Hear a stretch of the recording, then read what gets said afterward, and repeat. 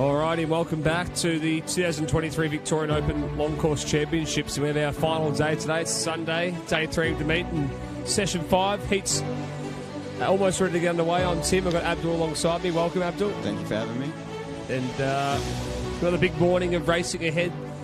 Just looking through our schedule here, we've got a couple of 1500s in there, some 50 flies and backstroke, a 200 fly in there as well, a 200 breaststroke, a couple of 2IMs as well. So got some different strokes and events on this morning.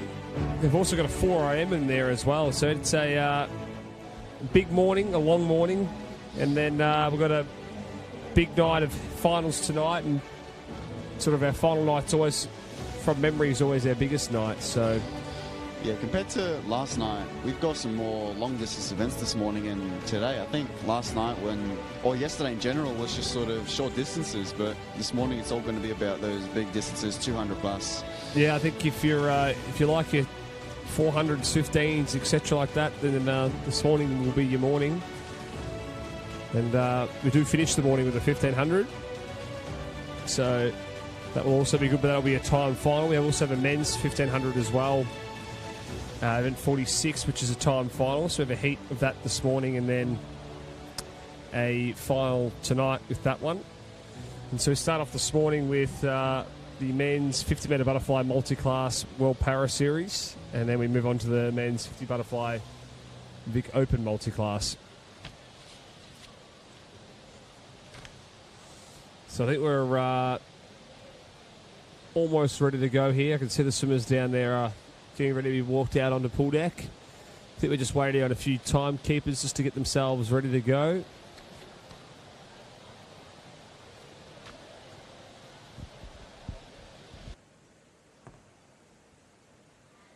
And another nice warm morning for us. Abdul, Victoria's turned it on for us this weekend. Compared to what we've had this weekend, we've had a vast array of time. We've got, like, it was yesterday, it was a little cool. 2 days ago it was just scorching, and now it's just right. It feels right. It's not too hot, not too cold. Yeah.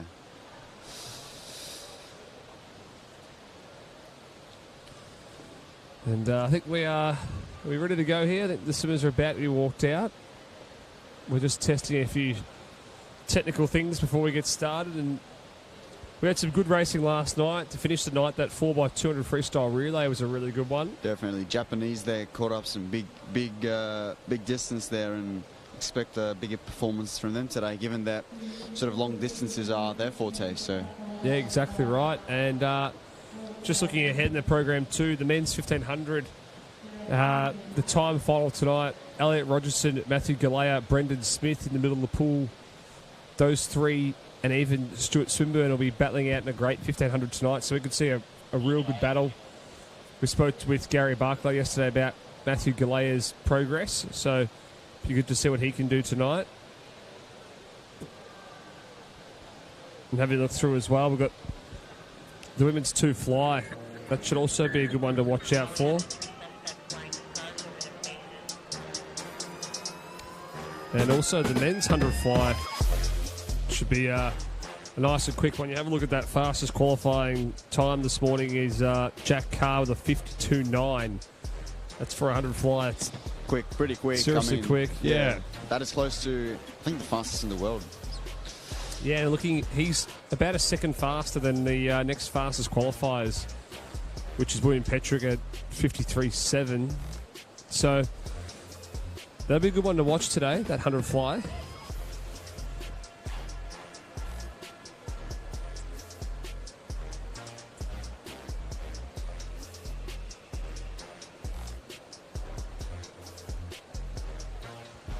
And we've just got a few delays here before we start. I believe we are waiting for a few more timekeepers, so we can't start the morning without our timekeepers.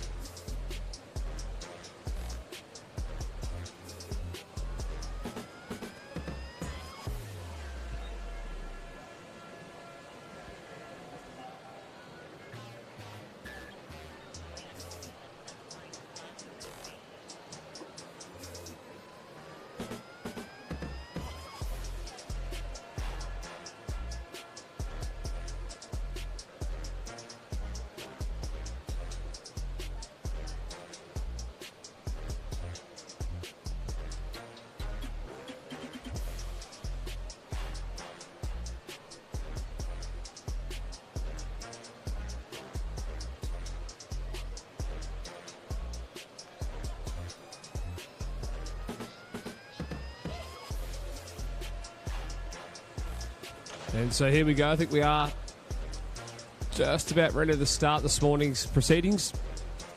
So as I said, we've got up first this morning the event 44, the men's 50-metre butterfly multi-class World Para Series. And some familiar names when you look through. We've called these guys a lot the last 2 days there. Cole Pearce, Rowan Crothers, for instance. Alex Safi. Just to name a few that we have come familiar with.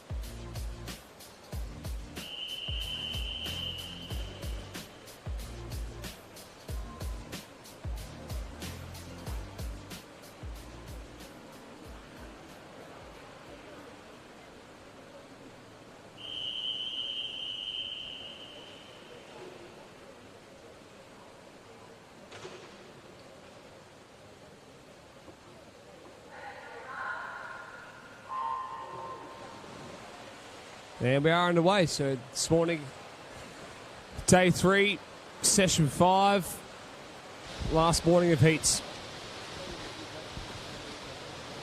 Very strong start from lane 4. He's minimising the amount of breaths that he's taking. So that's a good sign of absolutely just head down and sprinting to the wall. It's going to be close. Ooh. Cole Pearce there in first, Alex Safi in second. Just .02 separating those two swimmers. The first 3 are Australian swimmers. So in third, we've also got Rowan Crothers.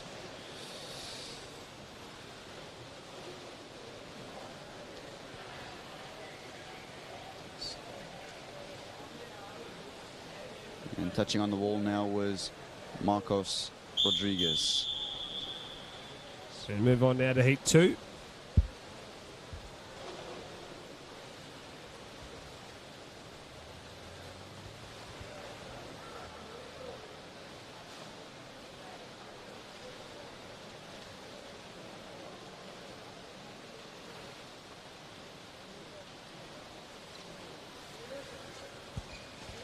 Pretty fast time from Cole there, 27.4.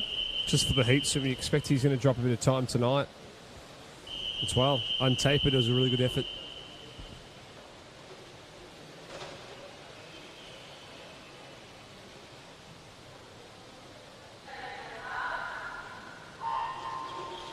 And heat 2 of 2 now is underway. Looks like they've all had a very strong start off the blocks. It looks pretty even coming up into the 25-metre mark. So it is a battle between almost everyone in the middle there, and it is a direct battle between lanes 1 and lane 7.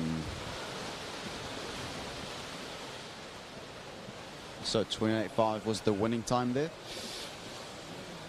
Again, as Tim said, do expect him to go a lot quicker in tonight's finals. Nonetheless, though, that was a pretty quick time.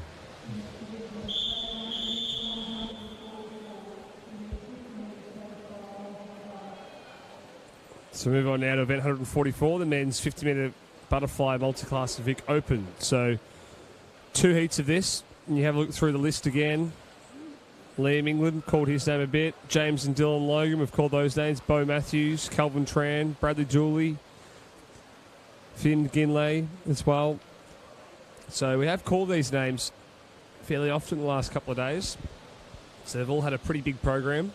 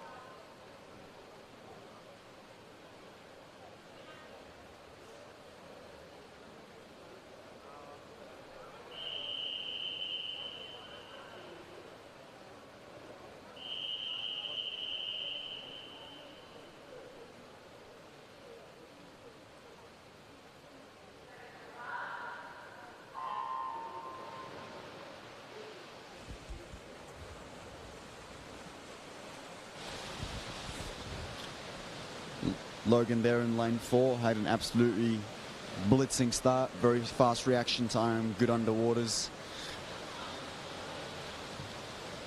Looks like he's pulling away from the crowd there, from his competitors over a 50-metre distance, which is not a lot. We don't see this very often.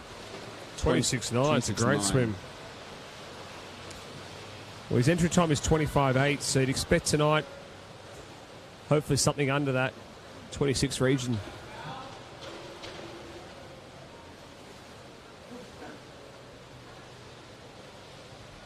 So Bradley Doolan there with 45.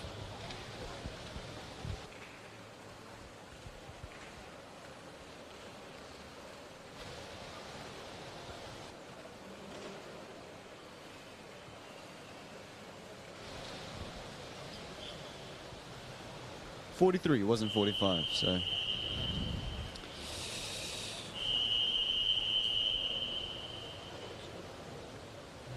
All right, heat 2.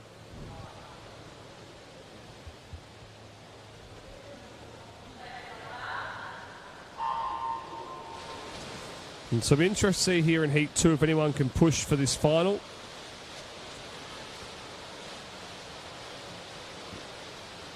Putting pressure on there. You want to try and make that final as competitive as possible. So for these guys, they want to swim as fast as they can.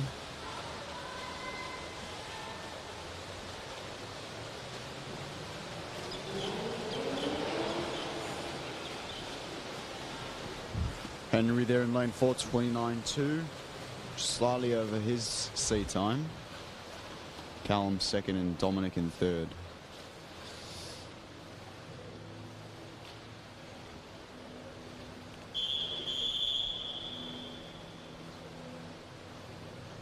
I think most of these swimmers go by the tactic where they want to spend just enough energy to make the final, but they're not going all out in the heat sessions. Yeah, I think that's always flirting with danger sometimes in a way. You always want to try and make sure you produce a really good heat swim, because when you get to that next level at like a national trials or an international level for some of these guys, you can't afford to be heat swimming it. You have to swim a final in the heats to make the final. Exactly, yeah. And so now move on to event 45, the women's 50-metre butterfly multi-class World Para Series. And we have 2 heats of this one coming up.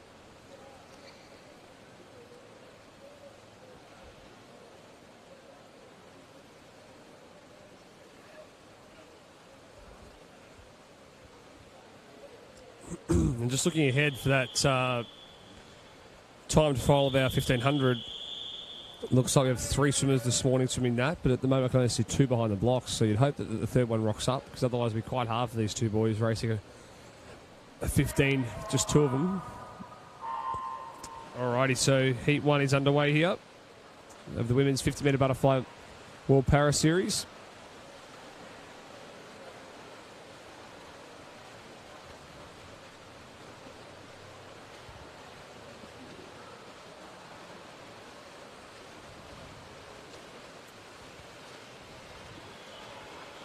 Coming down the wall now is Paige Leonhard.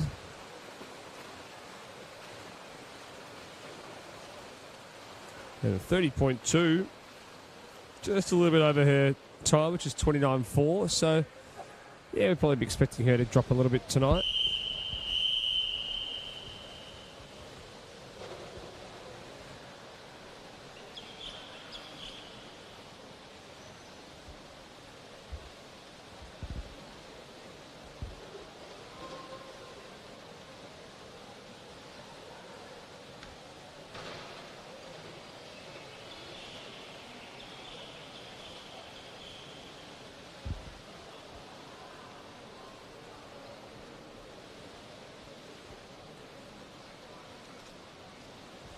All right, so that is heat 2 coming up for the women's 50-metre butterfly World Para Series.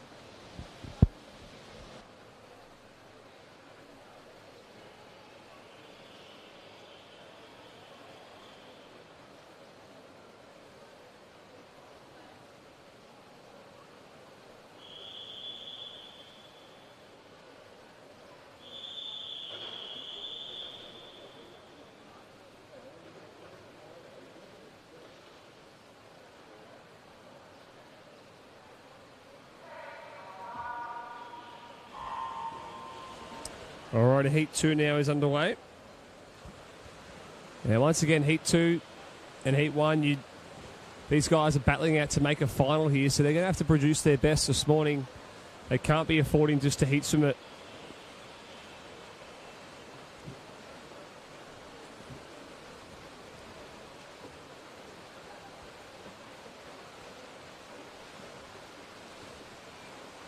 And coming down the wall now is Poppy Wilson in a 30.8, which is pretty much bang on her entry time, which is 30.81. So that's a great swim in the heat. Yeah, I wouldn't be surprised if she goes sub 30 in tonight's finals.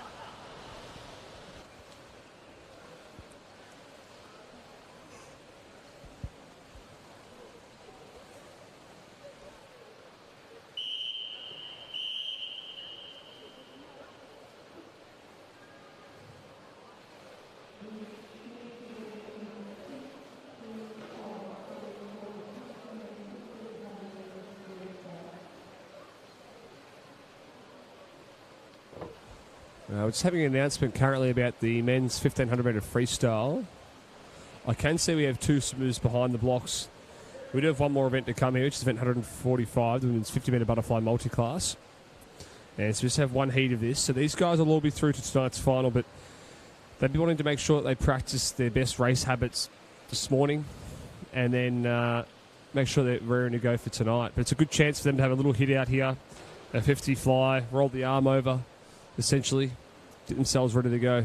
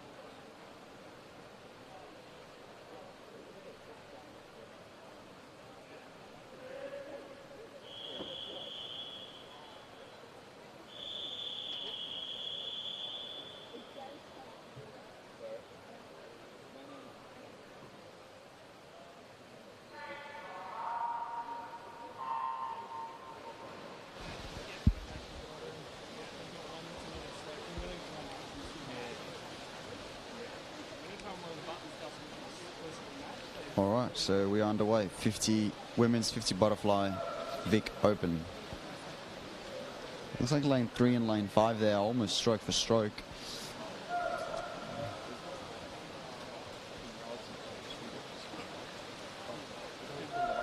Looks like lane 3 is just in front, but it could change over this last 5 meters.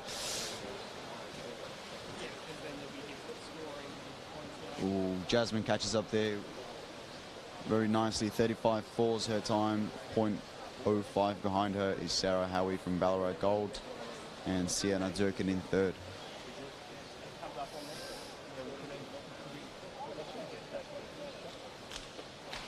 So as we've said, I think most of these times are slightly over the seeded times, but do expect them to go much faster in tonight's finals. All right, and we move over to event 46, the men's 1500 meter freestyle. This morning we've got Rohan Wayne in lane 4 and Xavier Purcell in lane 5.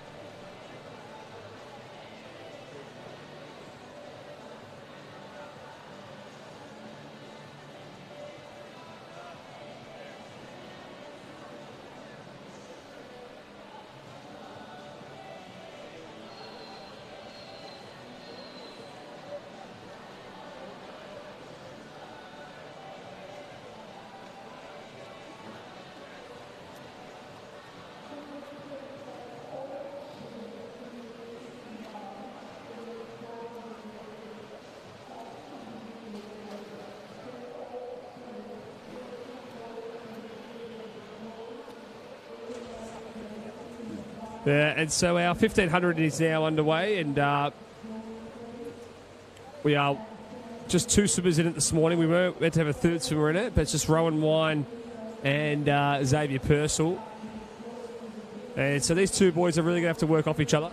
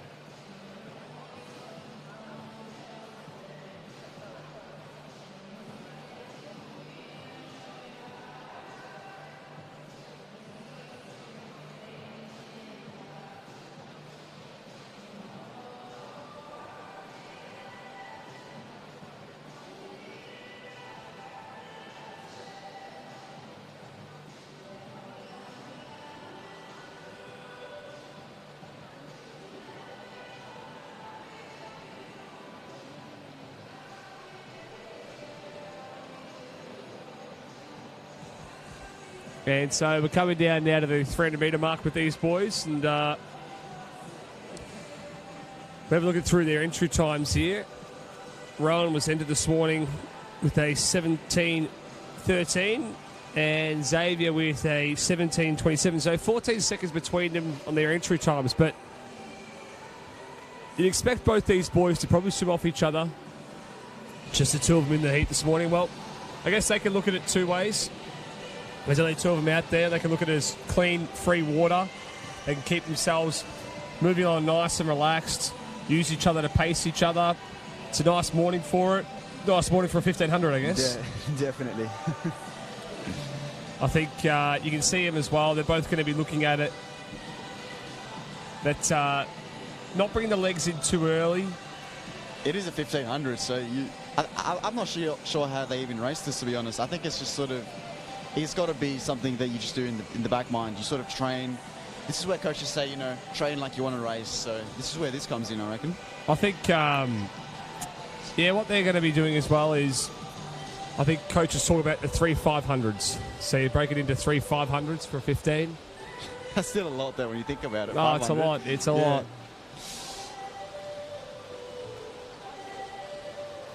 And so coming down to the turn here, that 400 mark. Pretty much very close. 0.2 separating them, so...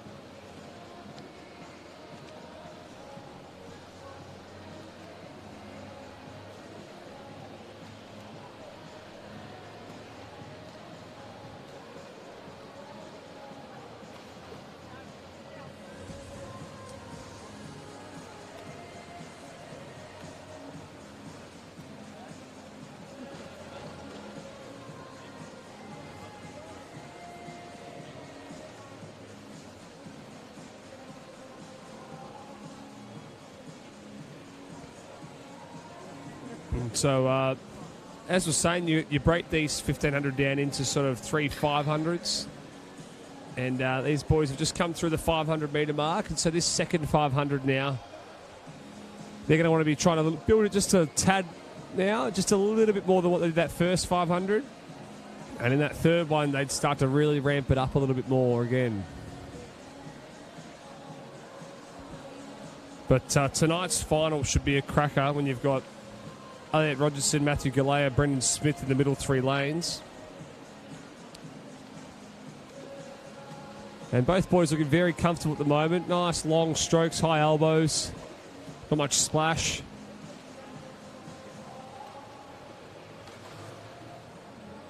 So pretty much turning dead even there. Just 0.2 separating them at the 600 metre mark. And so at the moment, they're probably splitting at the moment about 111s per 100. 110s around about that region. So they want to keep it in that ballpark now, holding 110s, 111s per 100. Keep it as consistent as they can. You wouldn't want to fluctuate in any of these hundreds here and going up and down. So it's really important about getting that rhythm and trying to hold that same stroke, same time in these hundreds. You reckon they look at the scoreboard after the turn at the 100 metres just to sort of know what pace they're at? Maybe they might have a sneaky little breath and have a look. Yeah. If they can. Depends which way they're breathing. I think if I was doing a 1500, I'd definitely try and have a sneaky look and just see how I'm tracking.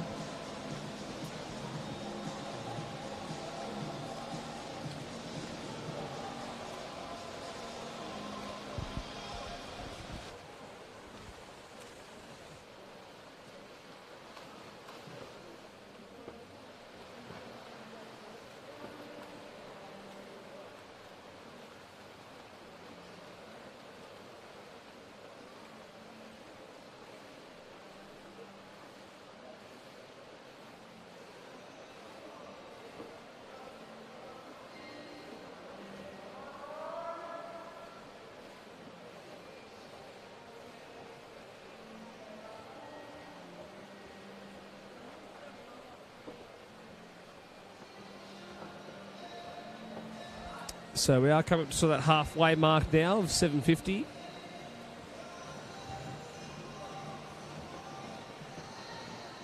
And they're pretty much just still neck and neck, these two boys. So I guess for Xavier Purcell, if he can stay with Rowan Wine here, he can produce a big PB. And for Rowan, it looks like Xavier's going to try and push him the whole way. So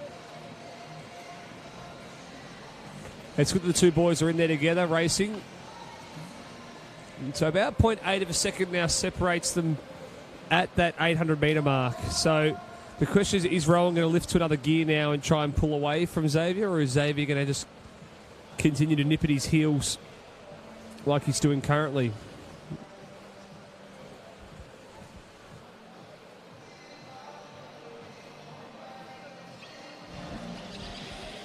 So Rohan Wayne's seated time there is 17:13 and Xavier Purcell's is a 17:27. So around about 14 seconds separating them both, and they've both touched almost evenly at the 750 metre mark there. So I would expect Rohan to very slowly pull away with each 100 that passes by. As we've seen right now, Rohan's starting to kind of pull away from Xavier. There is a chance though that Xavier might catch up.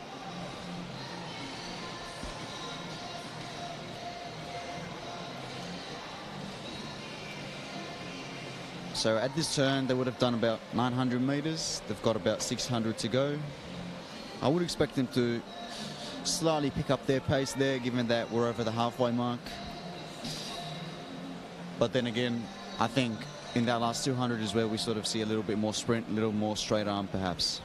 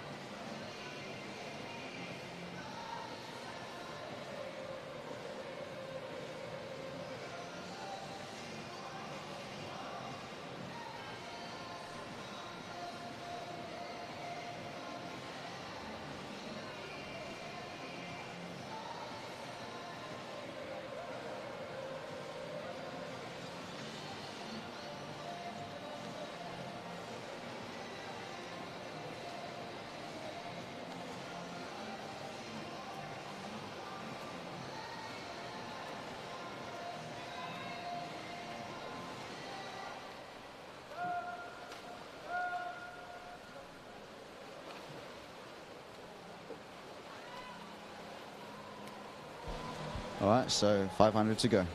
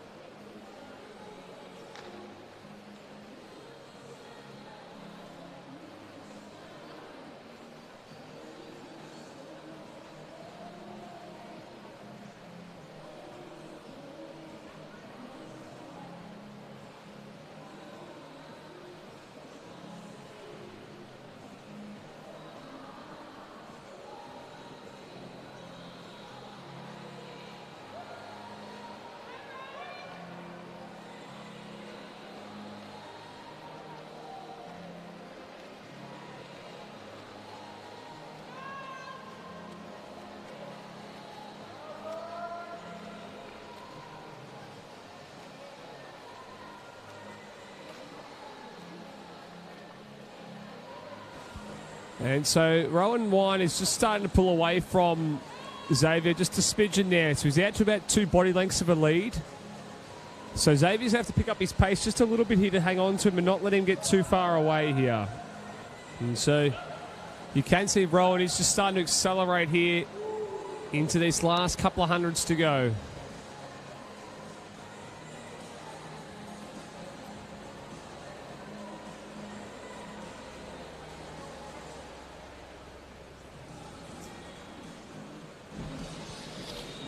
So just as we've expected, Rohan's sort of starting to make a bit of a lead there on Xavier. Yeah, he's just starting to build up a little bit now.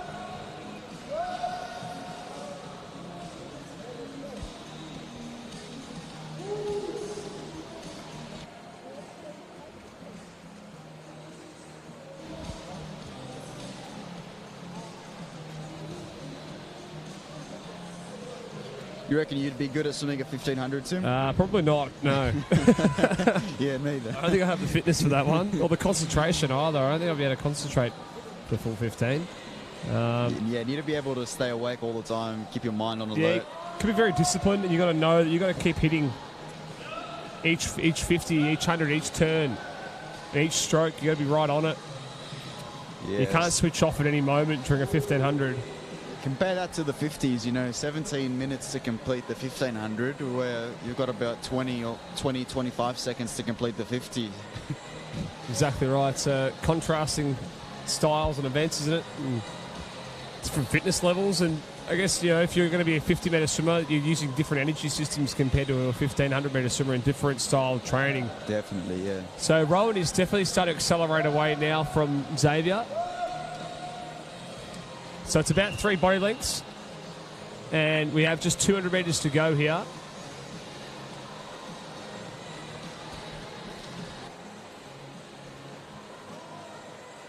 And he's coming down to the turn. And so we'll see how much of a lead he does have. It's 5 seconds at this stage.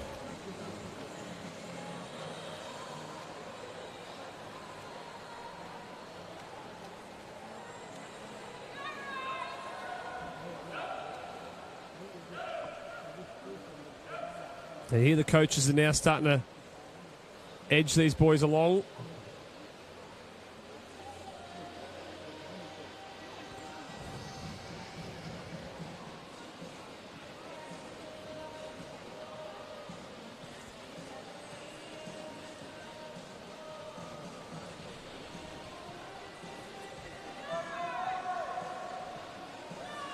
We can see Xavier Purcell there starting to make a little bit of a sprint.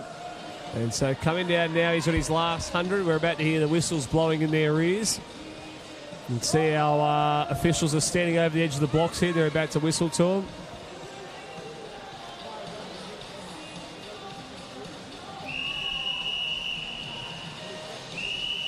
And so Rowan does have a... let's have a look here how much of a lead is. It's about 6 seconds. So Xavier has stayed with him that whole way. It's been a great effort by him. You've got to remember his entry time is 14 seconds slower. So to be within 6 seconds is a good sign for him. And these boys are on their final, they're on the home straight here, last 100 to go. You can see them really bringing the legs in here in this last 100, and they're going to finish off strong.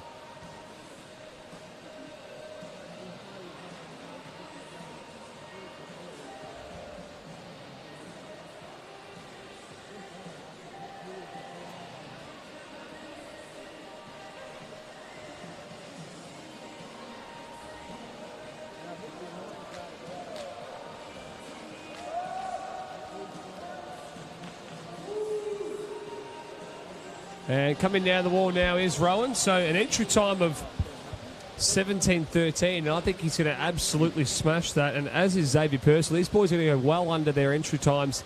He's gone under 17 minutes. It's a great barrier to break. 16:58. That's a 15-second PB. And Xavier Purcell's taken off just a lousy 24 seconds. So that is a great swim for both those boys. They should be really happy with that. You'd hope they get around each other here. Yeah, Rowan looks very happy with that. He's very pleased. Xavier Purcell dropped about 24 seconds there. That is a big feat. So move on now to event 147, the men's 50-metre backstroke multi-class. Just one heat of this.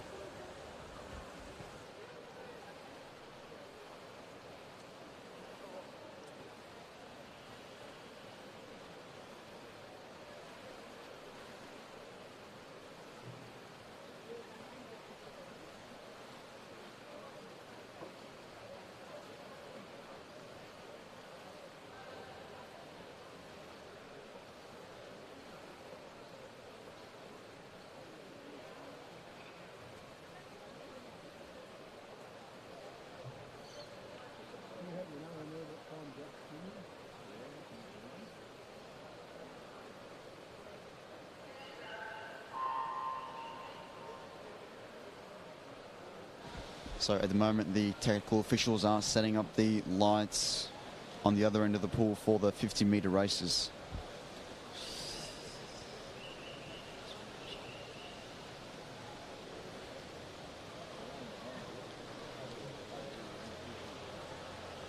So looking just a little bit ahead there, we've got some backstroke and butterfly before we go on to some breaststroke events. But right now, this is event 147. The men's 50-metre backstroke Vic Open.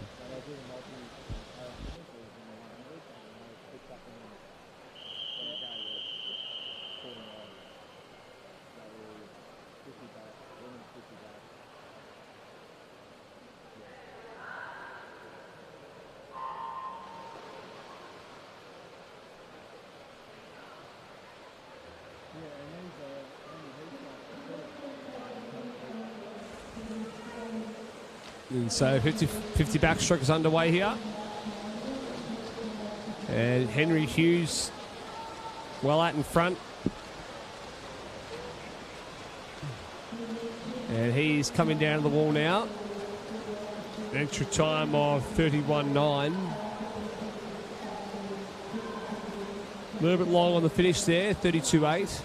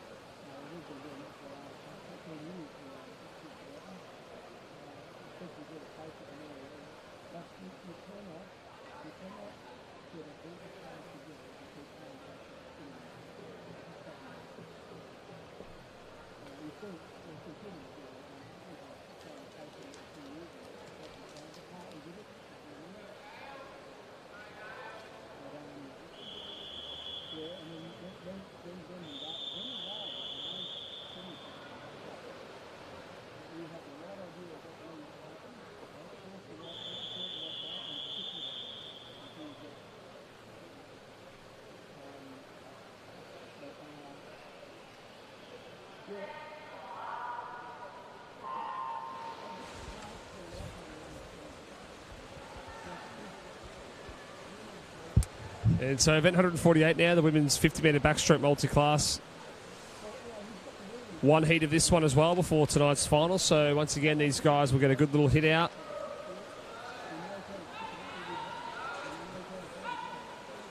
And so coming down the wall now.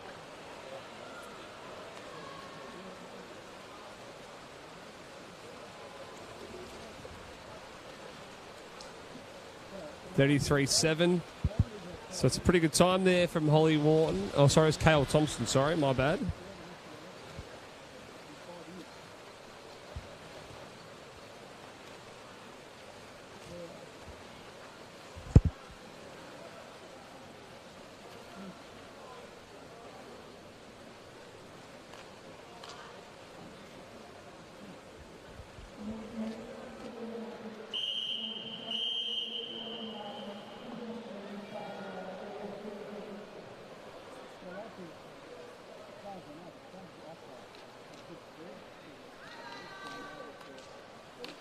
So move on now to event 49, the women's 200 butterfly. We have 3 heats coming up here. So I've got some familiar names there. You got Mia Yo, Tamsin Cook, Lucy Webster, Layla Mahfouz in this heat. So just some names that have called over the last couple of days.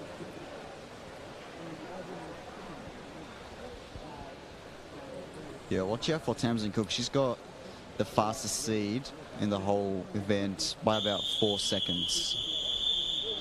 So expect her to go out pretty quick.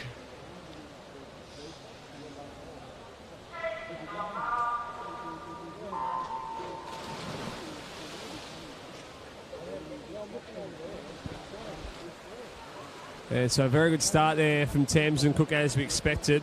Bit of a workhorse, can do all sort of events there. She does the 8 free, the 15 free, the 4 AM, the 2 fly, 2 free.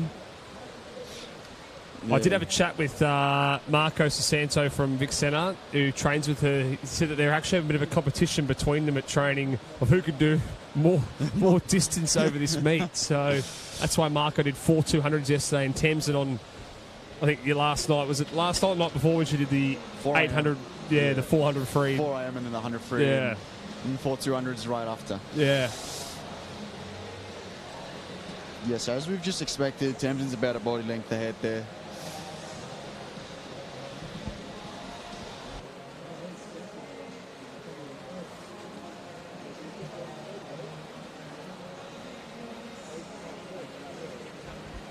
Oh, yep.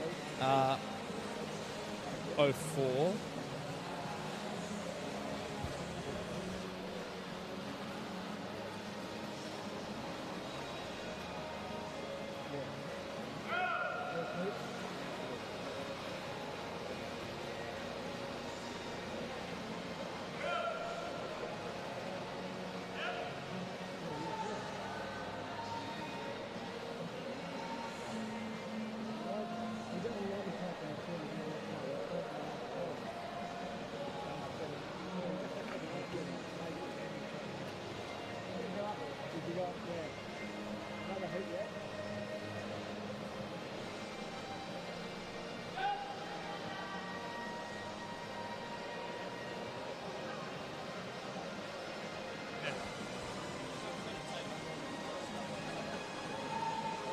And coming down the wall now is Tamsin Cook. And so Mia Yo currently in second. Lucy Webster in third. And so let's see what time Tamsin goes this morning. 2:19. So that looks pretty easy for her there. And Mia Yo, they're going 2:22 and 2:26 for Lucy. So. And 2:28 for Layla Mahfouz. So, be interested to see what time makes the A final here. We may just have one final for the 2 fly, depending on how many entrants we get.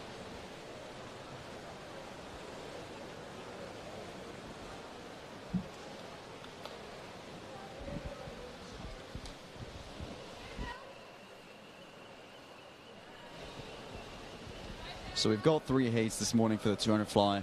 So we've just finished the first heat, and upcoming now is the second heat. So in the second heat, we've got Abby Harrington there in lane 4. She's the fastest in her heat by about 5 seconds-ish. So yeah, expect her to have a big lead, just how Tamsin did in this first heat.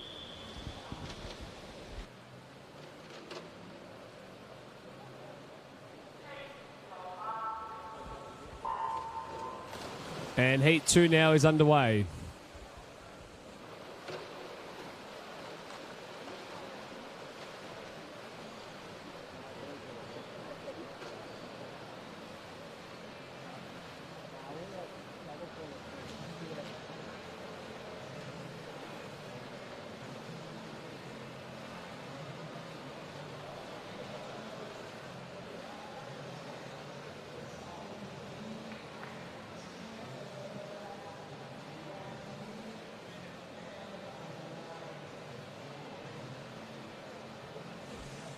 And so at this stage, it looks like Isabella Osborne is leading us through at the 75-metre mark, and we're coming down to the 100-metre mark here as well. And expect Abby Harrington to have a strong second 100, and Sojin Huang as well.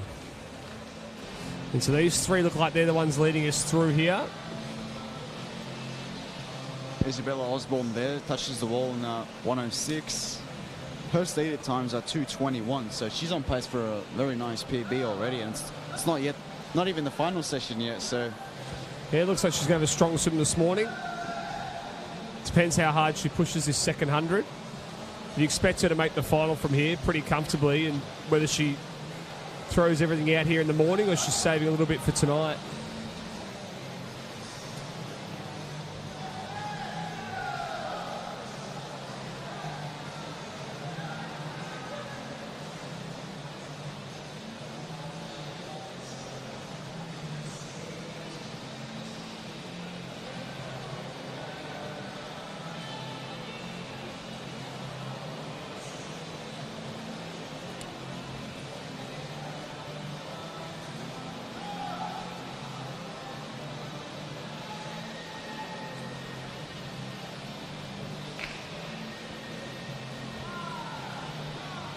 And coming into the last 10 or so meters there, Isabella Osborne still leading, Abby Harrington in second, and Sojin Huang in third.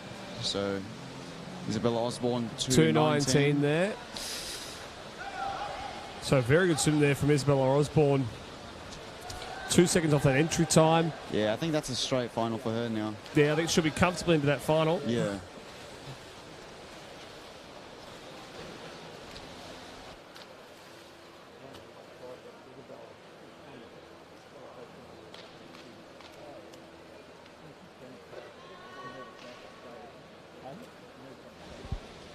So spot 4 in the finals is still up for grabs there. We've got the fastest seated time in this third heat is China Hoshiyama from Japan, who's going to be in lane 4.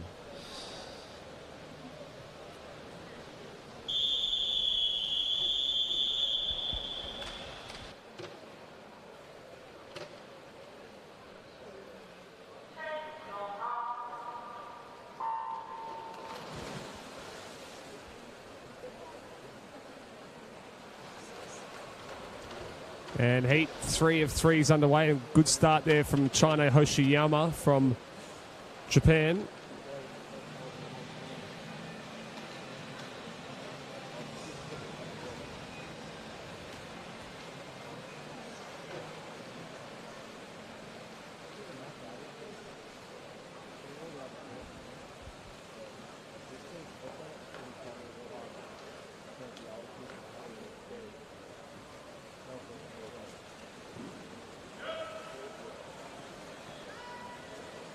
And so China Hoshiyama starting to create a big lead here in this first 100. Yeah, it's interesting to see. She's not using her legs very much there. She's relying on her arms, but still having a very long stroke. Yeah, very light kick.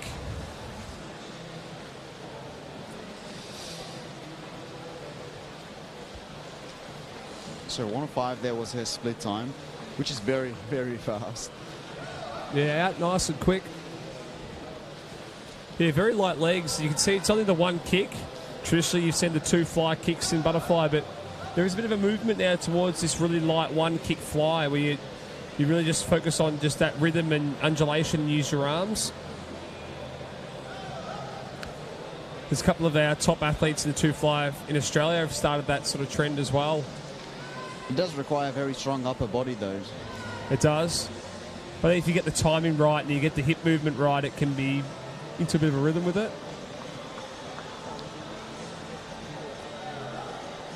So China there in second at the turn, China first, Nicole second, and Mia in third.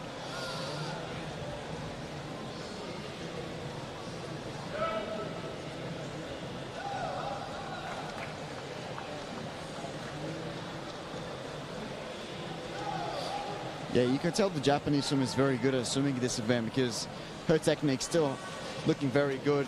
So it's a very, energy management, you know, in this event, you really want to work on your energy management, and it looks like the Japanese 221. swimmer It's has a worked good on it. swim. So 221. I think that's in the finals as well.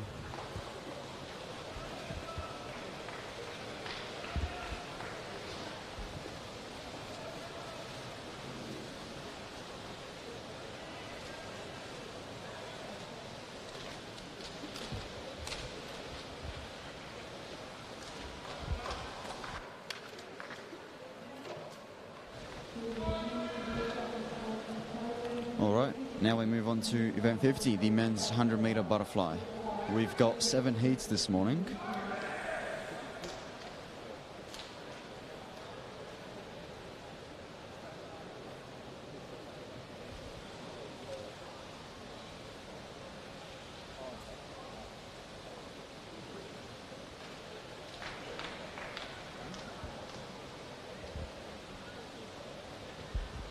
So the fastest seed is Jack Carr from St Andrews with a 52.96, and the record is 50.4. That was set by the great Matty Temple, the Temple of Doom. Yeah, 50.4. That was at trials last year for 2 years ago. Australia, Yeah. the Olympic trials from memory.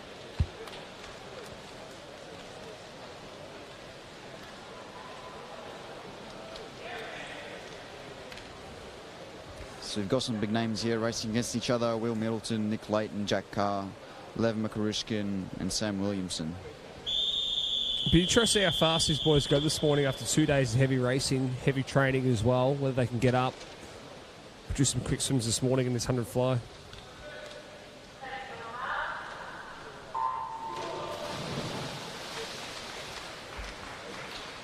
The 100 fly is underway.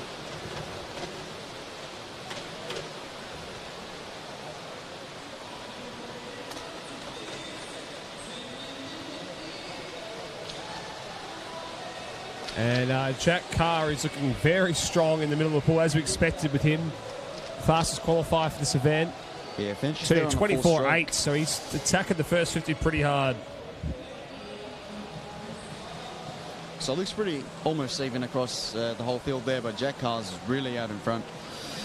His seated time is at 52.96. Let's see if he can beat that over this last 25 metres. Coming down the wall now. Let's see what time Jack goes this morning here. In 53.5, so he's had a very good swim this morning.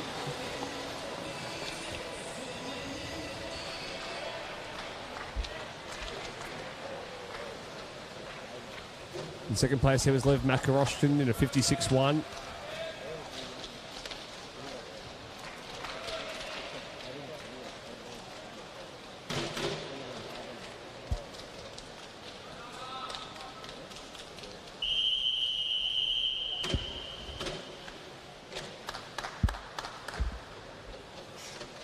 So Will Petrick, who dominated 200 fly, is in here in this heat in lane 4.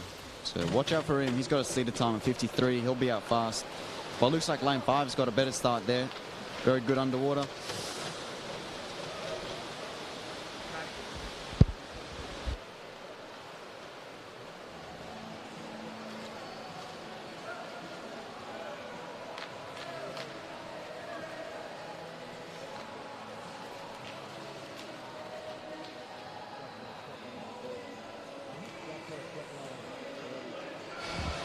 So Cam Gray there is still in the lead, but looks like Will Petrick there starting to make a move. Yeah, it looks like Cameron Gray's still got the lead at this point.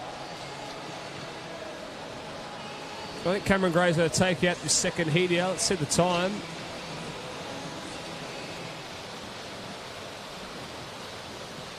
.54. 54.4. So that is an improvement on his seated time. But he could very well go under that 54 mark in tonight's finals.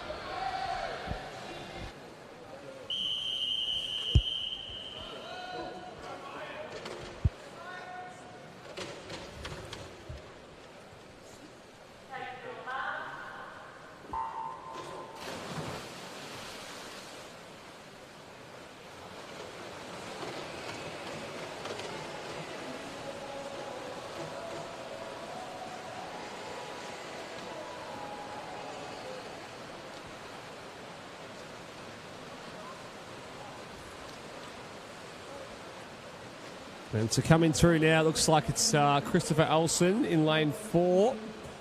Turns in a 25.84, followed by Haruki Nikinashi. Very nice underwater there from the non-awarding swimmer in lane 5.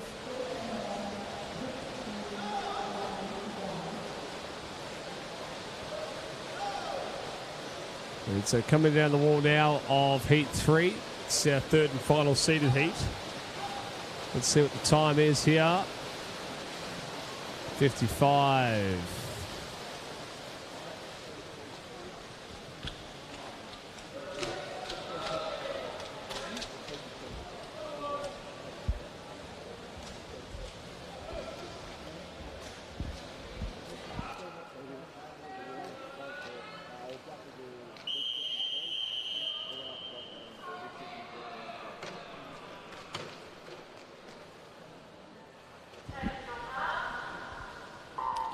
All right, so this is heat 4 of 7.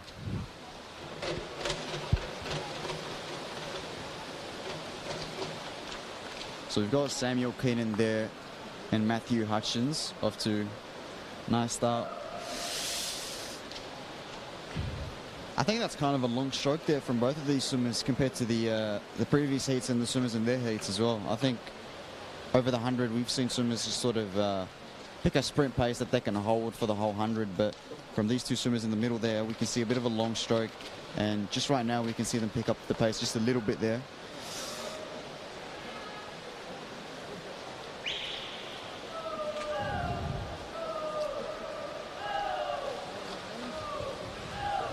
So Keenan's seat time there is a 59. Well, the whole field seat time is a 59. Let's see what they can go there coming into the last 5. 58.6. I think that's a second and a half off in the heats. So yeah, he looks pretty happy about that. Wow. Yeah, 58 is a very good swim.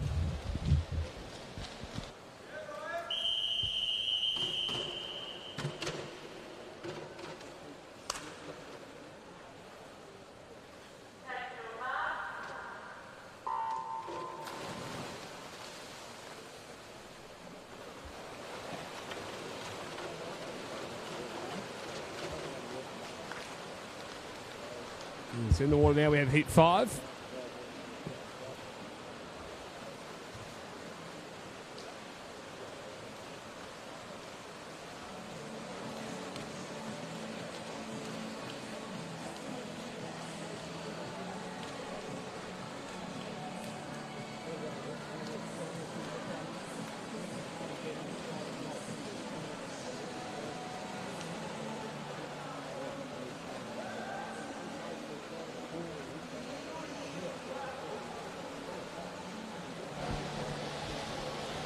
Looks like Ryan Wilkie's there from Carlisle Swimming out there in a comfortable lead.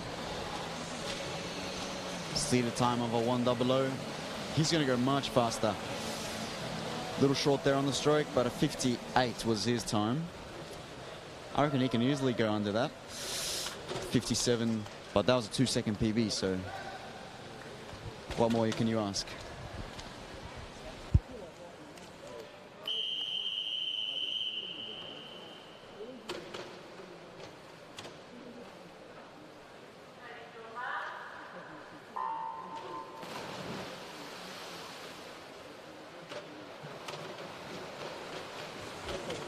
Looks like a good start out here, close to us there from Anthony Lynn. This is our second last heat of the men's 100 fly.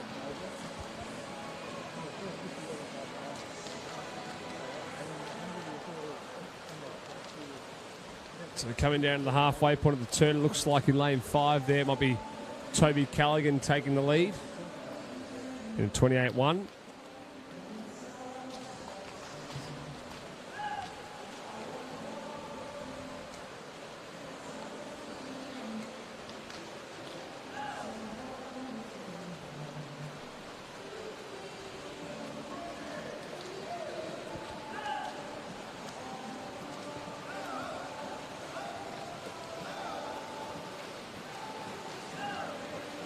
Coming down to the wall now.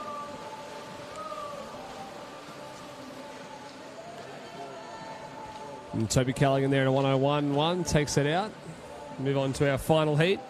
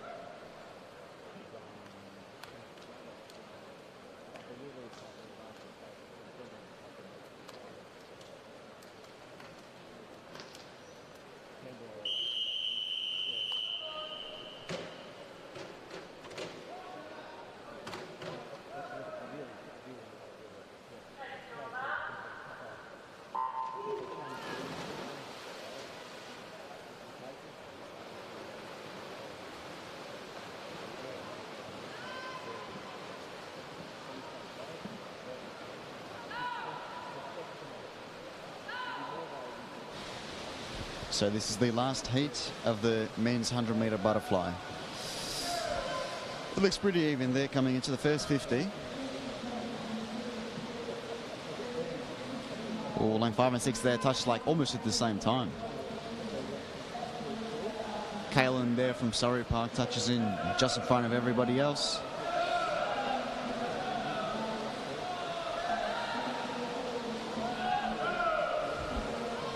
Yeah, I think he's out in front just a little bit there, but right behind him is lane 0, 1, 5 and 8.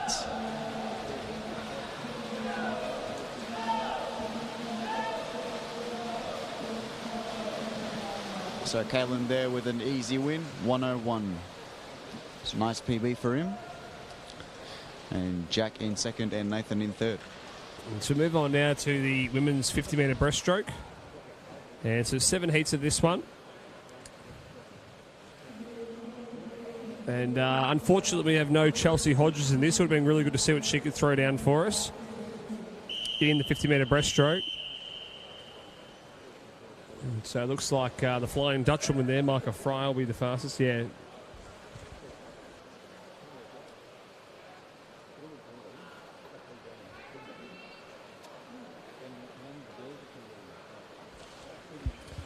So eyes will be on Riddell Smith there and Micah Fry. And Lily Kosh in lane 6 as well. Probably another one to watch in this heat.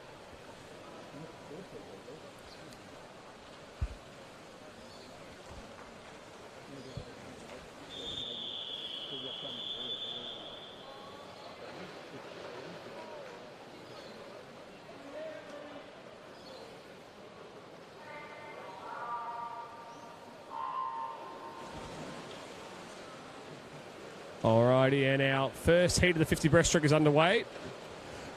Looks to be a really good start there from Lily Kosh in lane 6.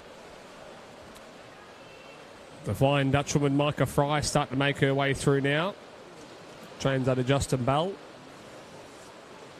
Also having a very good swim there is Riddell Smith in lane 3. And so coming down the wall now, let's see what the time is for these girls as we come into the touch. 32.87 there. From Michael, followed by Lily in a 33.7. And Riddell also in a 33.7. So that's probably the time to look for there. 34.69 was Nadine. So probably that's the time that we'll have the cut-off for that A final. He was around about that 34. So we'll see what Heat 2 can do. You'd be wanting to come top 3 or 4 in your heat to be trying to make the final in these first 3. So we've got Michaela Smith there in lane 4. She'll be out fast. Yeah, you'd expect Michaela Smith to be the one to watch, and Charlie Millard in lane 3 as well. Looks like a very good start, though, from, was it lane 6 there, Amy Crosby.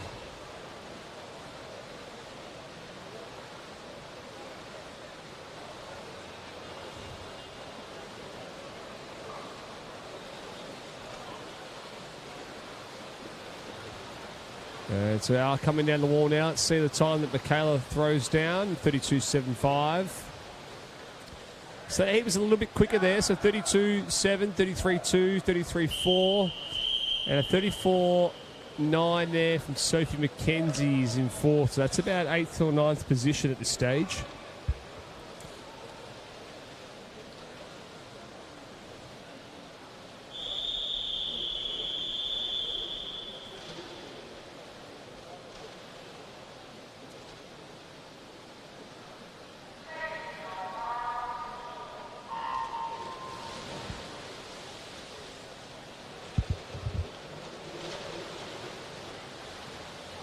And so heat 3 now underway.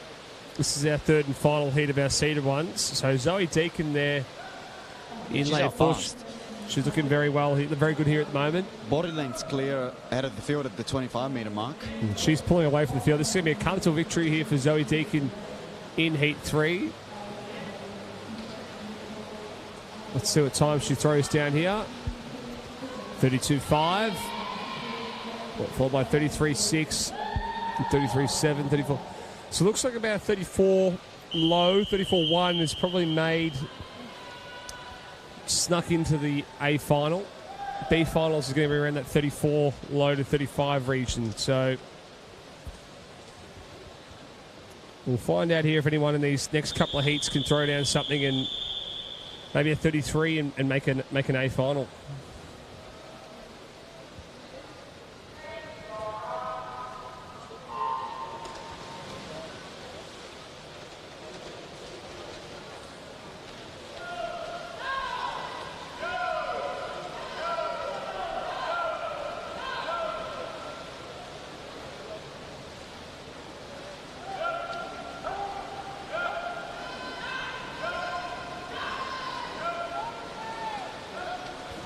And coming down the wall now. Looks like out wide here, Kate Lewina. Bit of a smoker out wide, although finishing strong is Madeline Pearce in lane 3. Here come the touch. Oh, no, it is Kate Lewina there in a 35.42. Yeah, that's about a second PB for her. She'll be happy That's a about great that. swim. Move on now to heat 5.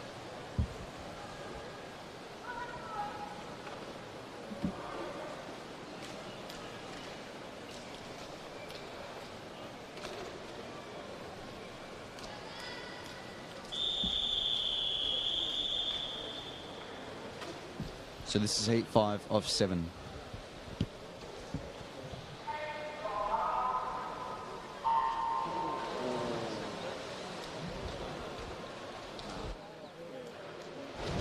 It's a very insanely quick reaction there from lane 3, 0.1. I think that's the fastest I've ever seen. Yeah, I think if it's faster than 0.6 normally or 0.4, I think it might be 0.4 is the cutoff actually. So we'll find out whether maybe they'll just slightly moving off the block. Coming down the wall now in heat 5, and looks like it might be DVE's Brooke Thwaites. Yeah, 36.33.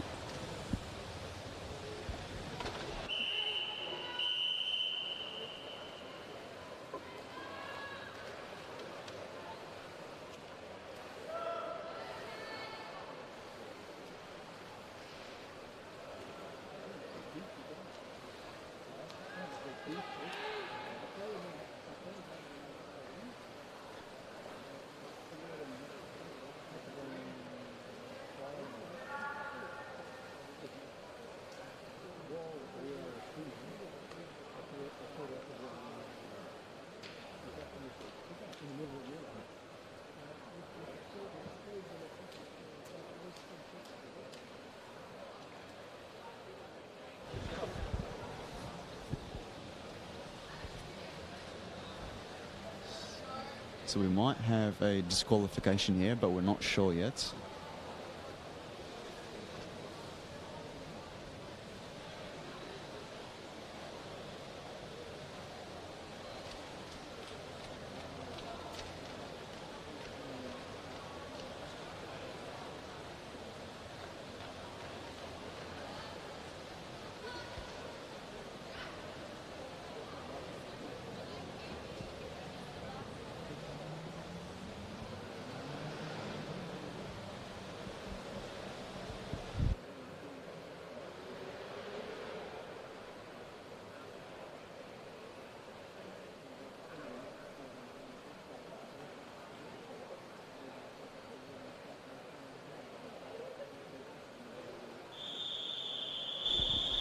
All right, so this is heat 6 of 7.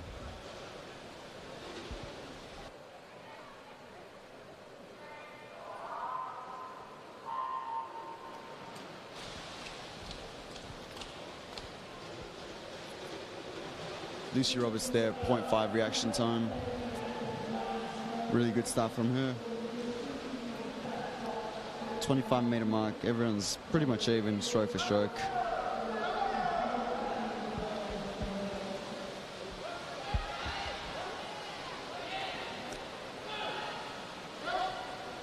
Oh man, there is no winner at this stage.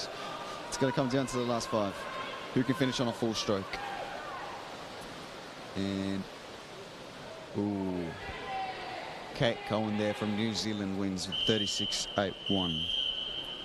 That's a PB for her. She'll be happy about that.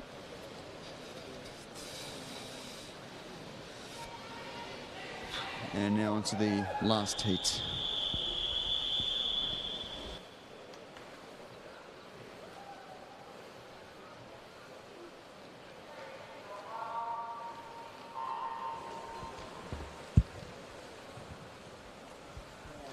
It's a 7th and final heat now in the water.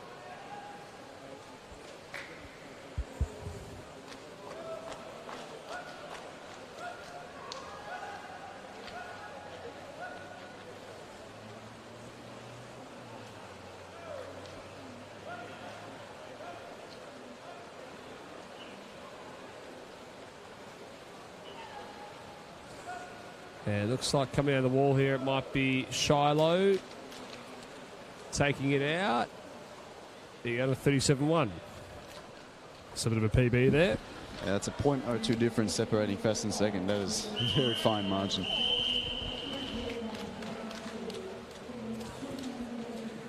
So we move on to the 200-metre breaststroke. This should be a good one to watch. We've got 5 heats coming up. Looks like Matt Wilson is not here, unfortunately, for this meet. Would have been good to see what he could throw down the 2 breast.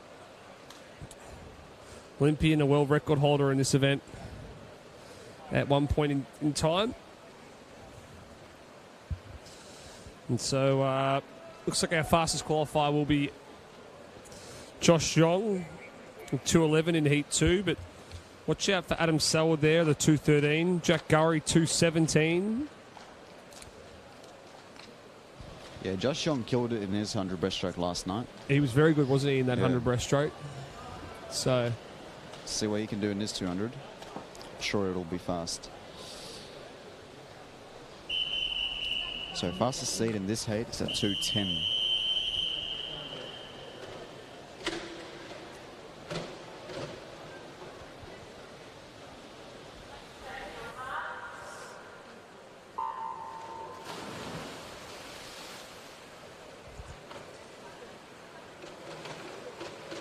And so we are underway. Looks like a good start there from Adam Selwood, as we expect with him.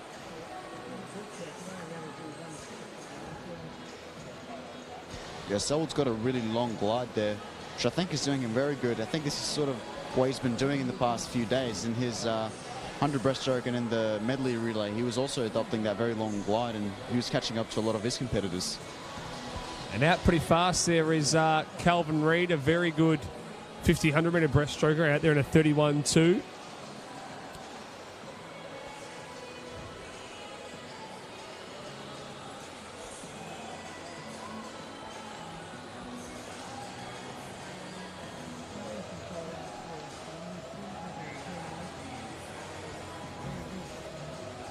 And so it looks like it's going to be between Calvin, Adam and Marco at the moment for this first 100.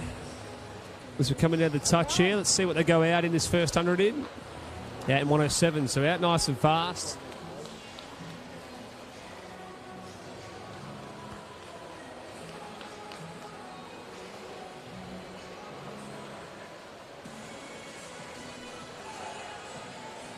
So, looks like Marcus DeSantis having a very good swim over there in lane 3. But Adam Selwood now, you expect he's going to be the one that pulls away here in lane 5. And he's starting to make just a little bit of a move on the rest of the field now. And Jack Gurry's starting to also come through.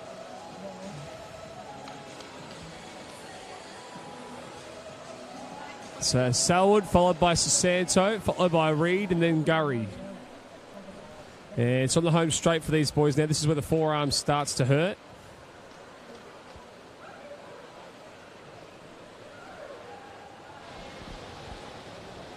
You can see Selwood there is relying really on his big kick. You can tell his arms are starting to hurt just a little bit.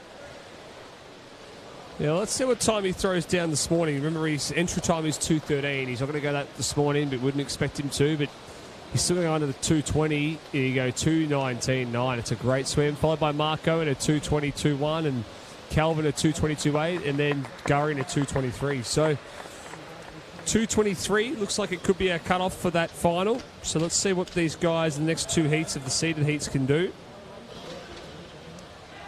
Around that 2:22, 2:23 is what you'd be wanting to go to make that A final.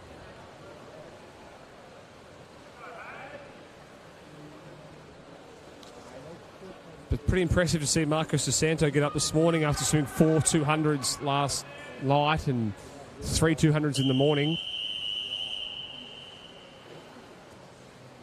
So all eyes will be on Josh Yong in Heat 2 here.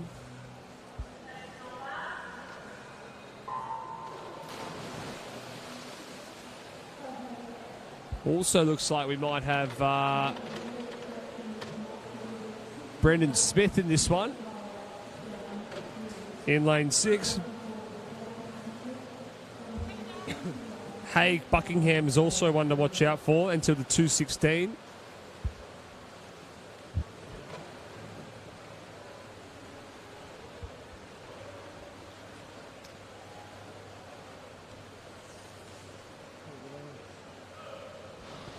So Young out there in 30.5. Out nice and quick. Very, very quick. Yeah, it'll be interesting to see what his 100 split is. Because based on this last heat, I'm expecting him to sort of pick up his pace a little bit. Just so he can, just like you said before, in those long distances, they want to pick a distance and then just descend. So he'd look at probably a 200s in this 200, and he'd want to go a solid pace in this 100, first 100. Out of 104. And then... That's some impressive speed. Yeah.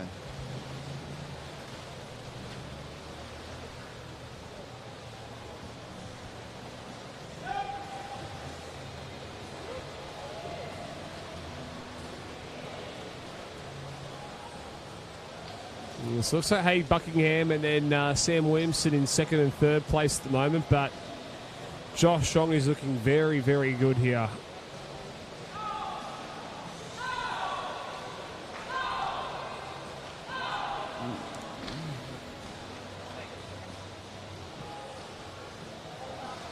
Well, he's got about 10 metres ahead of everyone else there.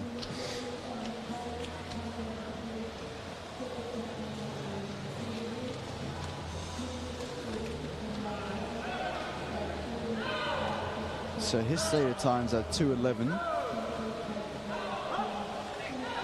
think he might go just a little bit over that. But he's comfortably in the lead and comfortably in the final tonight. 2:14. It's a great heat swim. Wow, we could see a big final with him tonight.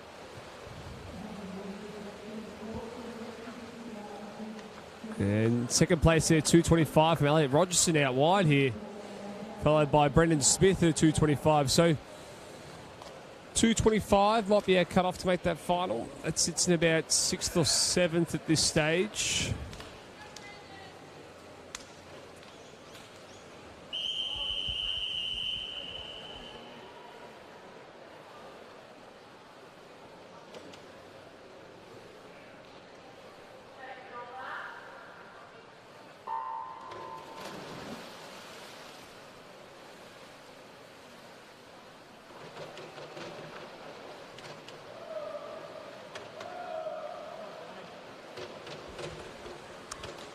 And heat 3 in the water here, so a few guys pulling out. Ryan Bicknell, Lockie McKenzie and Cameron Jordan all not swimming in this one.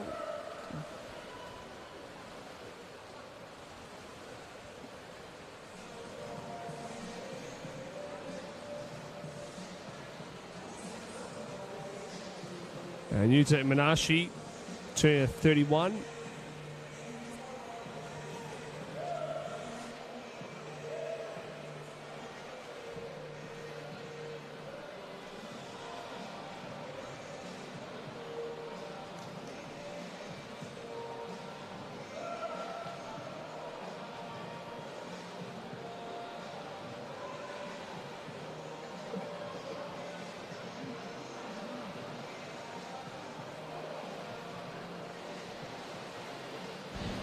So 106 there for the Japanese swimmer. That's a very fast time. So remember, Joshua Young, who's at the moment the fastest time into the final, was a 104. So Iminashi there with a 106 might also secure a place in the final if he keeps up with this pace or goes even faster.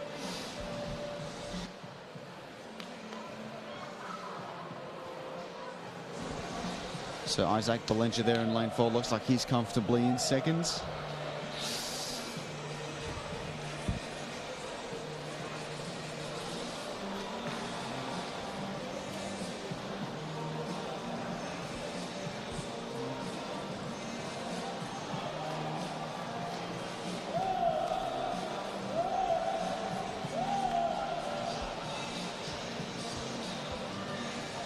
So Imanashi's seated times are 2:13, and the fastest we've seen this morning was Joshua Young's 2:14.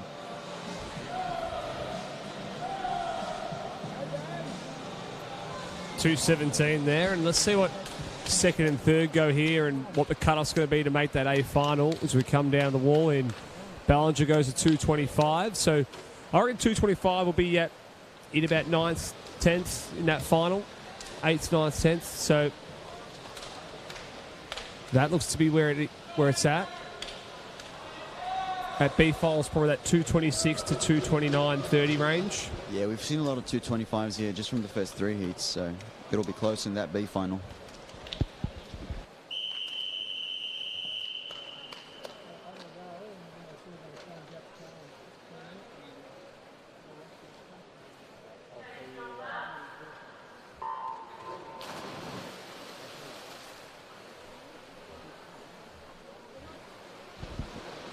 So this is heat 4 of 5 heats.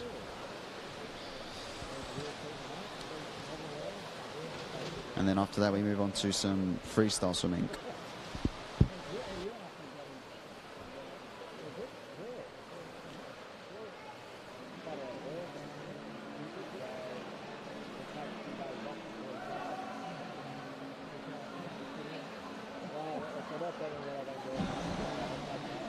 So 33 there from lane 5.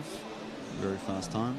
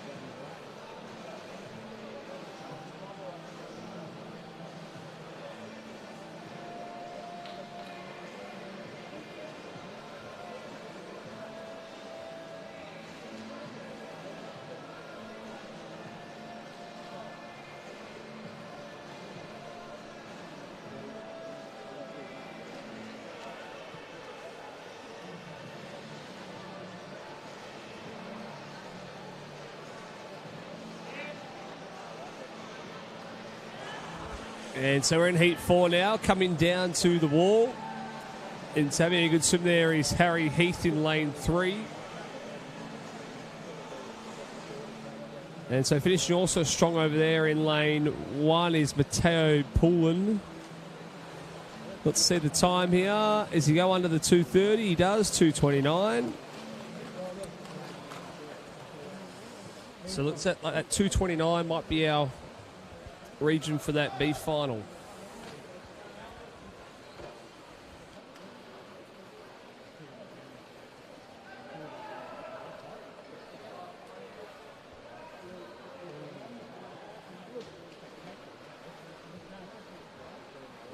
So it looks like Mattia there lost his cap mid-race, so he's getting his cap right now.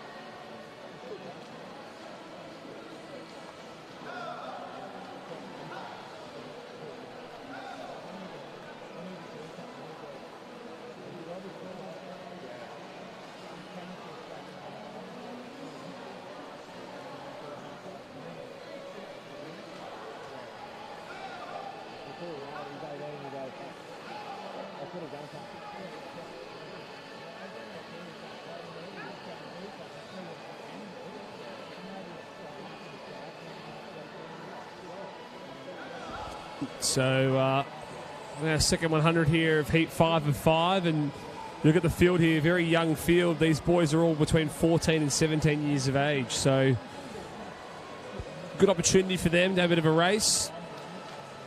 Roll the arm over.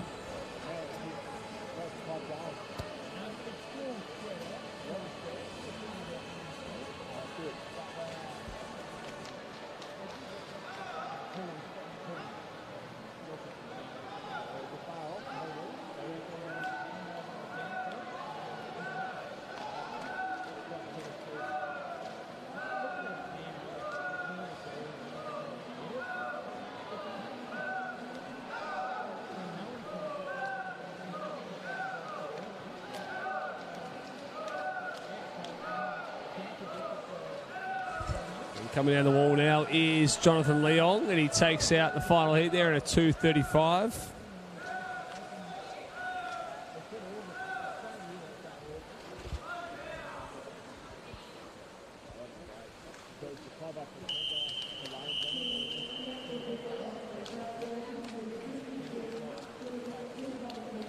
Let's move on now to event 53, the women's 200-metre freestyle. We have 7 heats of this one coming up. All eyes will be on the 2 Olympians there between Kaylee and Tamsin Cook in lanes 4 and 5 in this one. Entry times are 1:57 and 2:00. Be interested how fast these two girls can go. Some other familiar names there. We've got Addison Cooper in this one as well. Georgia Pendergast. So we should have a fast first heat here.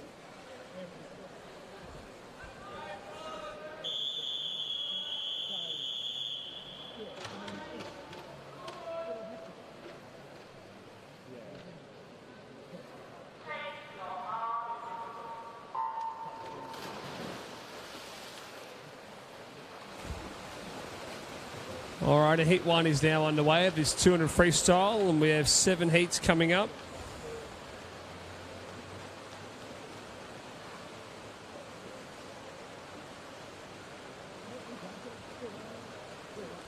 And starting very strong there is Georgia Pendergast in lane 3.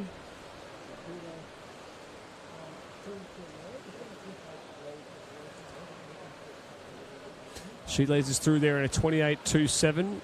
Followed by Kaylee and then Tamsin Cook.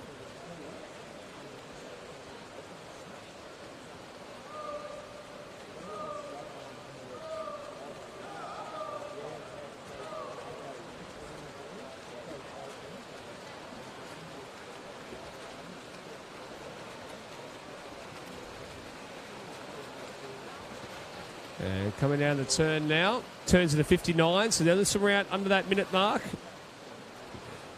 And expect Kaylee now to start ramping up a little bit in this third 50.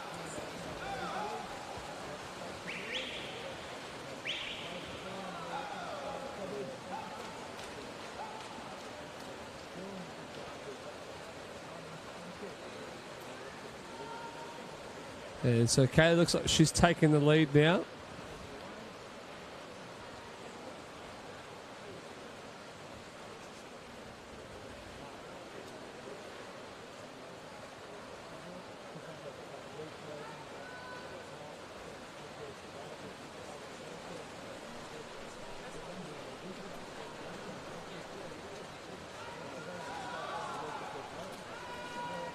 And Tamsin Cook finishing very strong here, but it looks like Kaylee's going to take out this first heat.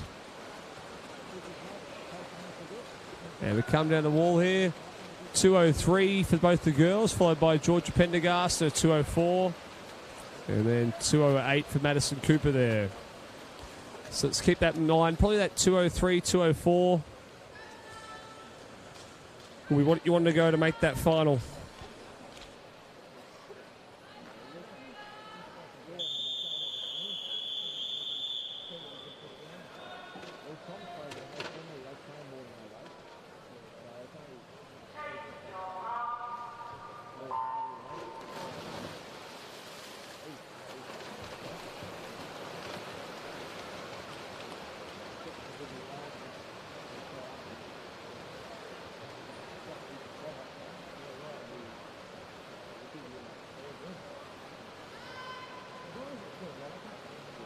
So heat 2's now in the water.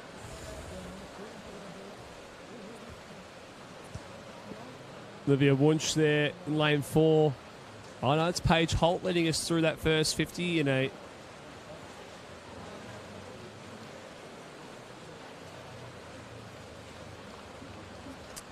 And Olivia Wunsch now looking very good there in lane 4. Abby Carney also looking strong in lane 5.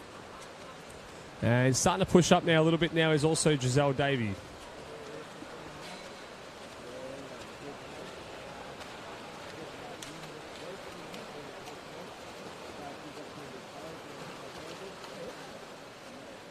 And so we've got 3 girls turning in a 101 there.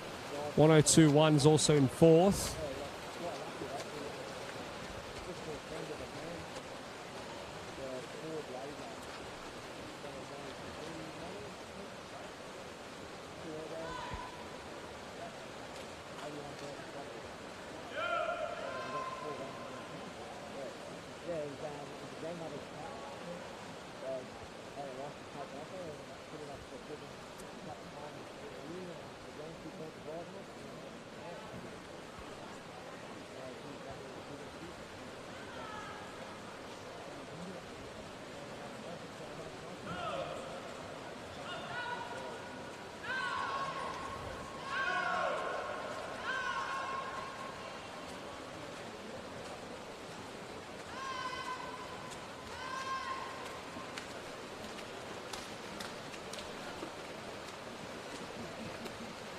And Olivia Wunsch there at 2:05, followed by Abby Carney and then Giselle Davies. So 2:08 probably sits in about 7th or 8th at this stage.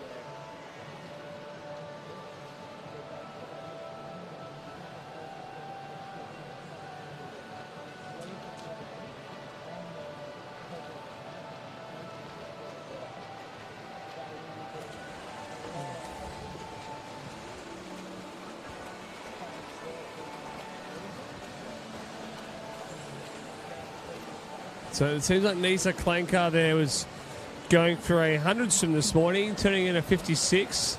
And she's just going to cruise down through in this next 100. And Lise Woods now looking very strong there in lane 5.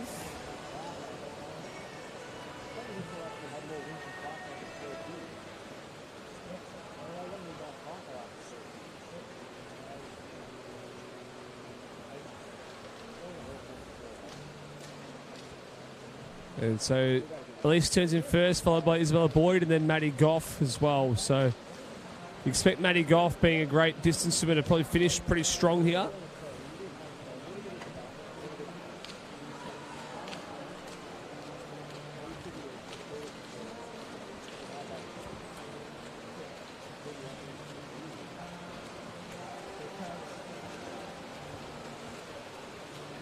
And we come down the wall. It might be Maddie Goff taking out heat 3. It is a 2:03.9, followed by 2:04s for Elise and Isabella. And fourth place there, Liv LaFoe at 2:06.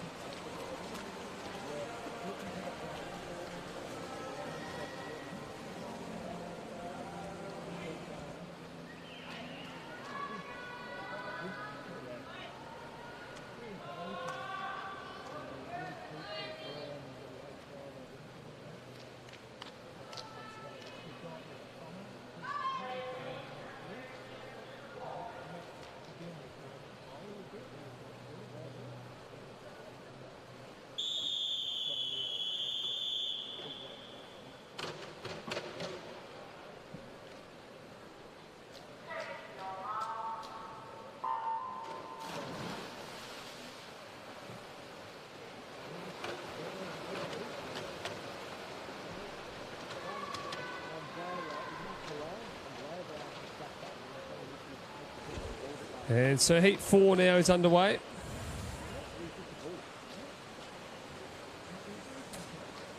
And so interested to see what times make that A final. About that 2:06, 2:07 may have snuck into 8th, 9th and 10th. And can anyone in these next couple of heats, 4, 5, 6 and 7, can any one of these guys push up, throw down maybe a 2:06 and make that A final?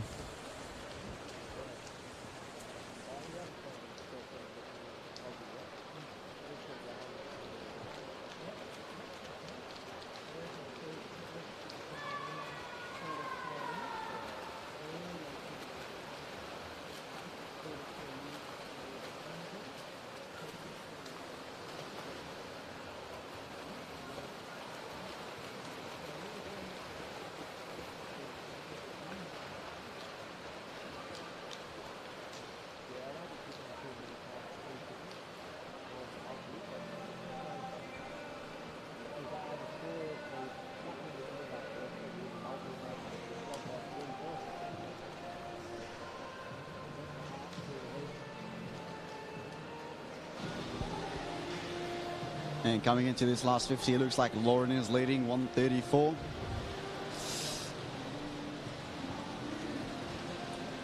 Looks like a comfortable first at the moment, but anything can change in this last 25.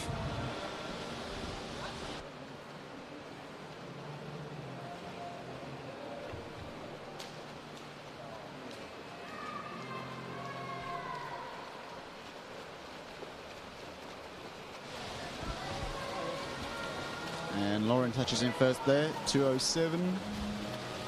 Holly in second and Mackenzie in third.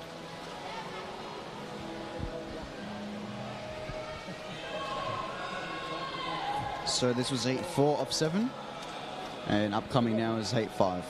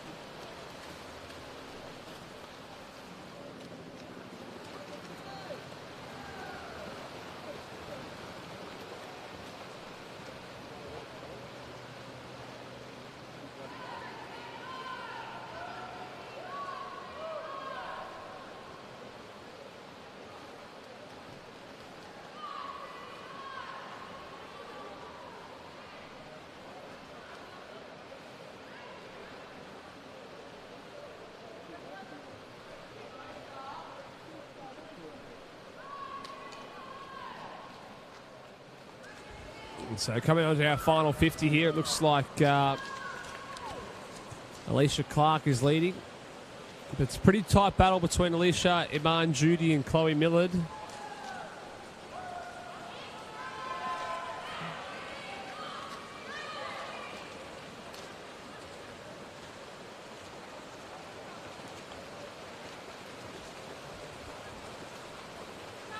And coming down the wall now, let's see the time.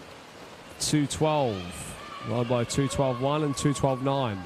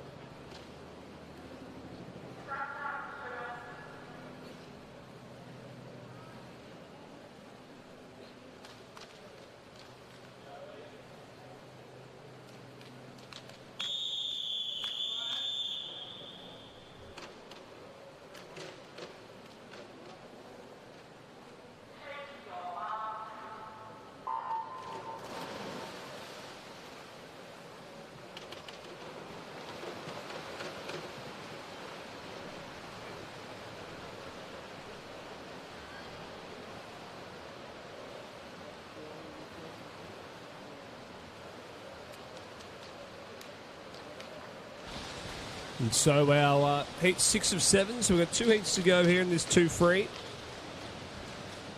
And looks pretty even there. Coming into this first 50. 30.01 was the first time from lane 3.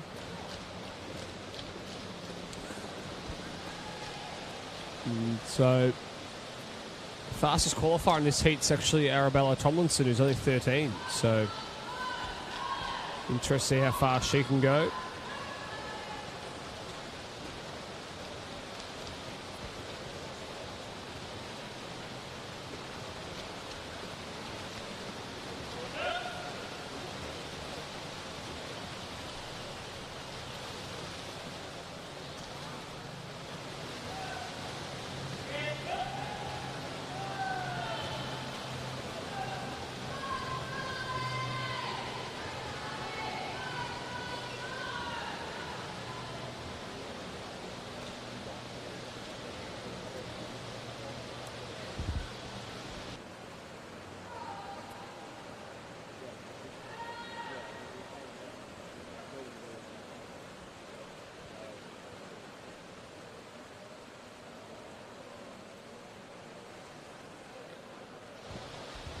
So out in front at the moment is Eliza Houghton there in lane 0. Looks like it's a battle for first between lane 0 and 1.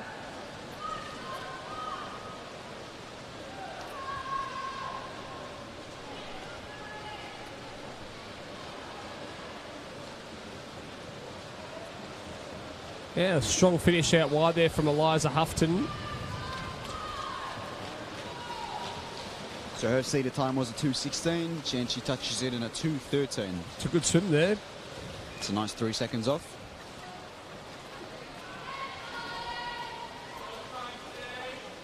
And move on now to our 7th and final heat of this 2 free.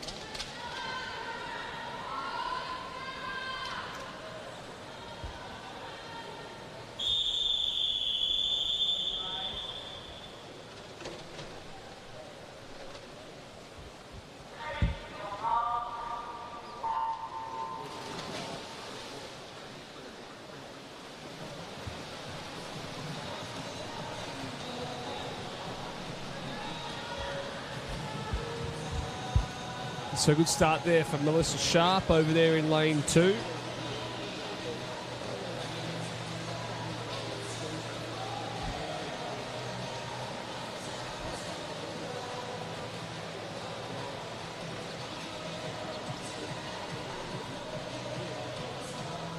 And so Mel turns to 30.8 there, leading us through.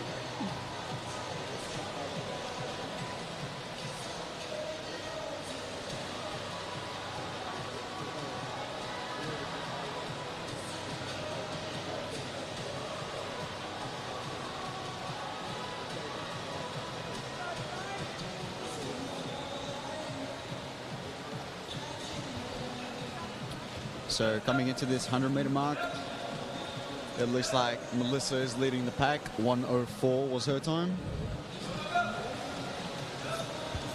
I mean, for a 200, this looks pretty even. I mean, 100, 125. Yeah. Looks very even at that 100-meter mark. No one really standing out at this stage. Yeah, this whole field's leader times are 2:16, so it is rare that you see almost 6 or so swimmers having the exact same time over a long distance, which makes it exciting to see what these swimmers can do in this last lap.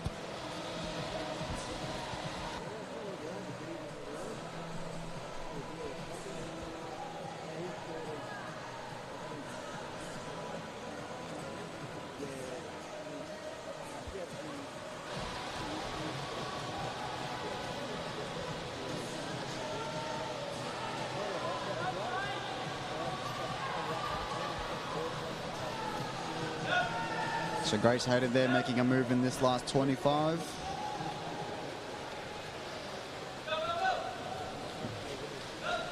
So 2:16 was the seater time.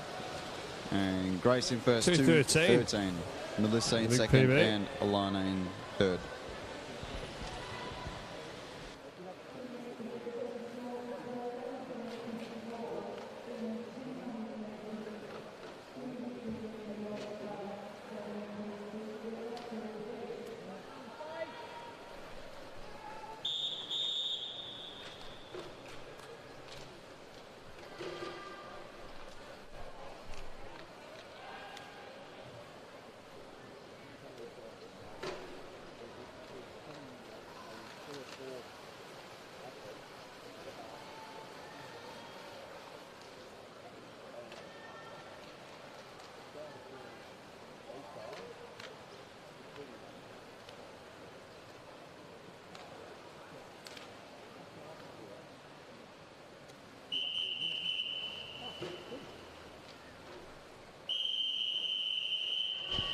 So now we move on to event 54, the men's 200-meter IM World Para Series.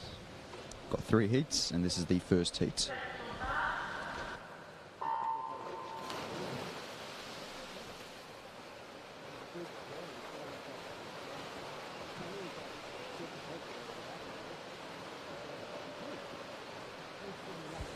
And so, yeah, we have 3 heats of this World Para Series 2 IM.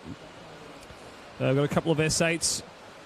We've got 4 S10s and 2 S14s and 2 S8s. So 3 battles within the battle here, as we sort of were saying. And it is handy when you've got a couple of guys from the same category racing against each other here in real time for us to sort of see. So lanes 5, 6 and 7. And lane 3, they're all directly racing against each other here.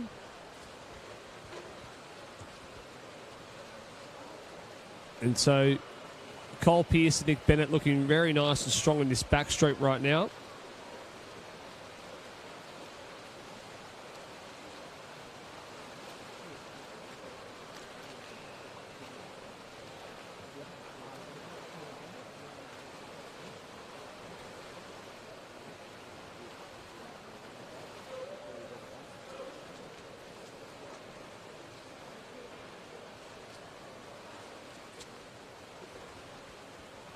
Into that breaststroke leg now, and Nick Bennett looking very strong in this breaststroke.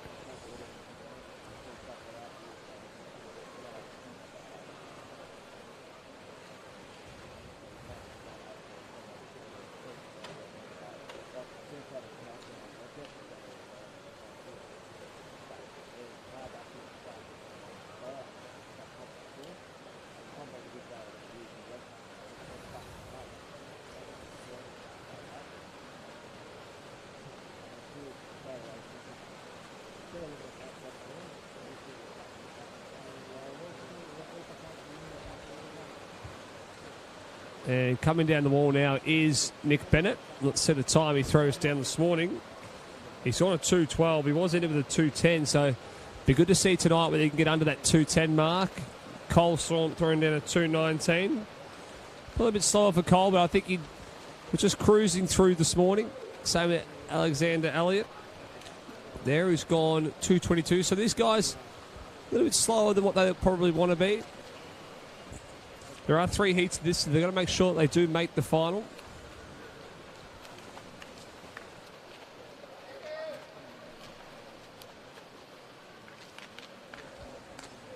And so Wilmar and Hong Li and Wu come in to the wall as well.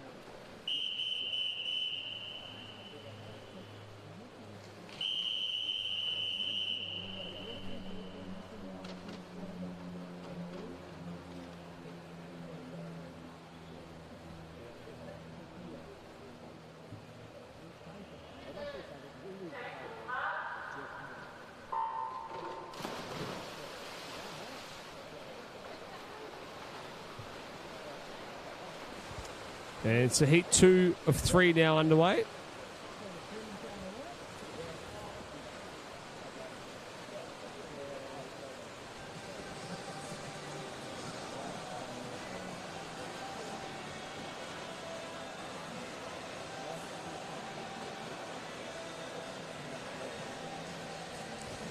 And Ricky Beta out very fast there in a 28.1 at the turn. Hon Ying Wong as well out fast in a 28 point as well.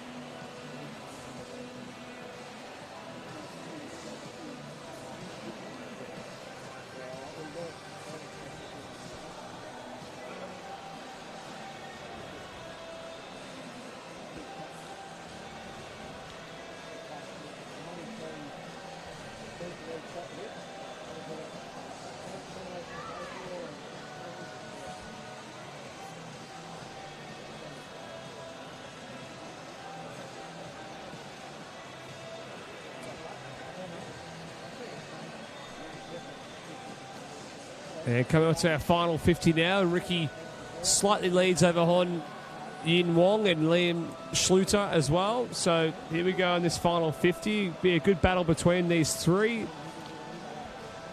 And it'll be interesting what time these guys go heading into tonight's final. They're going to have to work pretty hard to make that final. So we're coming down now. We've got 15 metres to swim. So Ricky Beta, who has led from start to finish, is probably going to take it out, although Hon Ying is finishing strong. Or he just gets on the touch there. 220.1, 220.4, and 221.2.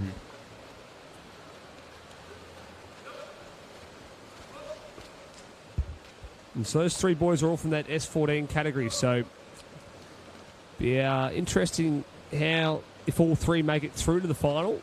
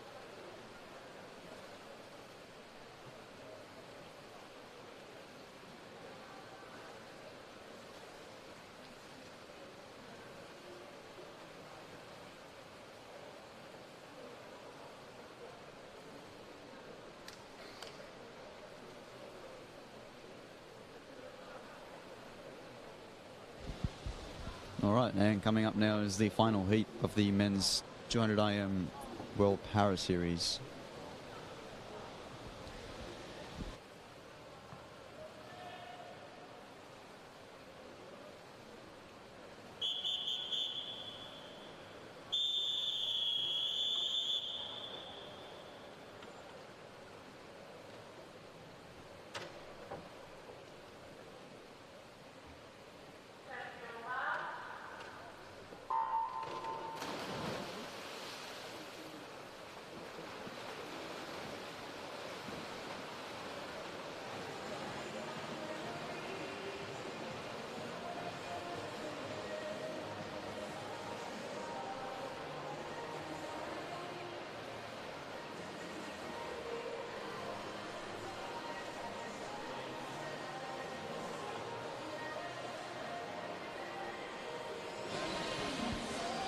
All right, and coming in first there, lane 3, Akito Minai.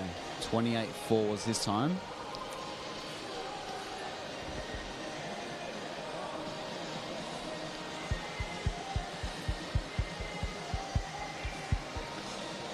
So it is a battle between lanes 2 and 4 and 7, and then another battle between lanes 1, 5 and 6.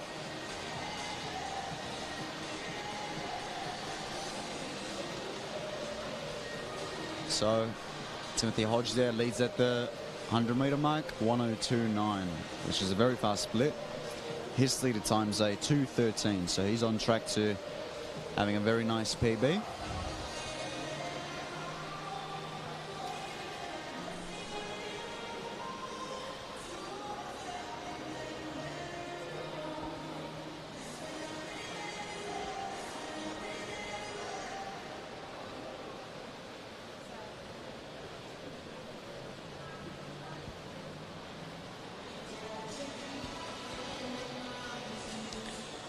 So coming up on this last 50, looks like Hodge there might be a favourite to get a spot into that A final. We've seen him have a very good meet this weekend, and it looks like his 200 IM race is no different. Well in front of everybody else.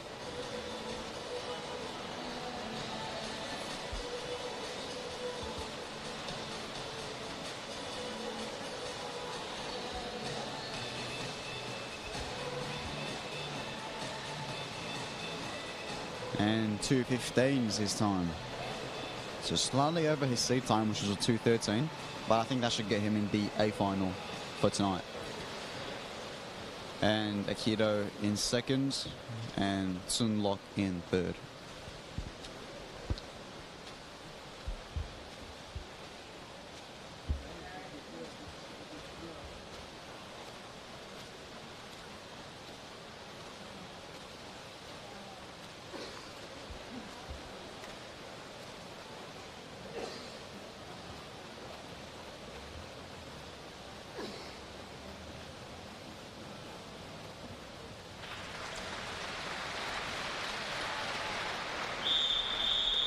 Gu Xinjiang there had a no seed coming into this event, and he's just put in a 2:57, which is a fantastic job.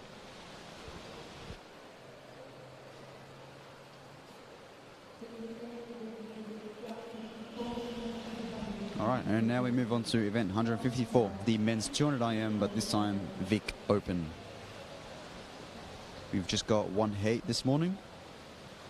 The youngest in the field is Bo Matthews, 13 in lane 4, and in the oldest, Ryan McGrain, 30 years old from Geelong Swimming Club.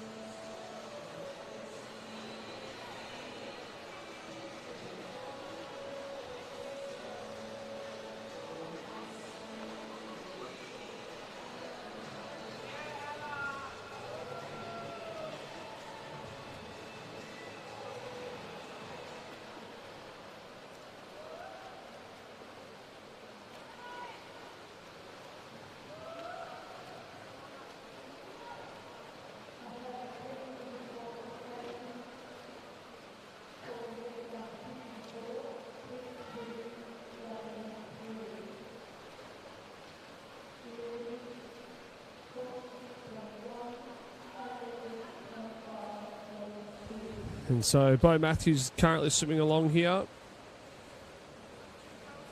into the breaststroke leg. And breaststroke leg is very important, that 2 IM. So always been seen as that make or break leg. Being the slowest of the 4 strokes, but it's the biggest chance to increase your lead or, in fact, reel someone in.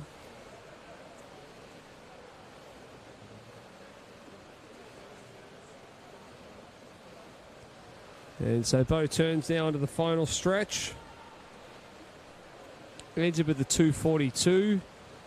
So it'll be interesting how fast he comes back in here in this freestyle.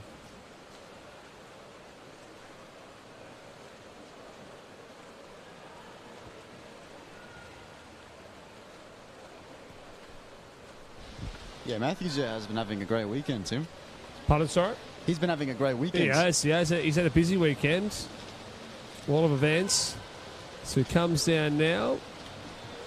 There you go, small PB at 2:41.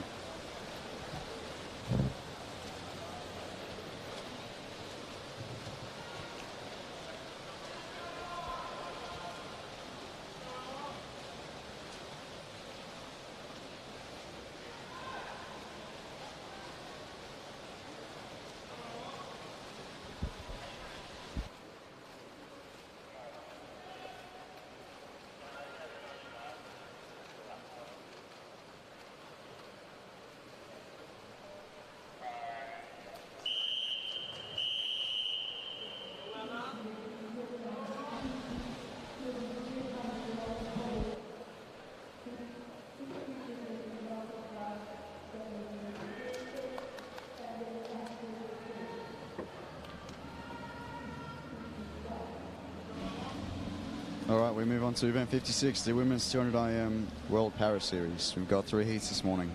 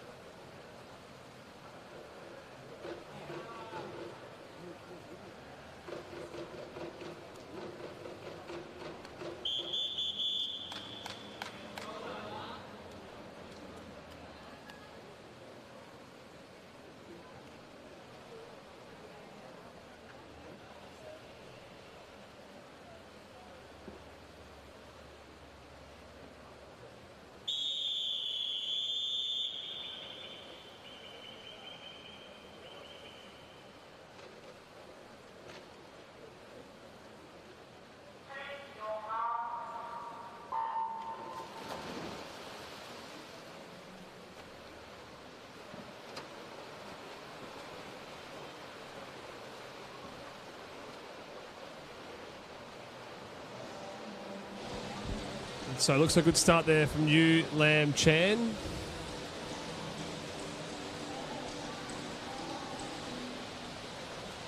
And so coming up now into the end of the butterfly leg. Let's see what she goes out in here in this first 50.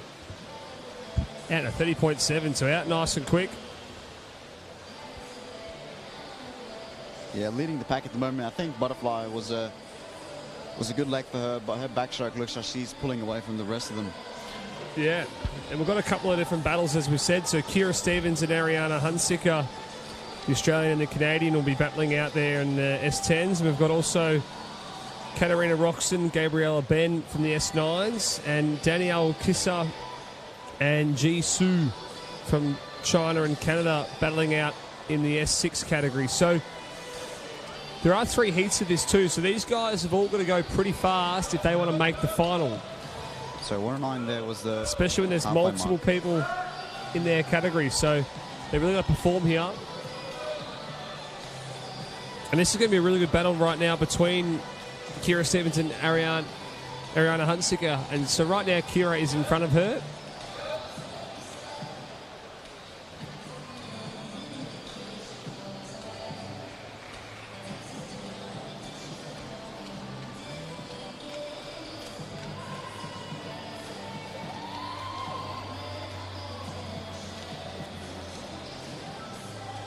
And leading into the final turn is still Yui Lam Chan, 155. So right now, by the look of it, it seems that Jizu's just in front of Danielle Kisser in our S6 category.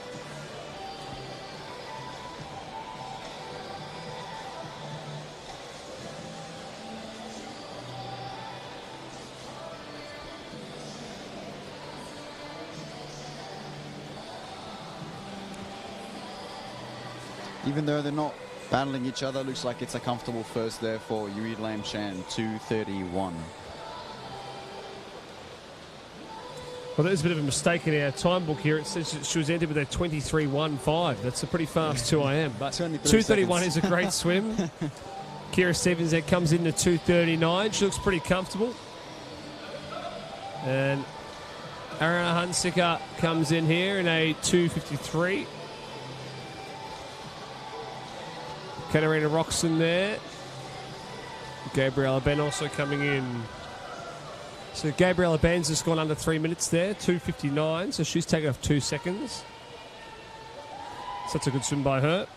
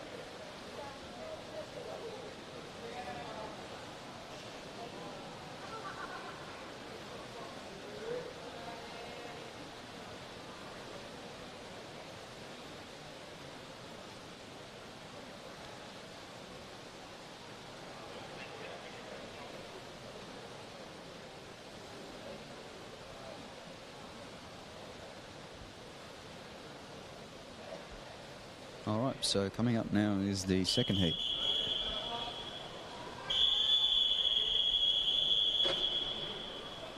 So you've got 5 different categories here: SM5, SM6, SM10, SM12, and SM14.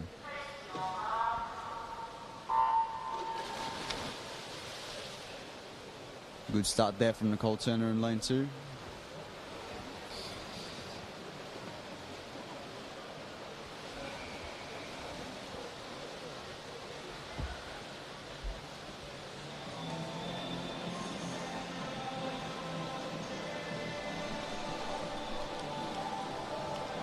So Smith and Mason there in lane 5 and 6 are in the same category, so they'll be directly battling each other, but it looks like leading us into the first turn there, Mason might be just out in front, 33.7. It's very fast time for a 200 IM.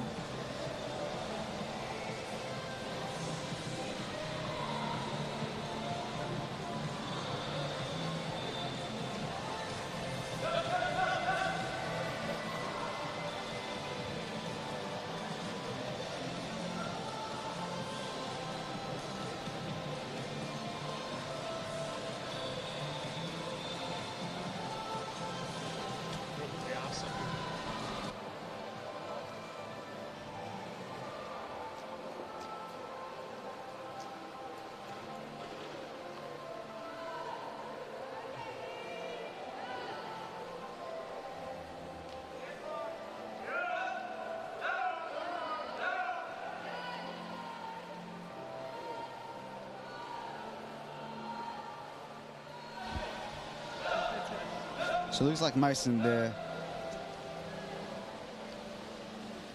Sorry, it looks like Smith in lane 5 is catching up to Mason in lane 6. Gaining some ground on her. So just had a quick chat with a few officials there. I think we've combined at the end of the morning this morning 2 heats of our 1500 into one heat. And we'll be having just one heat this morning and then a time final tonight in the women's 15.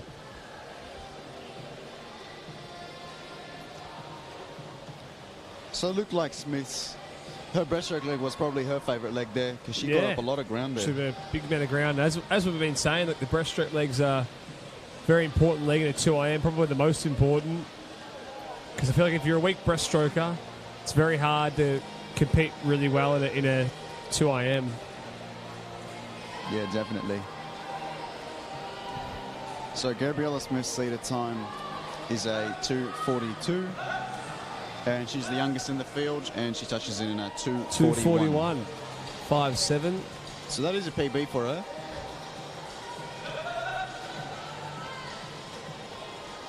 Uh, 250.4 there, and 253. So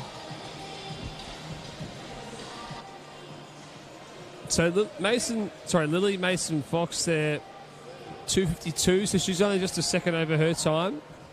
And Hannah Price with the 250 has just gone about a second over her time as well. So girls are going right on their times there. And they've got to be going at those fast times, as we'll say, when you've got 3 heats. I think we've got 22 swimmers entered in this event. So to make a final, there's only 10 spots available. So you've got to be going pretty fast to make that. Yeah, and I reckon Gabriella Smith's going to definitely go onto that 240 mark. Yeah, I think tonight. And so Clemens Pair coming down now to her final 50 here in the freestyle leg from Canada. Entered with a 4:45. So it'll be interesting to see what she comes home here in this freestyle. Turns to the 3:52.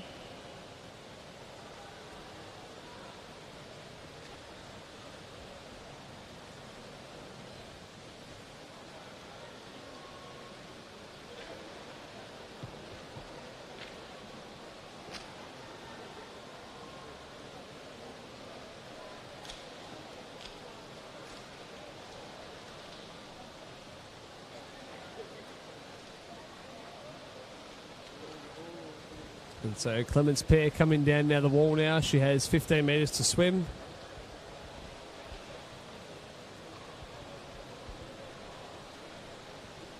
And then we have one more heat of the World Para Series of the multi-class, and then we have one heat of the women's multi-class Vic Open category. Then we move on to some 50 freestyle. And coming to the wall now, so 4:50, just a couple of seconds over her entry time.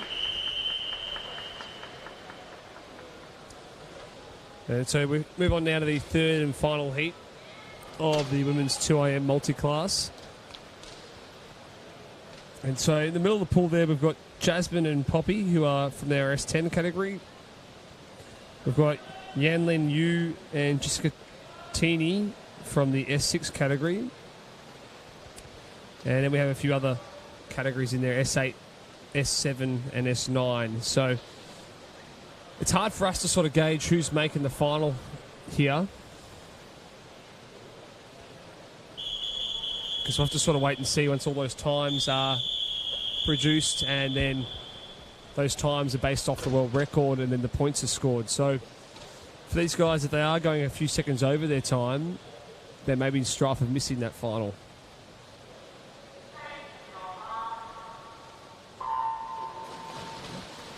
Now, as we know, it's all about making it through to a final, and once you're in the final, you've got a lane, you've got a chance. So, yeah, for sure. Sorry to go on. No, I was just going to say that it all depends on the points really, because they're all not competing against each other really. So it's just battling with your personal best, seeing if you can improve that, and if they got into the finals, then they have another chance to go even better. Exactly right. And you can see Yan Lin Lu in lane 1 from China, just 17 years old, entered with no time. So this is the first time for her trialling the 200 IM. Her teammate from China, Ji Zhu, was in Heat 1 also, and Shingayo He from China also trialling the 2IM for the first time. So 3 Chinese girls giving that 2IM a go for the first time, which is great for them. And once you've posted that time for the first time, then it's all about improving on it and where you can find improvement. Yeah, that's right. The fear of doing it 2 a.m. kind of goes after that first time. Yeah, I think it's getting over the hurdle of that mental battle of doing it for the first time, and then you work on your strengths and you try and find ways to improve and drop time where you can.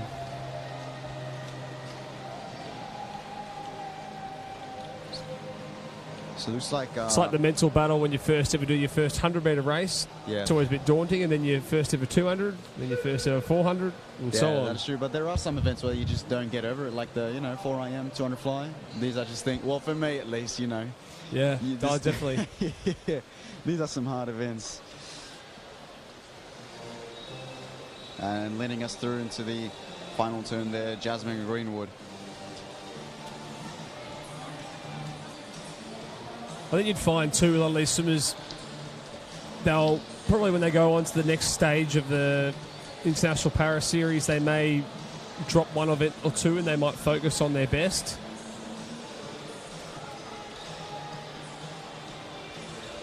And so Jasmine Greenwood coming down now to the wall in a freestyle leg.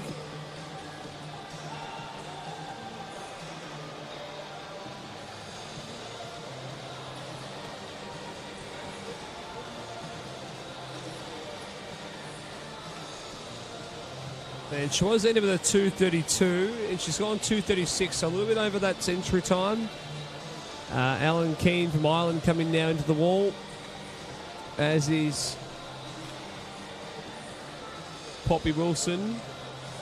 So 2:46, 3 seconds under her entry time there for Alan Keane. So that's a great swim. Poppy Wilson there in third.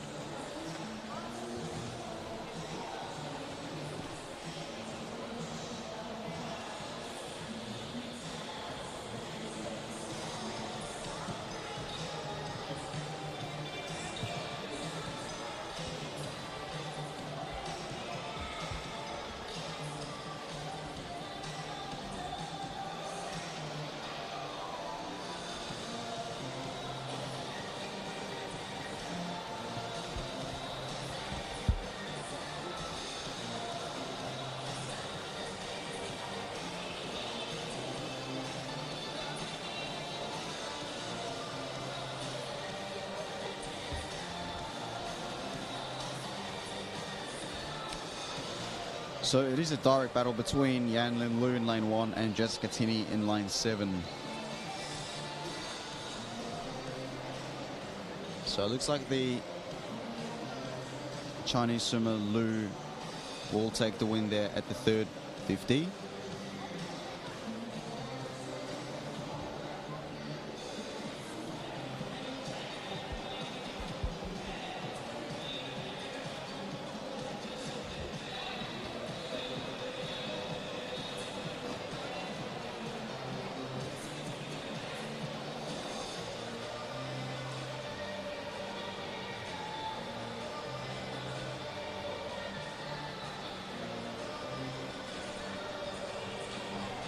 And coming into this last 25, it looks like Lu's still leading, but Tinney's looking strong.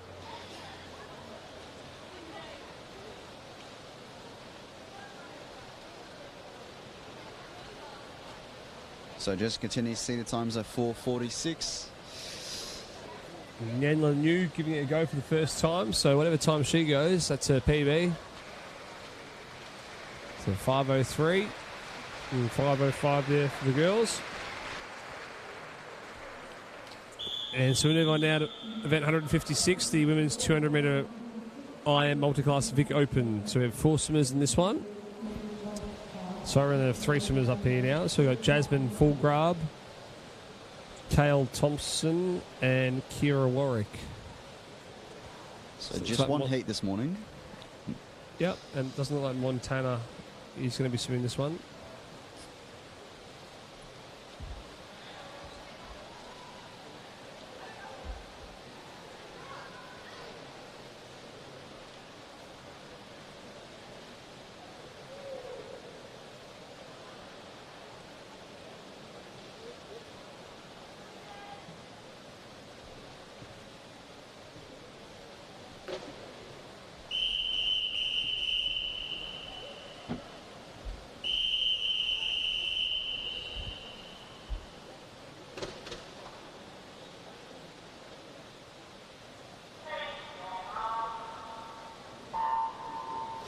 and the swimmers in this heat are in 3 different categories, so they will not be racing each other.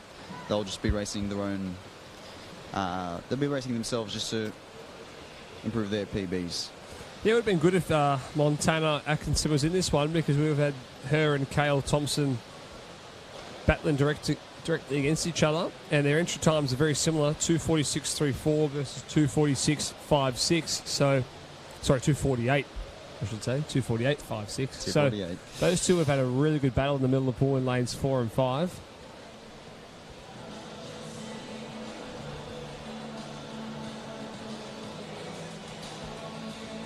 And so Kale moving down now.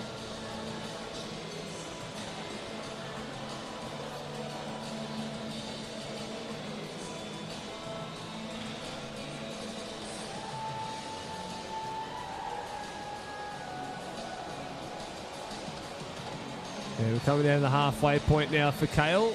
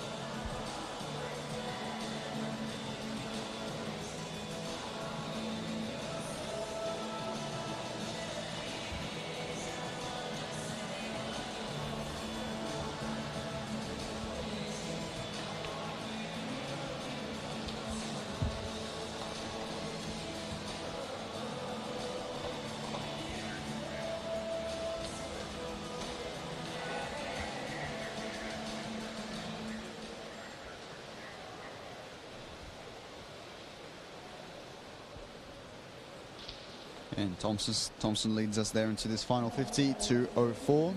Her seed times are 2:48, so she's on track for a very nice PB. Let's see how far she can come back in here in this last 50. So if she can come back in around that 40, 42, she could be looking at a bit of a PB here. So she's got about 15 metres to swim.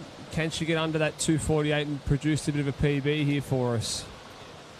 And coming down the wall now. She's got 10 metres to swim.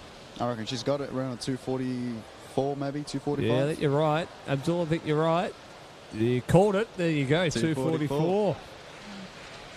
Good call there, mate. And we've got Kira Warwick now coming into her final lap. And Jasmine Fulgrave, who was entered with a 2:53. Probably got a little bit over that this morning. 3:02. And Kira Warwick now making her way along here.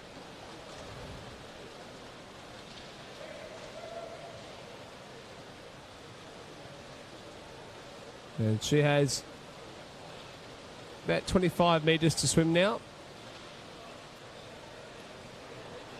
So at this point in the season, I wouldn't expect all swimmers to PB, to be honest. No, exactly right. No. Yeah, they've still got some time before trials and nationals coming up, so I would expect them to be, under heavy load at training at the moment. So this would sort of just be race training, getting them back into, gaining more race experience and whatnot. Oh, yeah, exactly right. These guys be doing lots of heavy training at the moment. Probably not as much race work, and then they'll fine-tune all that stuff in the next couple of weeks before trials. So 3:58 there, just a little bit over her entry time. So move on now to event 57, the men's 50-metre freestyle. The big one. We've got some big names here. Isaac Cooper, most notably, who had an amazing performance recently at the World Short Course Championships. He's swimming here in lane 4, seated time of a 22.25. The Victorian record was achieved by Matt Target, 21.9. Yeah, it's exciting to see what William Yang and Isaac Cooper throw down here. Both ended with a 22.2 and 22.4. Next qualifier there is Christopher Elson at 22.9. In Heat 2, Ashton Brinkworth at 22.3. So let's hope we can see a couple of 22s this morning. For those watching at home, watch that these boys probably won't breathe. They may take only one breath.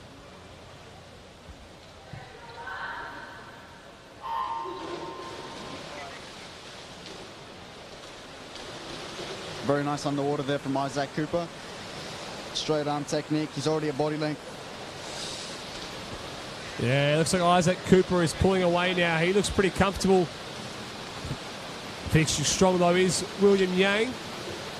Coming down the wall now. 22.67 followed by a 22.84 and a 23.28 from Chris Falson. So 2 boys under the 23 in the heats. It's a good sign.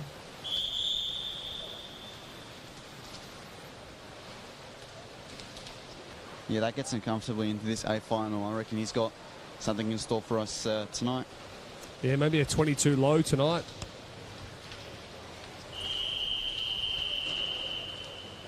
So this is heat 2 of 11.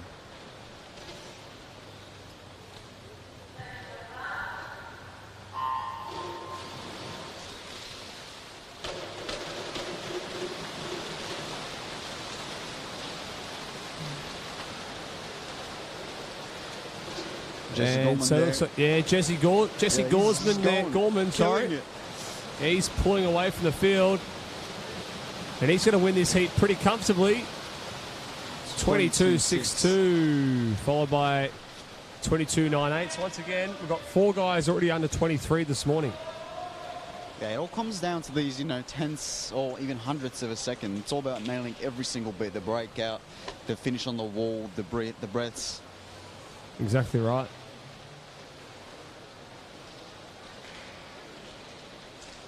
Even though it's such a short distance, it takes a lot of time to perfect those little tiny things that matter.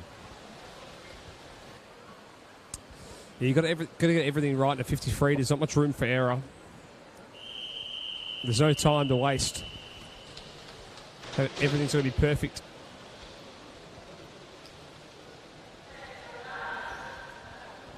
So watch out for the New Zealand swimmer there in lane 4. He'll be out quick. 22.4 is his lead at time. Cameron Gray.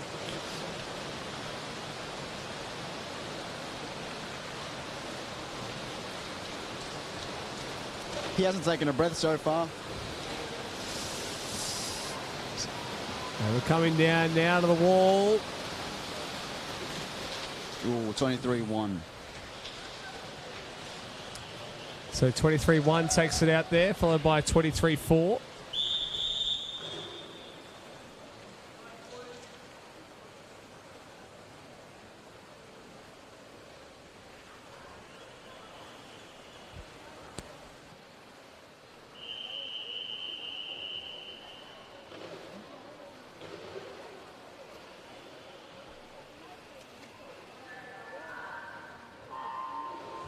And it's a heat 4 now.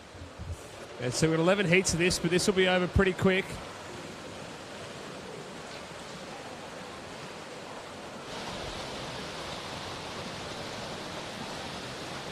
Dante Negri there about a half a body length in front. He looks comfortable in the water.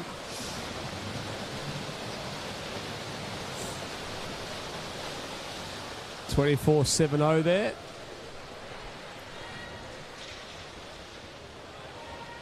It's interesting to see that some swimmers straight arm freestyle perhaps doesn't work for them as much. Yeah.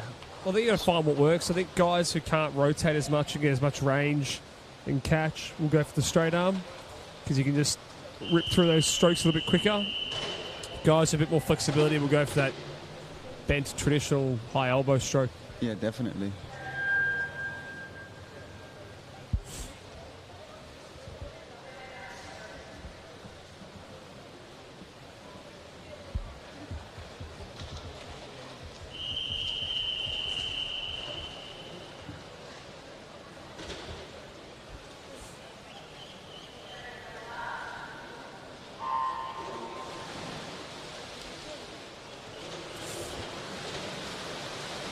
Very nice underwater there from lane 4, Cameron McLeod. Looks like Felix from the Melbourne Swimming Club's leading at the moment. It's got a very strong kick there. It's going to be close. Lane 0, lane 2. Felix got in first, 24.7. Oh, that's a 0.2 second PB for him.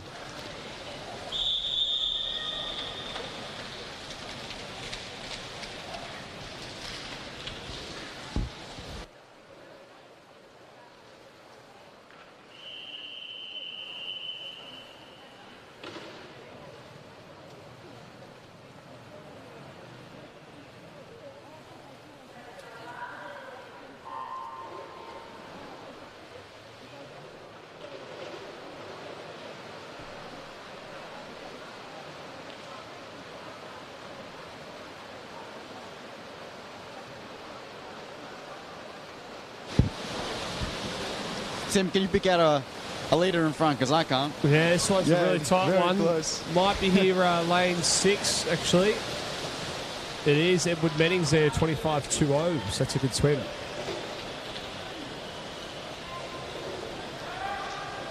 Oh, that is huge.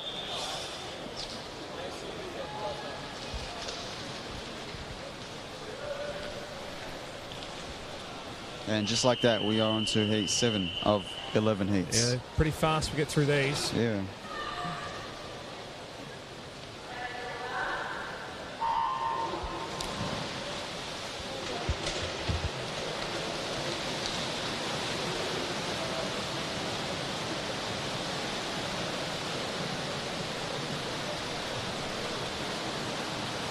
And this one's a really tight battle. It might be there, lane 2 actually.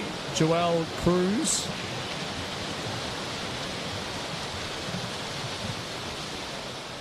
There you go, 25.11. He does take it out over George Huang at 25.17. That's about half a second, 0.6 separating first and last.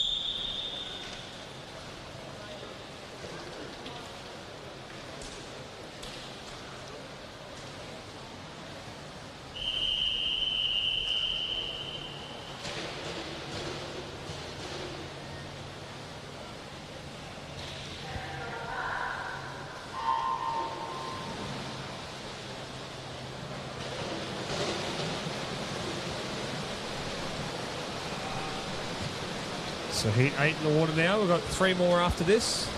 Looks like Dolberg there in lane 9. He's making an appearance. He's going quick. Straight arm, huge kick, sticking to the lane. Lane rope, I mean. His leader time is a 25.66. He goes a 24.9. That's a good swim over there. That's a huge swim. 0.6 off. It's a great swim.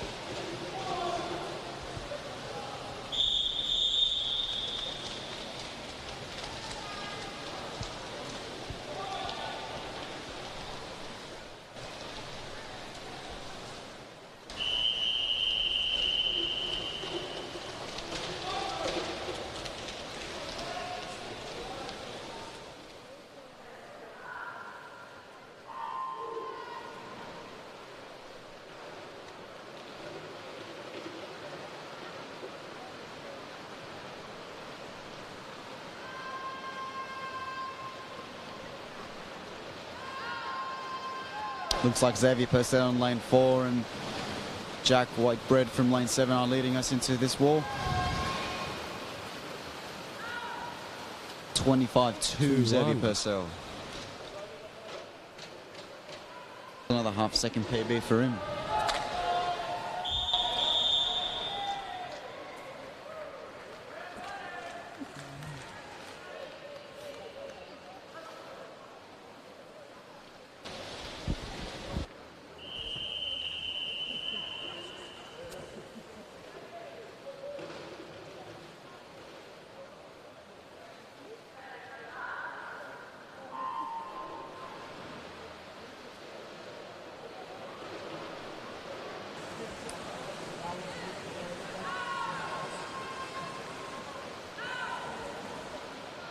And heat 10 in the water. Very tight battle. It might be there, lane 2 at the moment. Brody Matthews.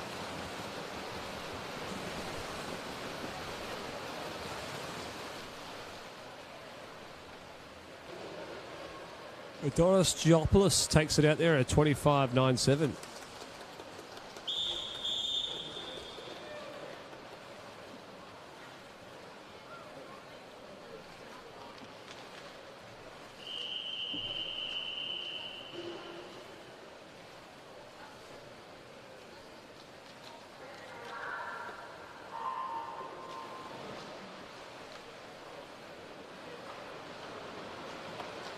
This is heat 11 of 11.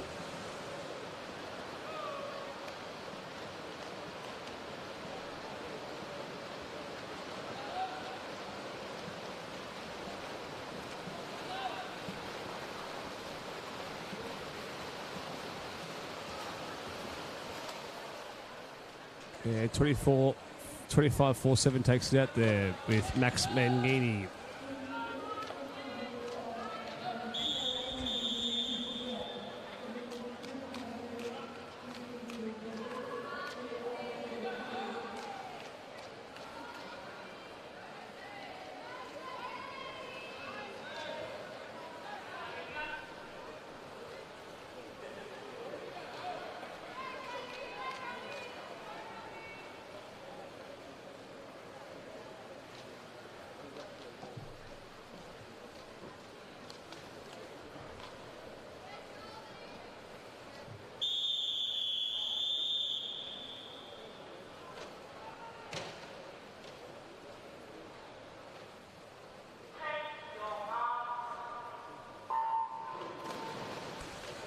So we're on to event 58 now, the women's 200-metre individual medley.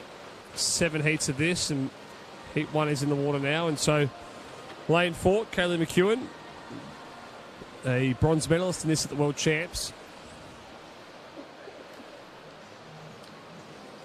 And Zyleka Pratt-Smith and Hope Chamel from New Zealand as well. So a couple of Kiwis out there. So Jessica Laven in second.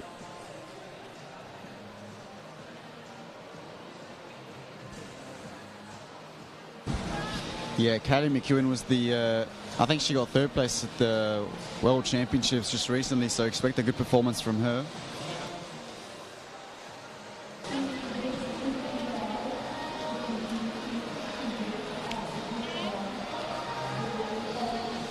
So she's fastest in the field from the seated times by about 8 seconds, and we've seen her dominate in the 100 breaststroke and perform absolutely amazing. So expect her to pull away and give herself a big lead here.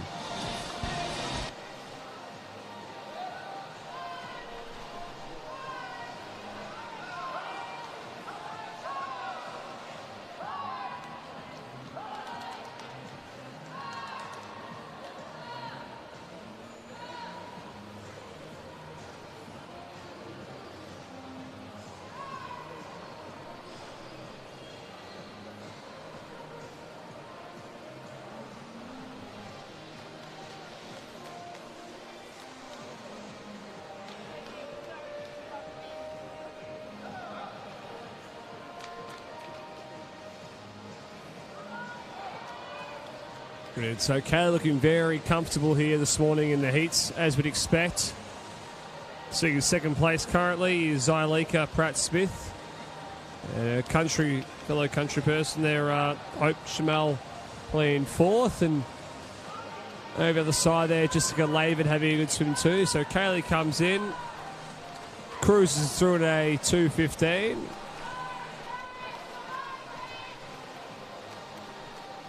.222. So we'll keep in mind there that 2:22, 2:23. Is that what you have to do to make that A final? We'll find out here as heats 2, 3 and onwards come through. So 2:09 was a bronze medal at the Olympic Games last year. So 2:15 is a massive effort.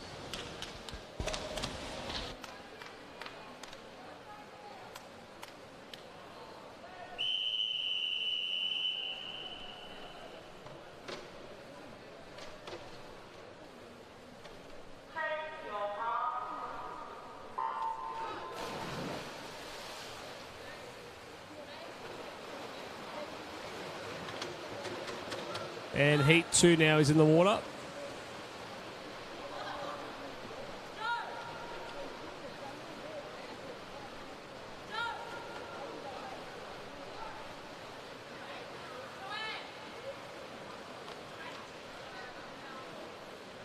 And coming down the wall now, looks like lane 4 but Isabella Boyd. No, Olivia Wanch leading through the 29.0.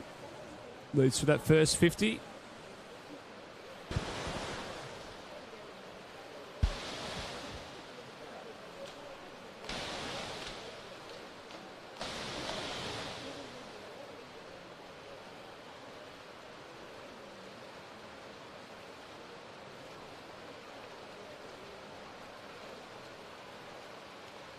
So it looked like Dakota in lane 7 there. Backstroke might be her favourite leg there because she's caught up some ground, pulled away from the rest of the competitors around her. Let's see if she can even make a bigger lead in breaststroke. It looks like Wanch is still in front though.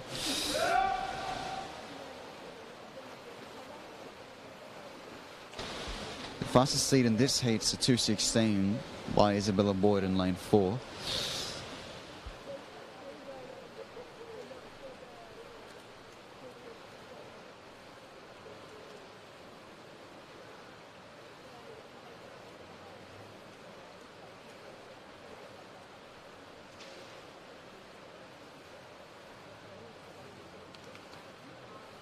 And one share leads us into the final 51.48.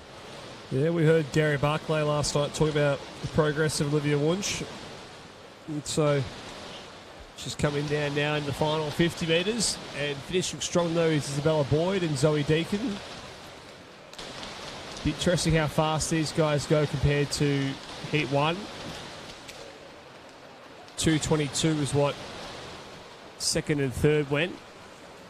And so coming down now, looks like they'll probably go almost about the same time. A little bit quicker. 2:21. I reckon that should get her comfortably into the A final. And Isabella in second and Zoe in third.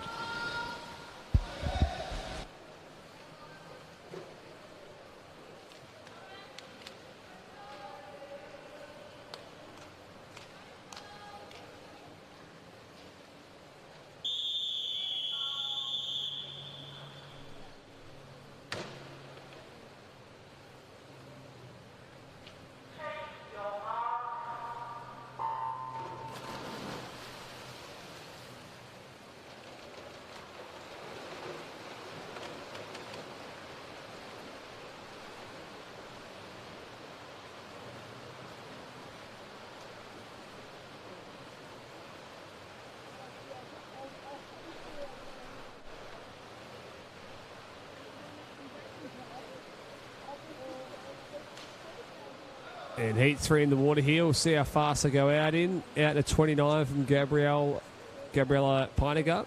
The other one out under 30 seconds there in that first 50. Had a very good underwater into the backstroke now.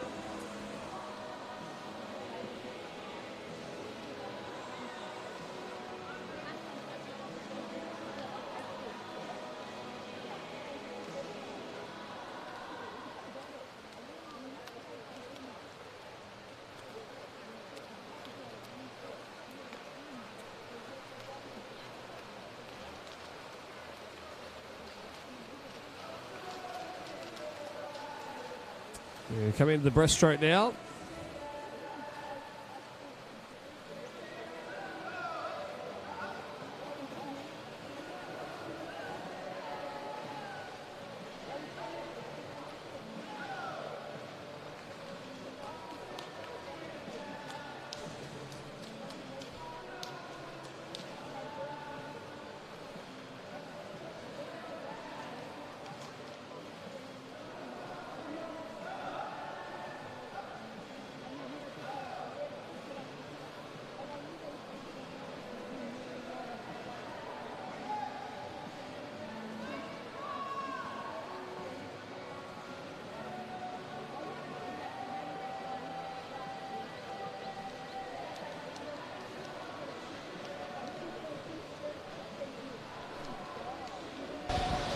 And coming into this last 25, looks like Gabriella's leading us here.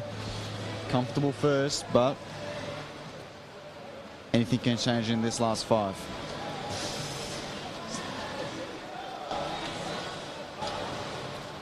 And a 2:21 is the winning time. Kotomi in second and Alana in third.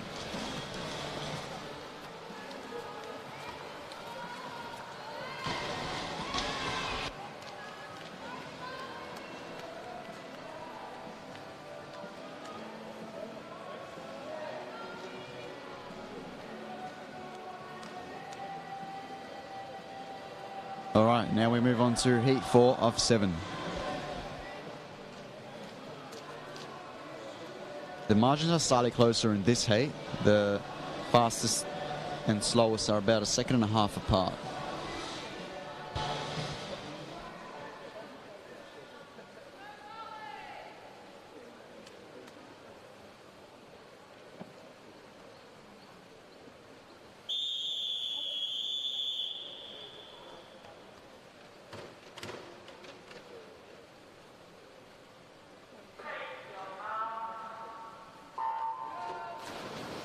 Alrighty, Heat 4 is down in the water.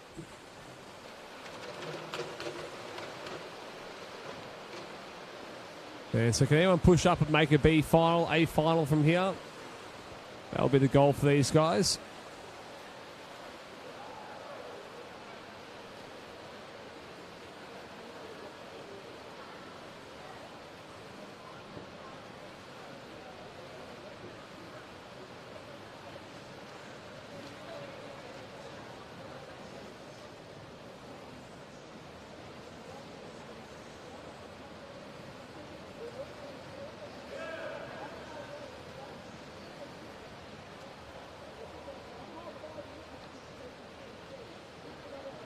And it looks pretty even so far across the field throughout the backstroke.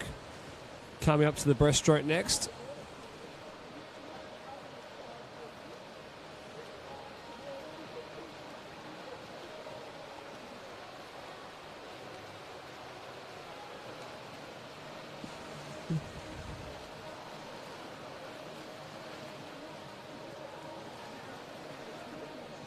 And so Judy, they're saying Aman looking very good there in the middle of the pool in lane 3.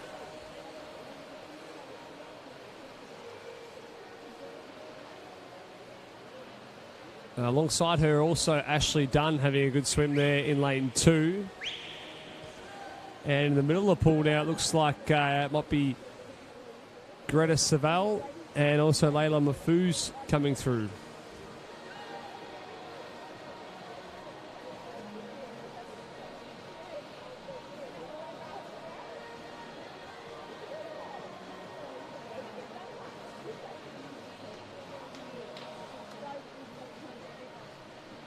So it looks like Ashley Dunn leading through to this last 50. Yeah, at the moment looks like a comfortable lead there, but might be under threat there from lane 3.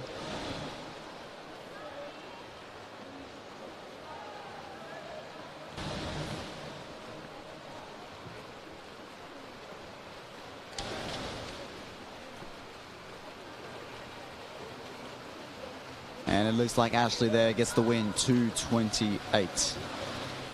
Judy in second and Greta in third.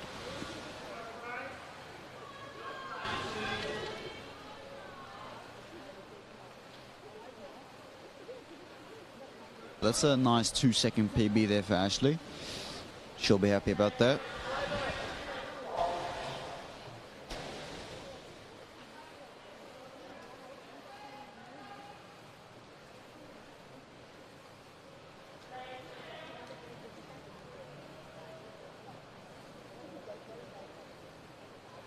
I think the swimmers have just been told just to come a little bit closer to the wall so they're out of the way of the start.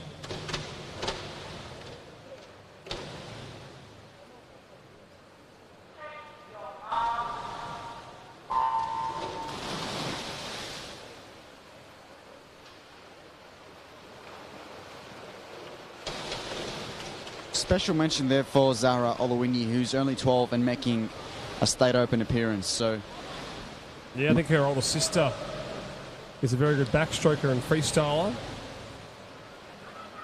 This runs in the genes. At this age, you'd just be wanting to race experience, but she's swimming state open, so something to look forward to in the future. Watch out for her. You look at this heat here, and most of the swimmers are in age group races, so, and these next 2 heats as well. So it's a really good opportunity for these younger swimmers. Get up, have a race, and who knows, it maybe sneak into a B final.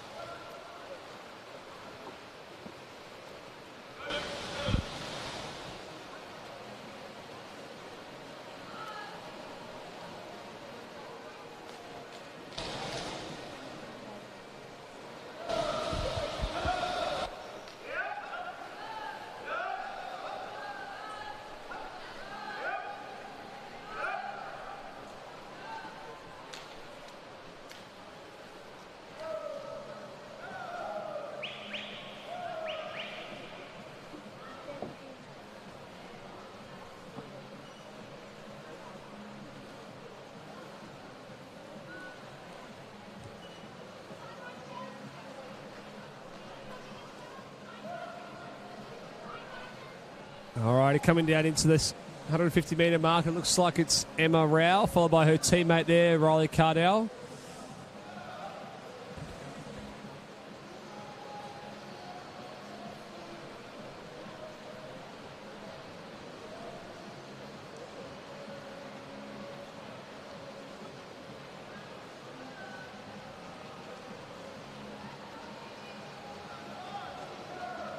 And so finishing very strong over the other side of the pool there might be Charlie Millard. Sorry, Chloe Millard, not Charlie. Sorry, Chloe. Sorry there, Chloe. And Chloe takes it out there at 2:34, followed by Riley and then Emma Rao.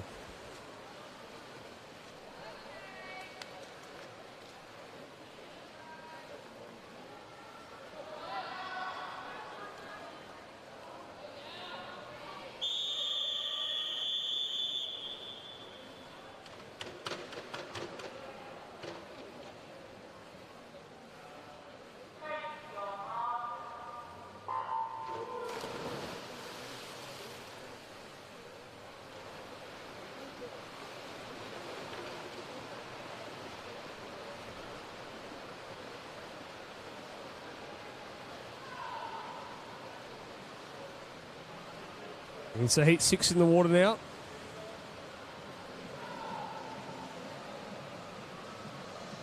Those entry times all between 2:34 and 2:35. So this should be a very even heat, this one.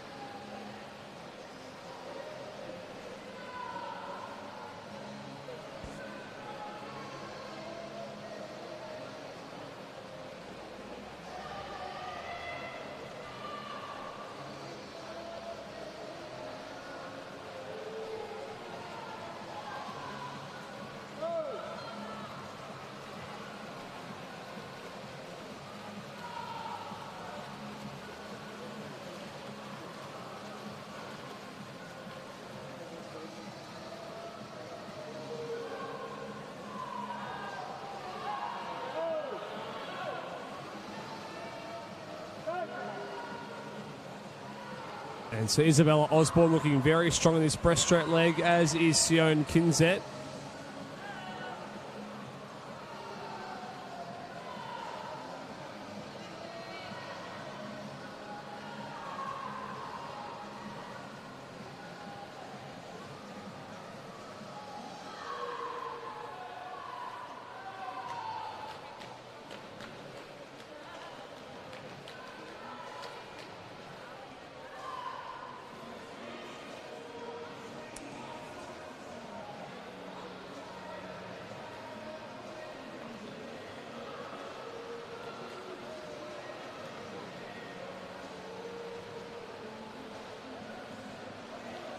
And so coming down the wall now, it looks like a good battle all the way across the field.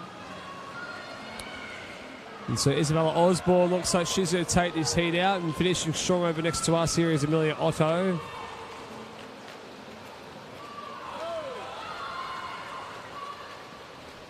Well, 2:32, it's a good swim there, 2-second PB. Yeah, that's a nice 2-second PB there. So we heard Gary yesterday talk about Isabella Osborne as well, and how she's been training very well and could potentially do some amazing stuff in the future.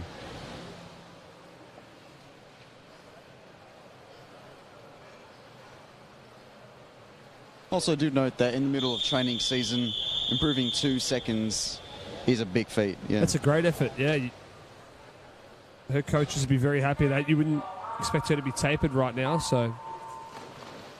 And so our final heat's underway now.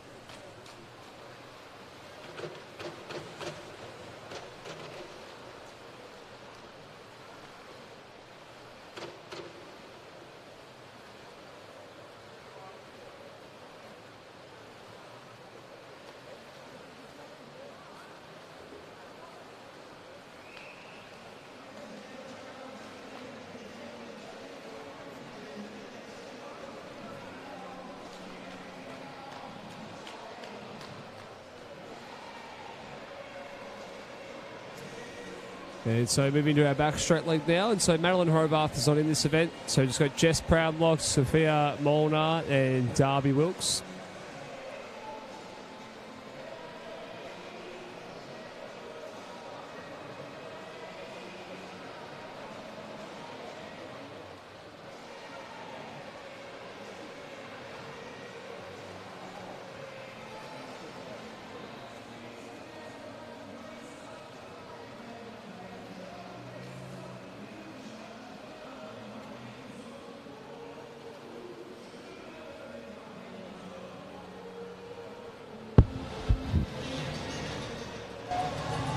Yeah, so Jessica Proudlock, about a body length of a lead over the other two girls at the moment.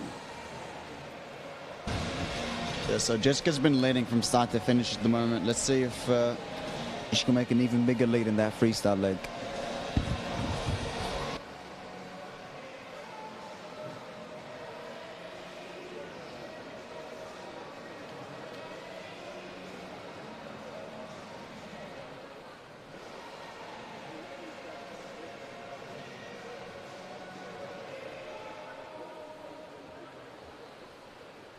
So 156 there at the turn. Her seat times are 2:36. So if she goes about 40 seconds or so coming back into this final leg, she'll be having a very solid, nice PB.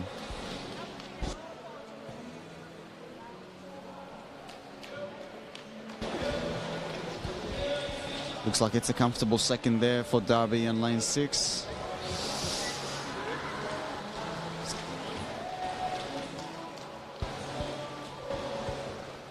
So 2:36 seat time, and she touches in at 2:34. Very nice swim there. 2 seconds off. Yeah, 2:39. So move on now to event 59, the men's 400 IM. Oh gosh. And so we have a timed final tonight. We just have one heat this morning. And so you have a look at those entry times. So Robbie Dillison, comfortably the fastest qualifier here in a 4:43.73, followed by Owen Williams-Polly in a 4:50, Adam Selden in a 4:51. And so I've had a few guys scratch this one. It doesn't look like Owen Warsham's in this one. It doesn't look like Mitchell Herbelli's in this one. And neither is James Morrow. So we've got a couple of guys pulled out. So we've just got the 5 guys up there.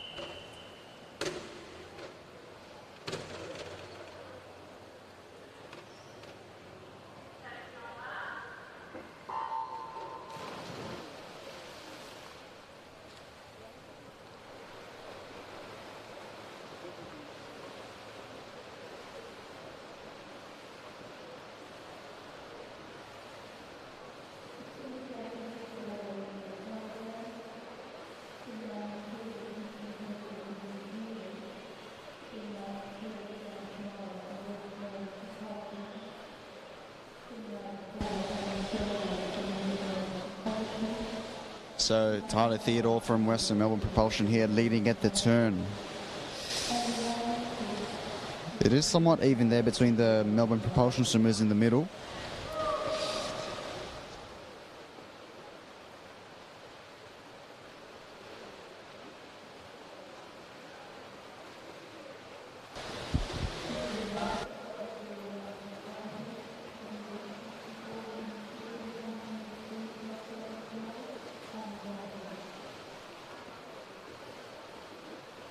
And at the turn, Tyler Thiel still in front, 1:02. That is a very fast split for 100 fly and 400 IM.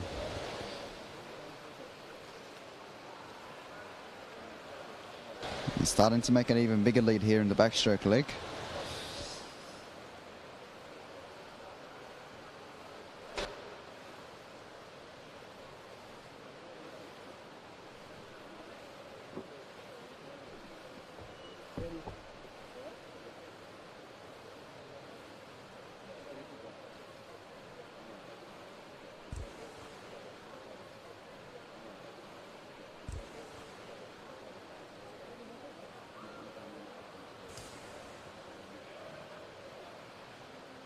And so at this stage, it looks like it's Tyler Theodore leading through the backstroke leg.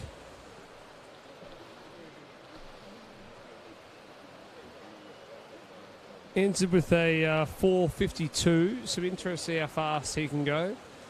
Remember here, Adam Selwood's a very good breaststroker.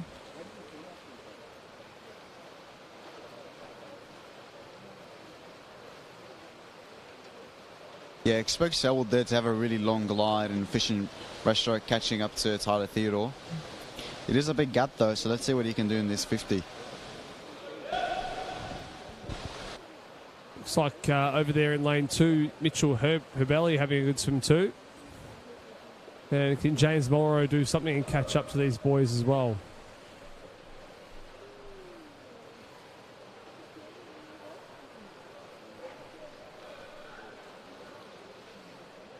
And so Adam Selwood has reeled him in a fair bit here. And I think these two will be pretty much even. Well, not quite even at the turn, but I'd expect that Selwood would be leading at the 300 metre mark here. Yeah, very nice split stroke there from Selwood. He's almost out in front just from the split stroke. Yeah, he's in front now. And you expect him, he could have a lead by about a body length by the end of this breaststroke.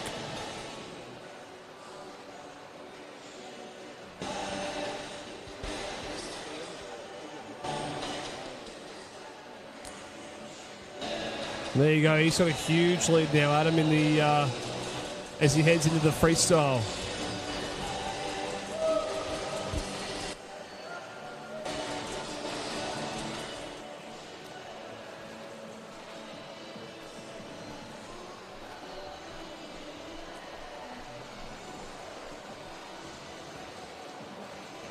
So Selwood's seated time, there's a 4:51.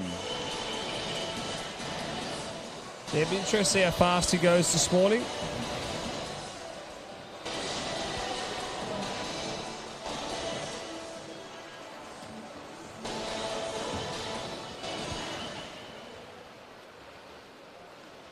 And so he has a handy sort of 3-second lead here. I'm not sure his teammate Theodore Tyler's going to have enough room to reel him in here.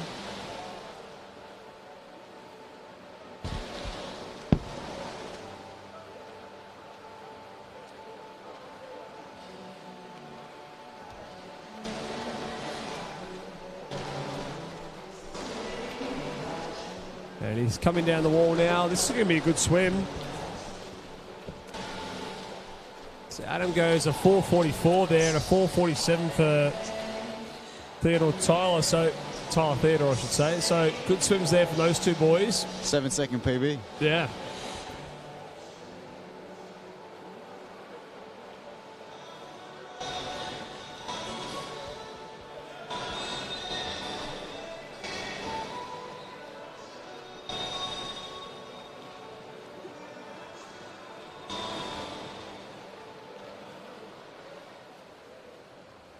And 5:19 there for Cooper Sutherland.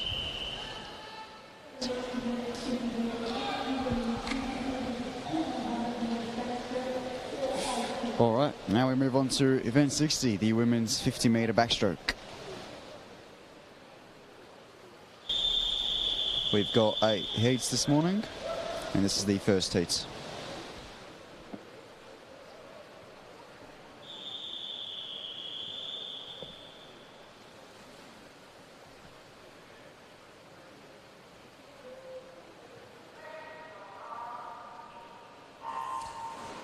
Yeah, so 50-metre backstroke. This one will be over nice and quick.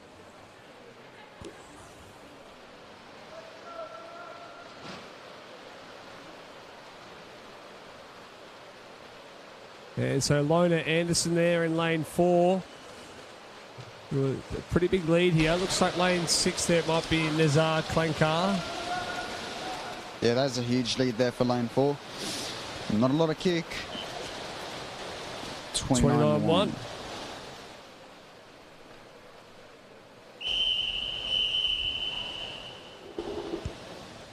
So slightly over her entry time. But I'd expect anything in the finals tonight. Yeah, I think 30 point low will hopefully be making a final.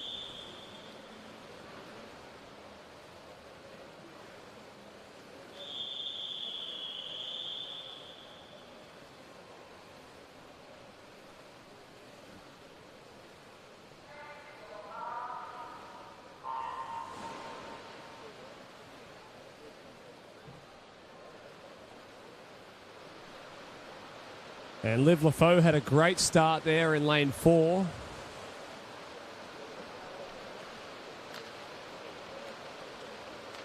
And she's pulling away from the field now. Out to about half a body length.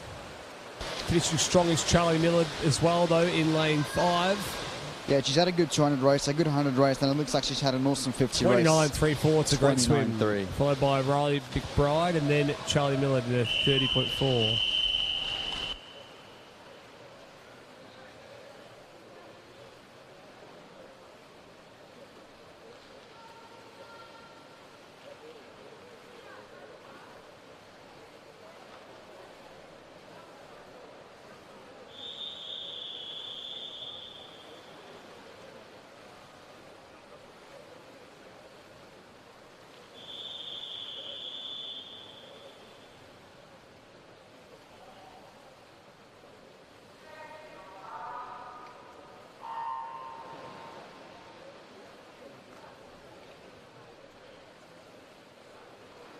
And so heat 3, in the water now. We've got a few guys pulling out.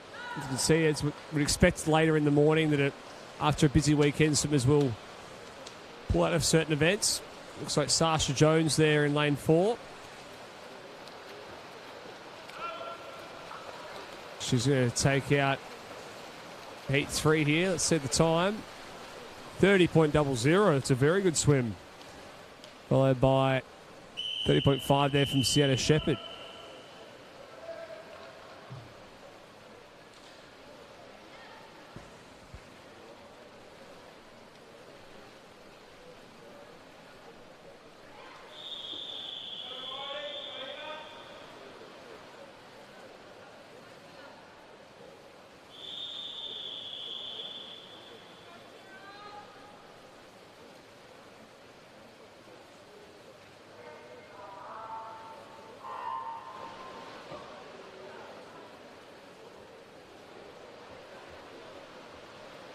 And so heat 4 in the water now. We've had a few pull out of heats 3 and 2, so good opportunity. If someone can throw down a good time, they could sneak into that A final. So never say never here. And for these guys, they'll be aiming to make that B final.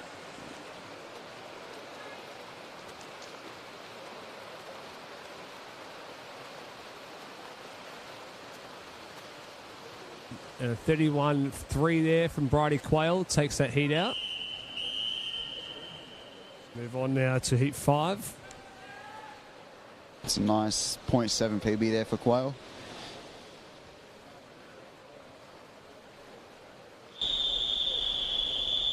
Equal youngest in the field as well.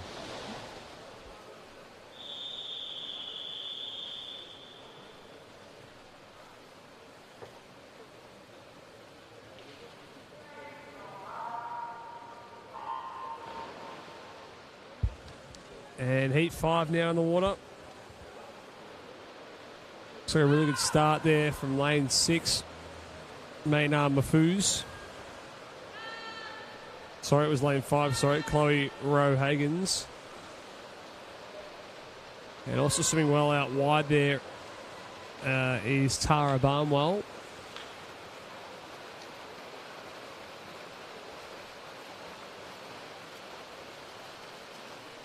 And so Chloe takes it out there at a 31.8.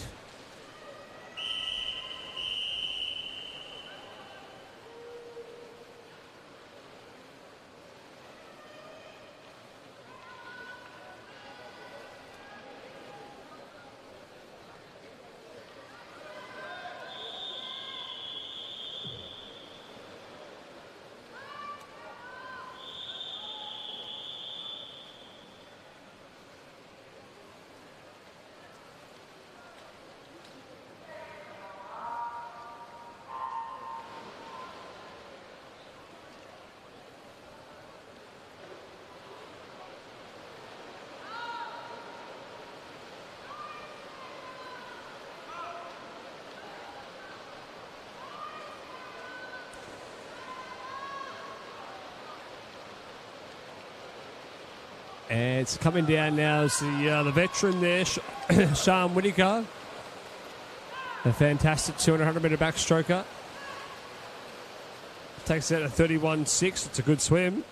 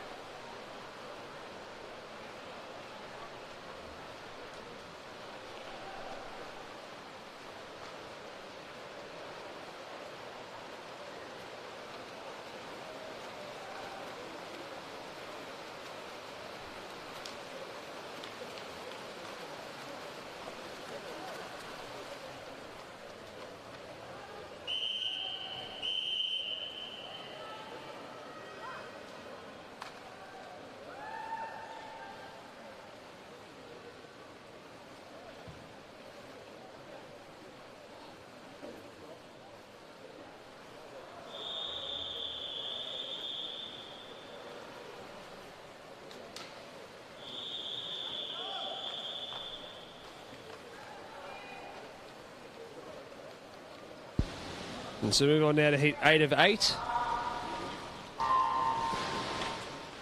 Sorry there, ladies and gentlemen. My mic just went flat there. We're just replacing the battery, so using the backup one for a second.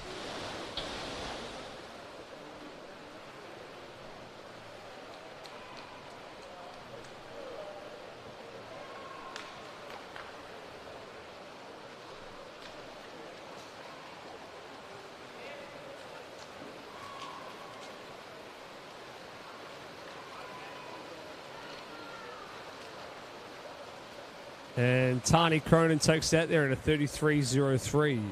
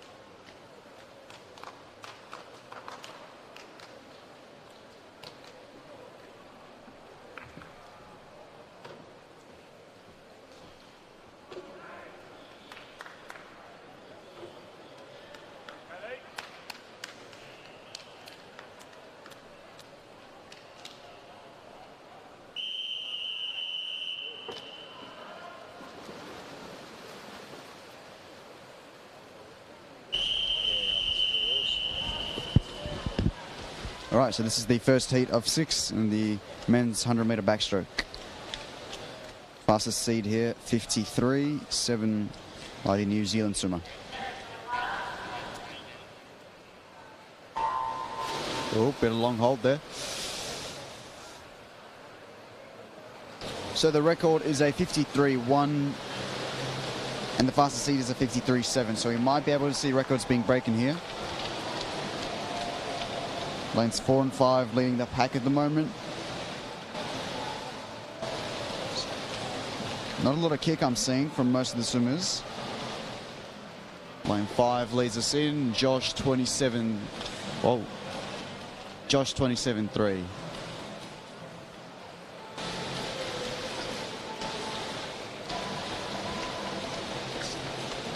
He's pulling away from the rest of the field there.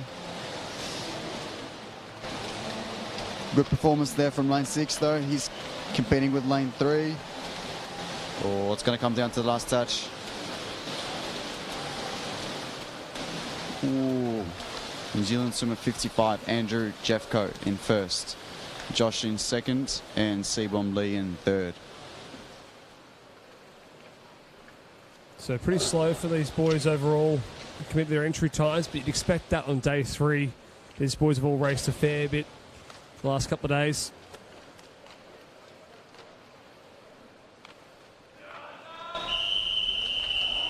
I would expect him to go much faster though in the finals, so yeah. Yeah, we'll see how much faster they can go tonight. So Yuma Edo and Isaac Cooper are the ones to watch there in the middle of the pool.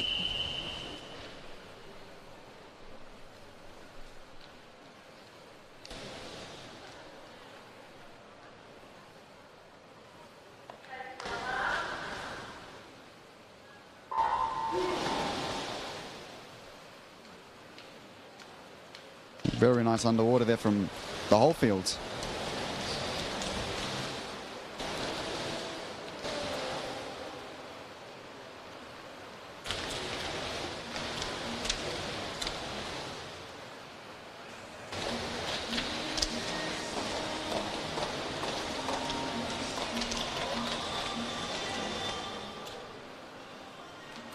So Isaac Cooper out there at 26.4.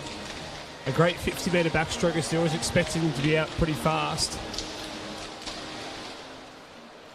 Already a body length ahead there at the 75 mark. Looks nice and comfortable in the water.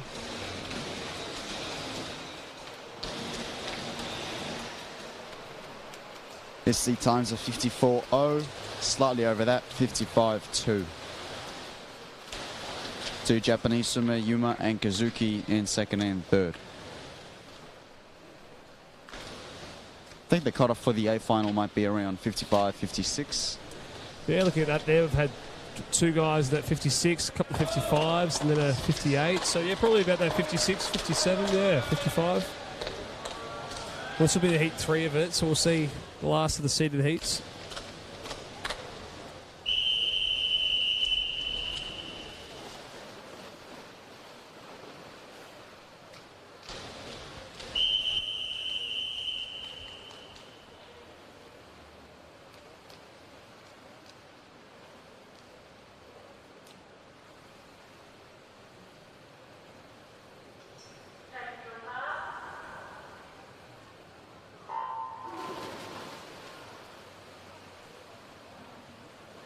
And so heat 3, our last of the seeded heats. Good start there from Bradley Woodward and Lewis Blackburn. That Lewis Blackburn looking very strong here over the first 35 to 40 metres. As he's coming down the turn now, he's going to lead us through this first 50. Yeah, he's got a very nice lead already in the first 50, 26.8. That is quick. Out very fast. Very fast. Nice underwater as well. Yeah, you nailed that underwater on both ends. That's about 30 metres from the 100, just gone right away. You can see Brad Woodward starting to reel him in here in this last 15. And they might touch almost dead even here. I reckon lane 5's got it. Ooh. There you go, dead even. Dead even. There you go, 55, 65. So as we're saying, 55, probably 57 will be that cut-off for that A final.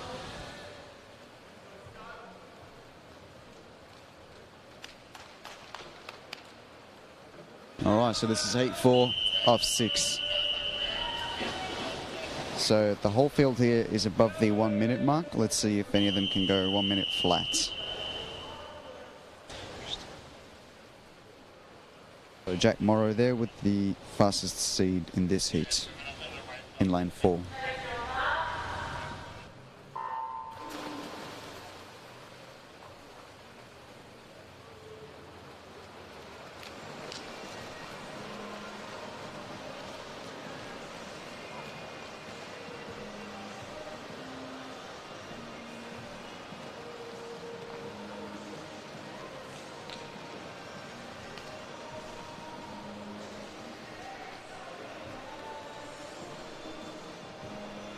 Coming down the turn now and leading through is Jack Morrow.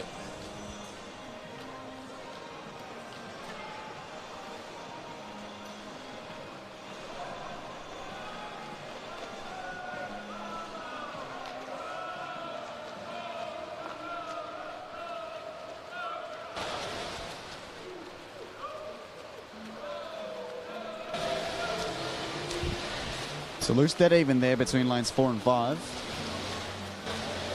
Ooh, James Morrow out-touches Brian there. 1:00.73. That's a full second PB there for James Morrow. Jack Morrow.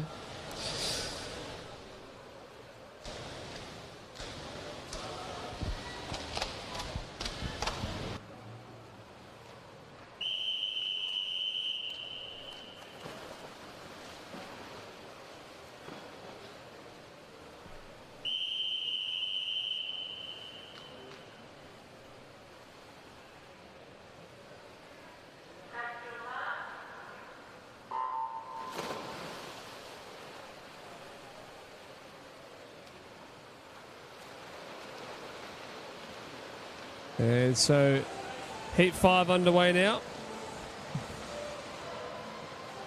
And so can any of these boys try and push and make that B final?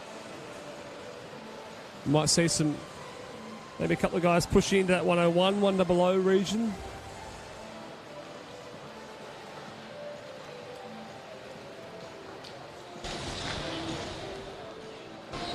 So it's relatively even compared to last heats. Very nice underwater there from Lockhart in lane 5.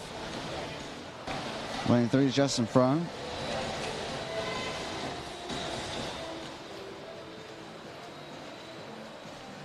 Yeah, it's interesting to see that in backstroke there's not a lot of white water from the kick compared to the freestyle. Yeah, it's that really fast little kick. They talk about that silent, fast kick in backstroke. And So 101 there from William Link, which is a good swim. Move on now to heat 6 of 6. Now, I saw behind the blocks just then young Tyson Lynch from New Zealand was doing some good moves, and he still is over here doing some good little dance moves before he races. So I like to see it. We might have to get around him a bit more for those dance moves, and love to see him in a final walkout doing those sort of moves. Adds a bit of character, a bit of flavour to the event. We need a bit more of that. Definitely takes some time and skill to master those nerves before a race.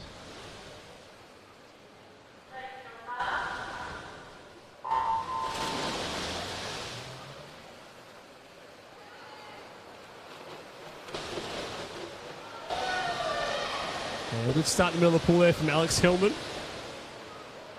Yeah, very nice start from him, already at the 25. About a body length ahead of everyone else. So let's see if he's got a nice 50 back end there. His seated time's a 103.9. And he's touching at the wall now at 30. So if he comes back in about a 32, that'll be a good PB for him.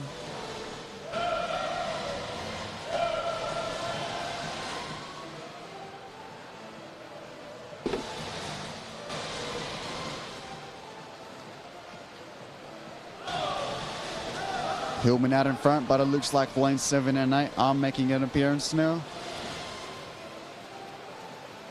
He's starting to get a little tired, but he's still in front. Last 5 to go. And Hillman touches in at a 103.8. So 0.1 faster than his entry time. Tyson in second and Noah in third. Looks like the dancing moves worked. Yeah, I think they did work for him. Must have inspired him to swim a little bit quicker.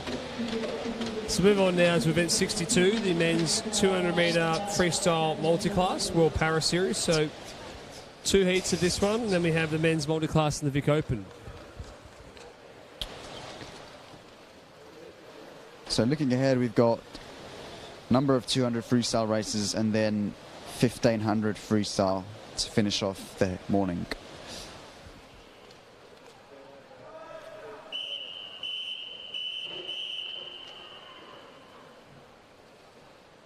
All right, so 2 heats this morning for the 200 Freestyle World Para Series, and this is heat 1.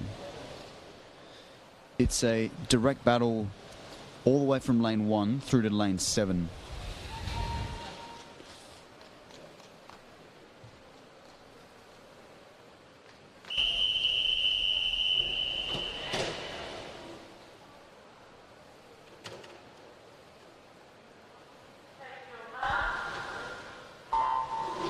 Yeah, it's going to be a very nice swim there for most of these swimmers. They'll be racing each other. It'll be close.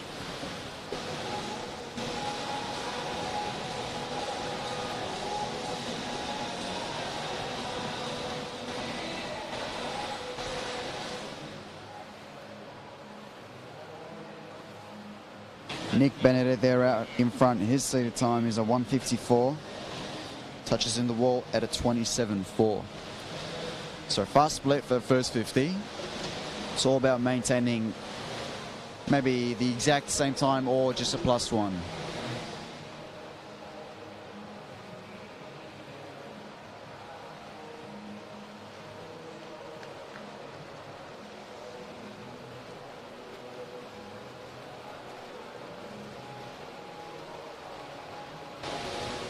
So it's a good battle between these boys in the middle of the pool there.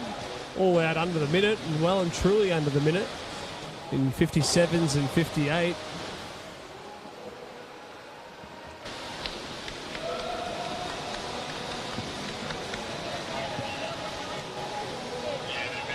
So it is still pretty tight knit there amongst the 4 middle swimmers.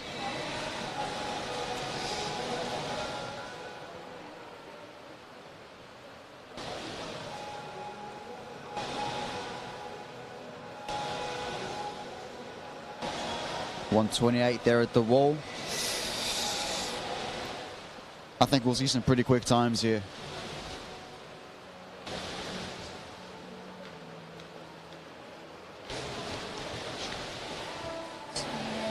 Looks like Sun Lok Chung there, starting to get a little bit in front just in that last 25.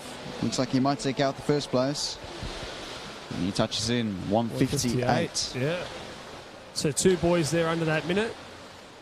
Yeah, that's a 5-second PB for the Hong Kong swimmer there.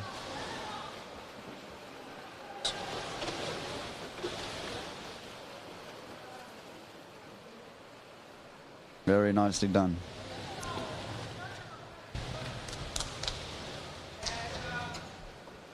Move on to our second heat here. And so we have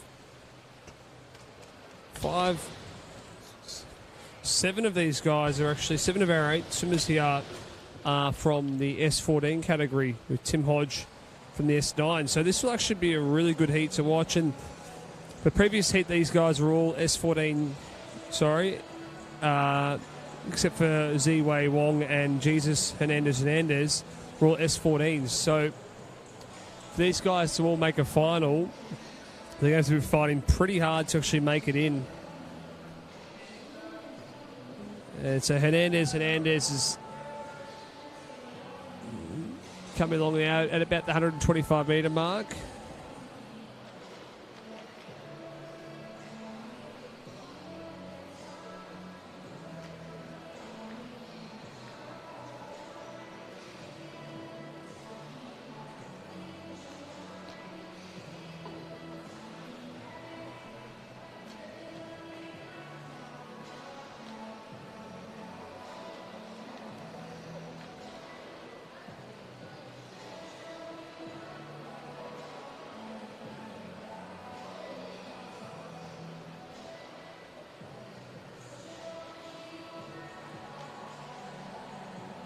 So coming into this last 50, Hernandez touches in at 33.49.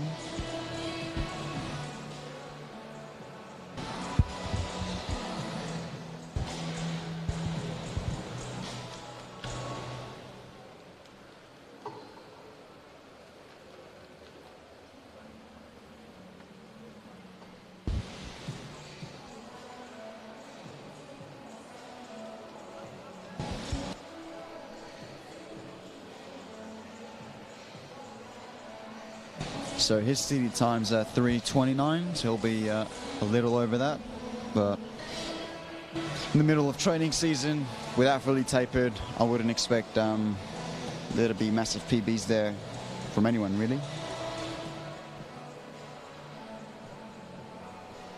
And so coming down now into his final 15 metres here is Jesus Hernandez from Mexico, 31 years of age.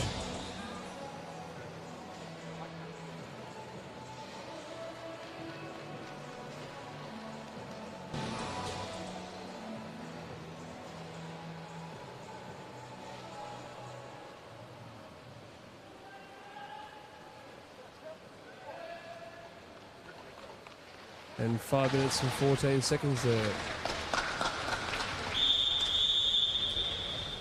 So move on now to heat 2 of 2.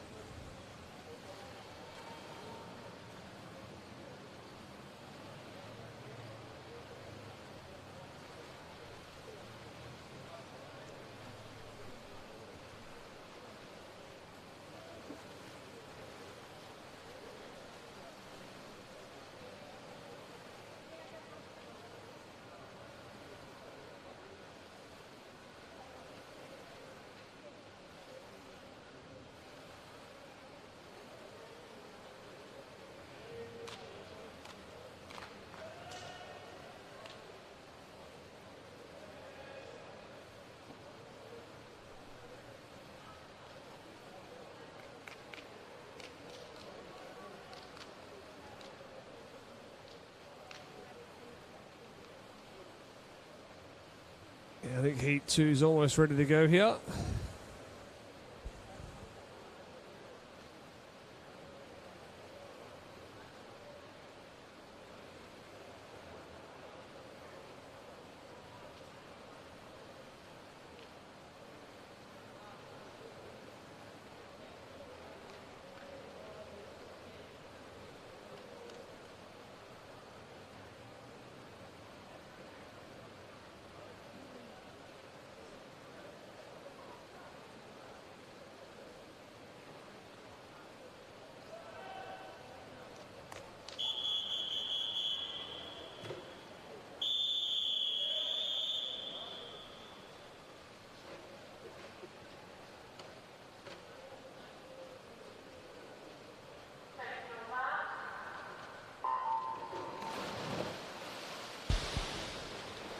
All right, so this is the second heat of the men's 200-meter freestyle World Para Series.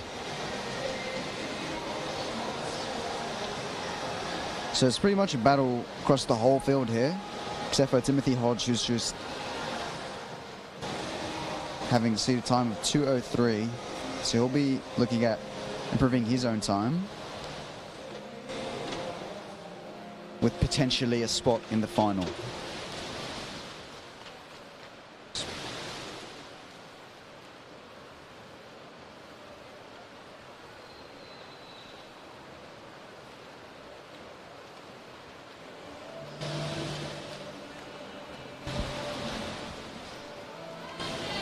So Jack Ireland there comfortably in the lead, touches in 55.9. Speedy.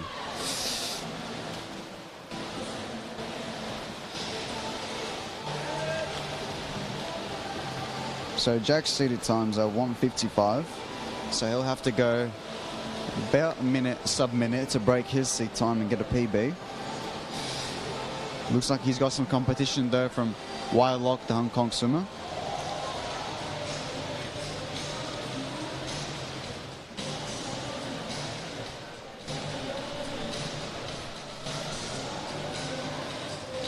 So Timothy Hodge there in lane 6 comfortably in third.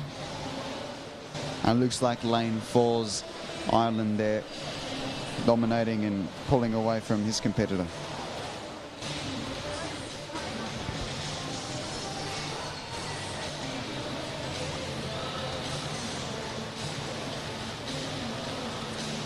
Jack touches in 1:56, Wylock 1:59, and Timothy Hodge touches in at a 2:03.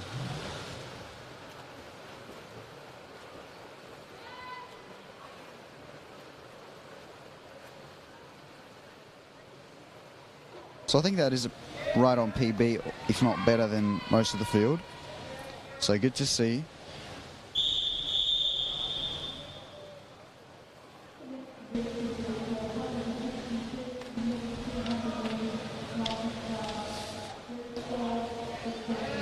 All right, and coming up after this, event 162, the men's 200-meter freestyle, the Vic Open. We've just got one heat this morning, and we've got 6 swimmers.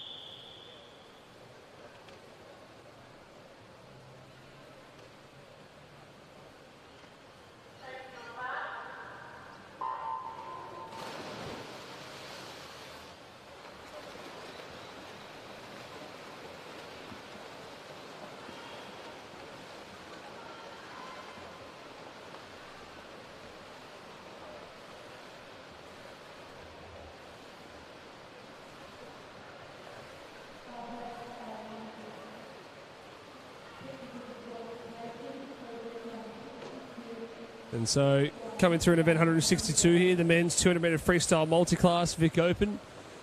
And Dylan Logan leading through there in a 28. So out nice and quick.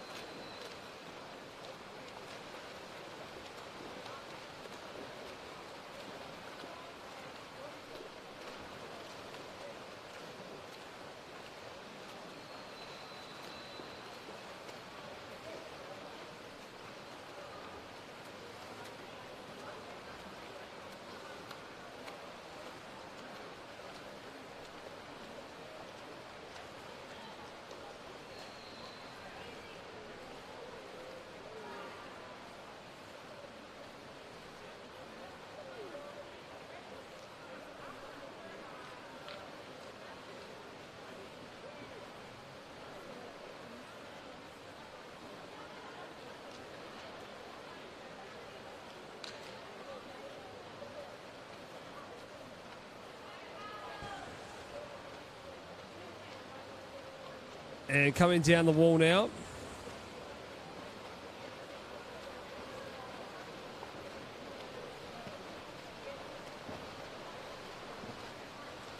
He's on 2:13. So fast time there from Dylan Logan, taking off four.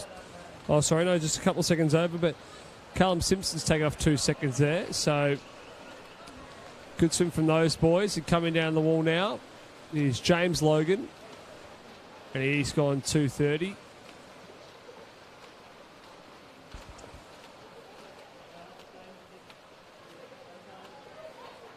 And so we've got just 2 events left of the morning. So we've got the women's 200 freestyle coming up now. 200 freestyle multi-class Vic Open. Then we've got the women's 1500.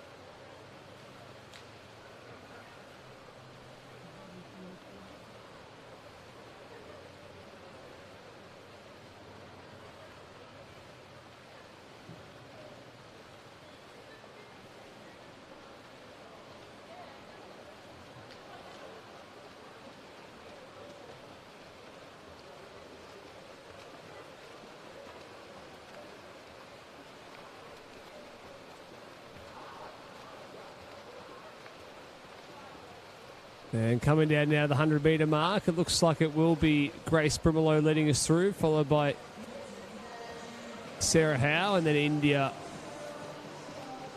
Bies Fiton.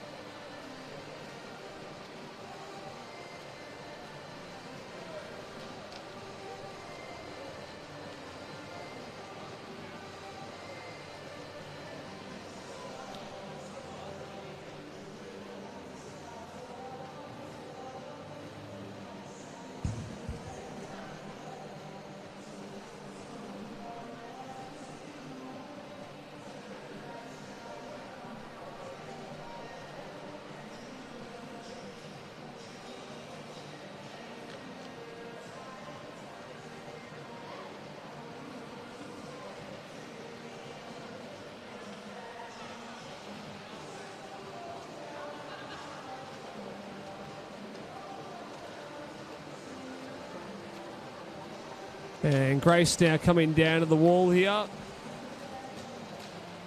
And let's see the time that she goes here. 2:37.7.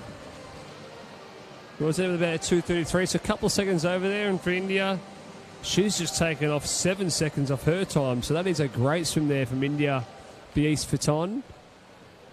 And Sarah Howe, the 2:43, right on her entry time. And on the other side of the pool there, Evie Lee and Taylor Cameron having a bit of battle into the wall. And on the grandstand side here, we've got Matilda Mobbs coming down into the wall now. And Evie and Matilda just 12 and 13 years of age.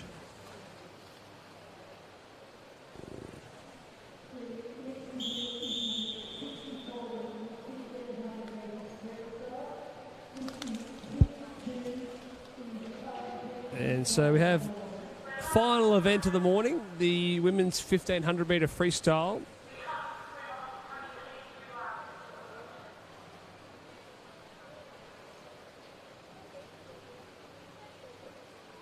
Oh, hang on. We have a 50 swim off. Is it?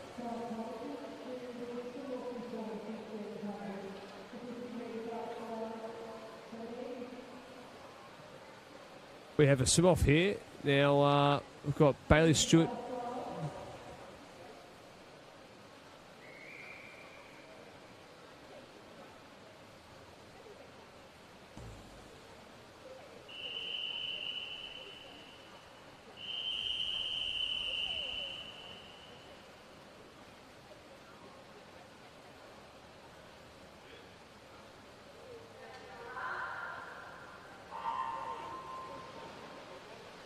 And the 50 swim-off's underway here between these two boys. We always love a bit of a splash and dash to finish the morning. And the boys are coming down now. Looks like Joshua Alfred might be leading through here. Yeah, at the halfway. Stage. I reckon he's got it. The lactate's building up, so... Yeah, he's just got, what, about half a body length? You think this stage, Abdul? Yeah, I reckon Josh has got it. Head down the wall, finishes on a long stroke, 28.9. I think from memory, that is a very quick time in the final.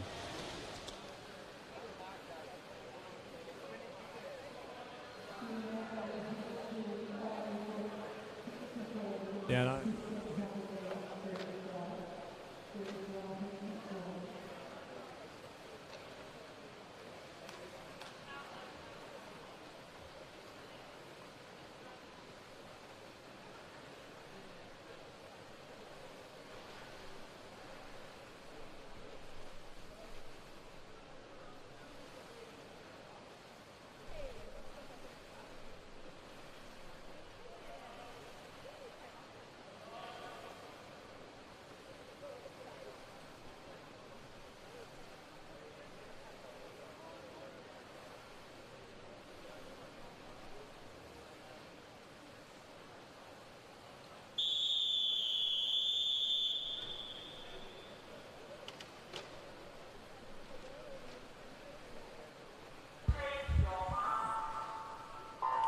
Okay, so this is event 64, the women's 1500 metre freestyle.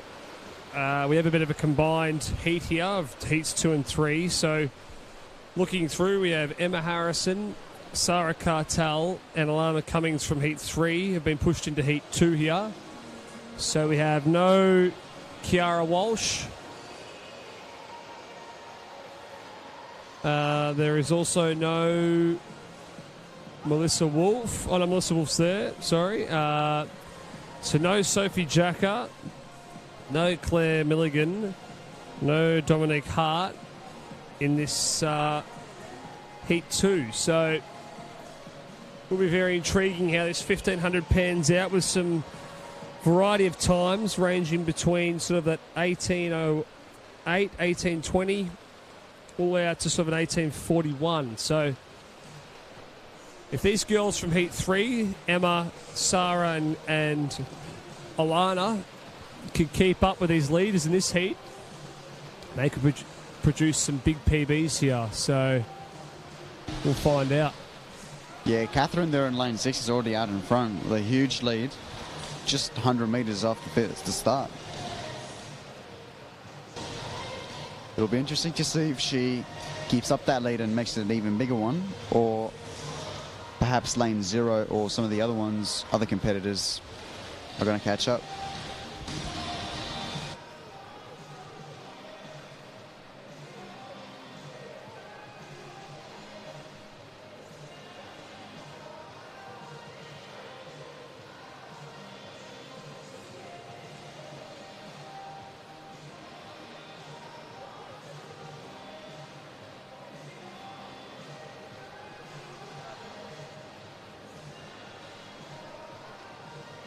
And so coming down now to the 200 metre mark, and had a very strong first 200 here, Catherine Boyle. An entry time of 8:25. Very interesting though is that alongside O'Tarley Grant has an entry time of 8:16 and Madeline Burns has an entry time of 18:08. So we might see some contrasting styles here between the girls, but 1500 is a long race.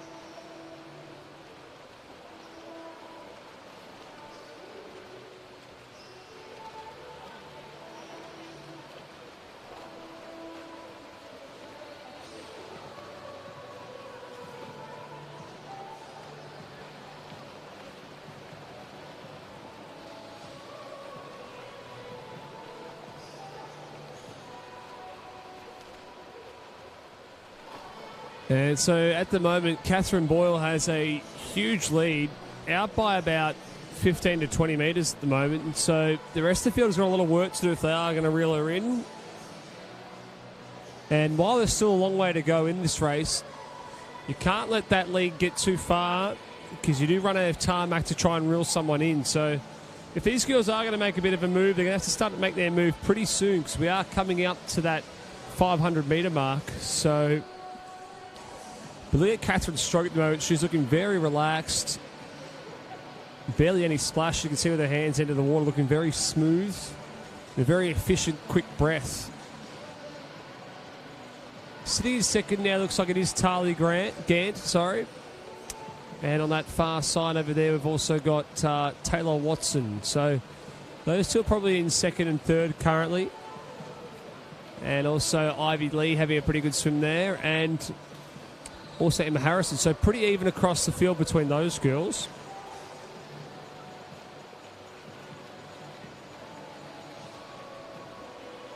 But Tully Gant's probably pushing up into second place now.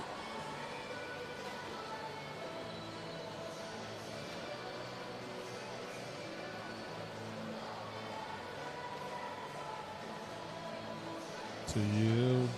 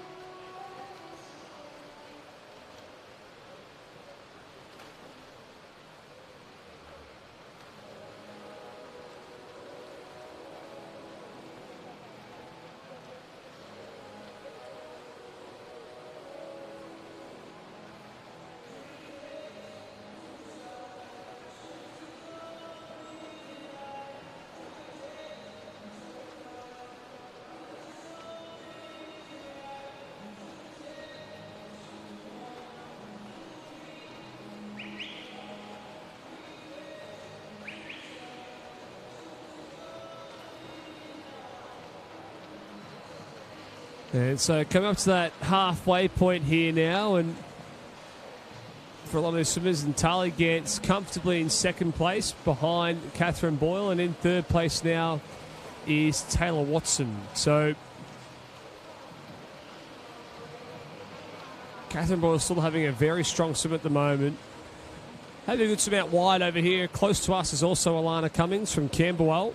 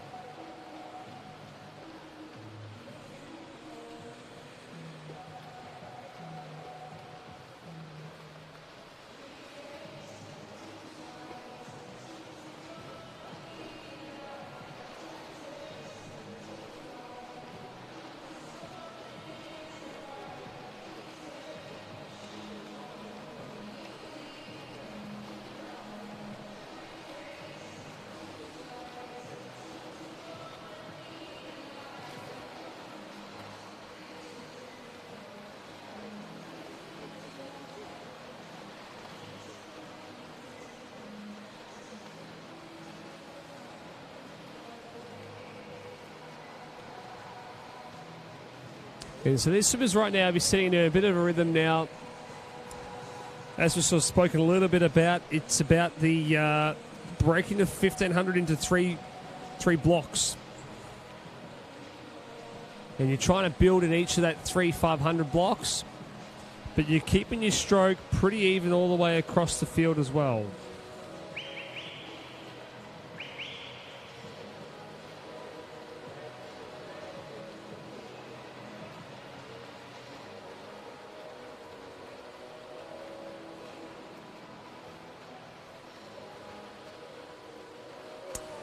And so Catherine Boyle turns in a 10:41 there.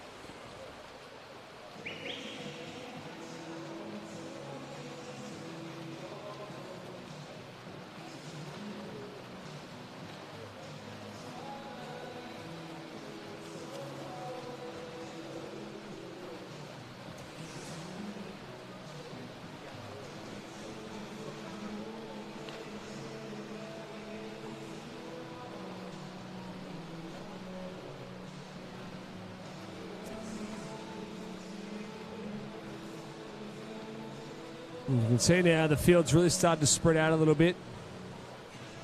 And it becomes harder and harder to really pace yourself when you lose touch with those leaders.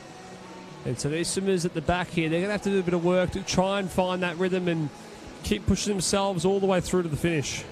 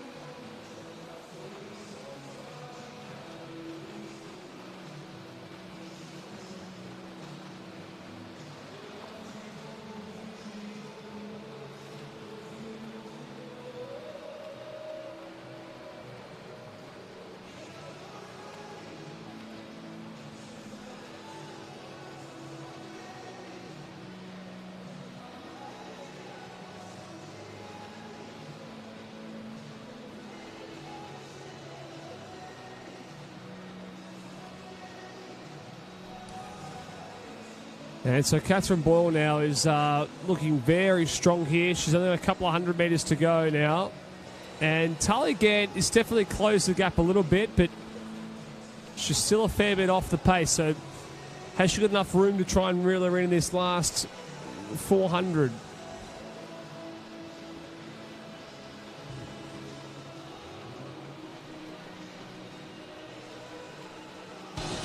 Yeah, so most of these swimmers would be approaching the 300-meter mark right now.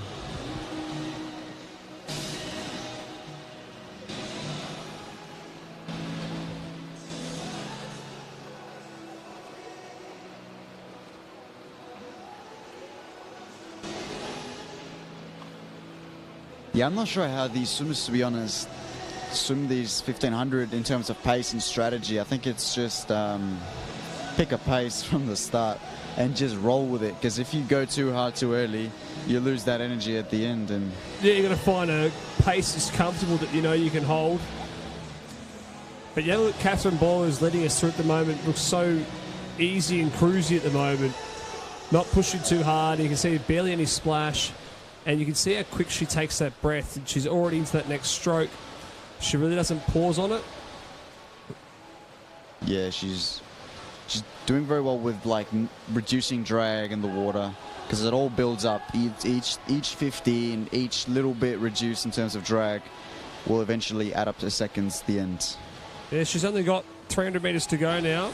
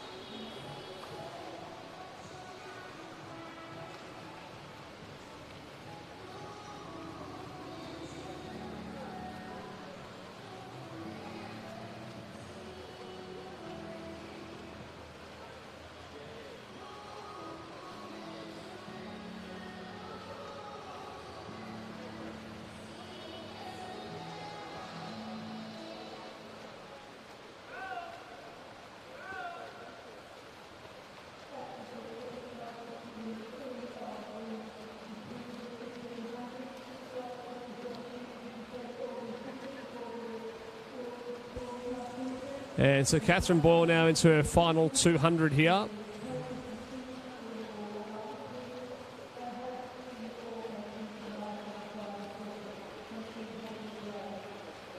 And so she's coming, looking very strong, and Taylor again sitting in second. And third place looks like Taylor Watson.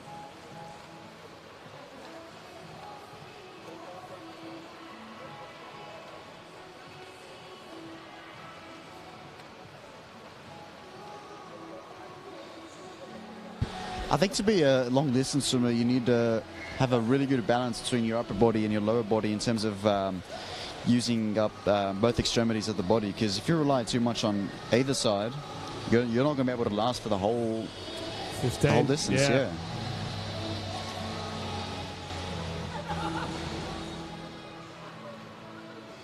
And so Catherine Boyle's about to come up to her last 100 here. You're going to hear the whistle.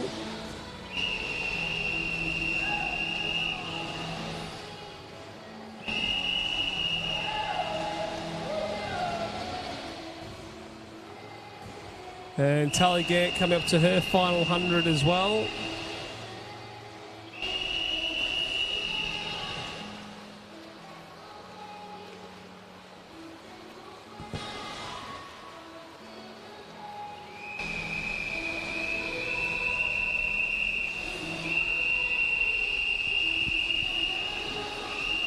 And so Alana Cummings over here in lane 3, who's actually meant to be in heat 3, has had a really good swim here, Abdul.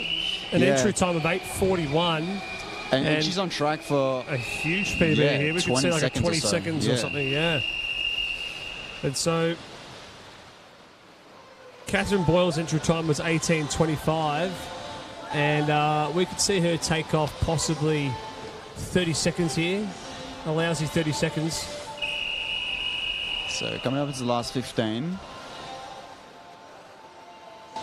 Her sleep time's an 18:25. And she has just taken off. 31 seconds, sorry. I was wrong. 31 seconds, not 30. Taylor Gant coming in now, and looks like she's going to take a bit of time off hers. We said the time. 18:06, so she's taken off 10 seconds. Now, Alana Cummins is 18:41. She could be taking off maybe 20 seconds here as well, as we've said the time. 18:23, so she takes off 18 seconds. Only 18 in that one. Only 18. 18 still huge. And coming down the wall now. So Taylor Watson went 18:29. In fifth place there was Ivy Lee in 18:37. Sixth place there was Emma Harrison in 18:39. She's taking off 8 seconds. Coming down there is Sarah Cartel, what am I saying there? 18:59. And finishes off now is Melissa Wolf, and she's got 25 metres to go.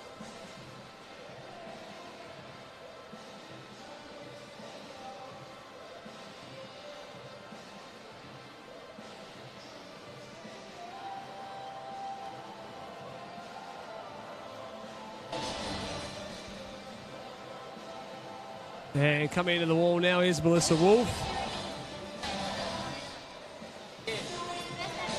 19:30. 19:30. So, while some of these girls this morning have had a big morning, Abdul, and we've got a big afternoon / evening tonight. Huge night. To it's going to be conclude. the last one, and then there's going to be actually a number of very close races. Yeah, it should be good tonight. A great way to conclude the championship meet, and we'll see you guys all here this afternoon. Thanks, guys, for joining in. Thanks for watching, and we will see you in a couple hours.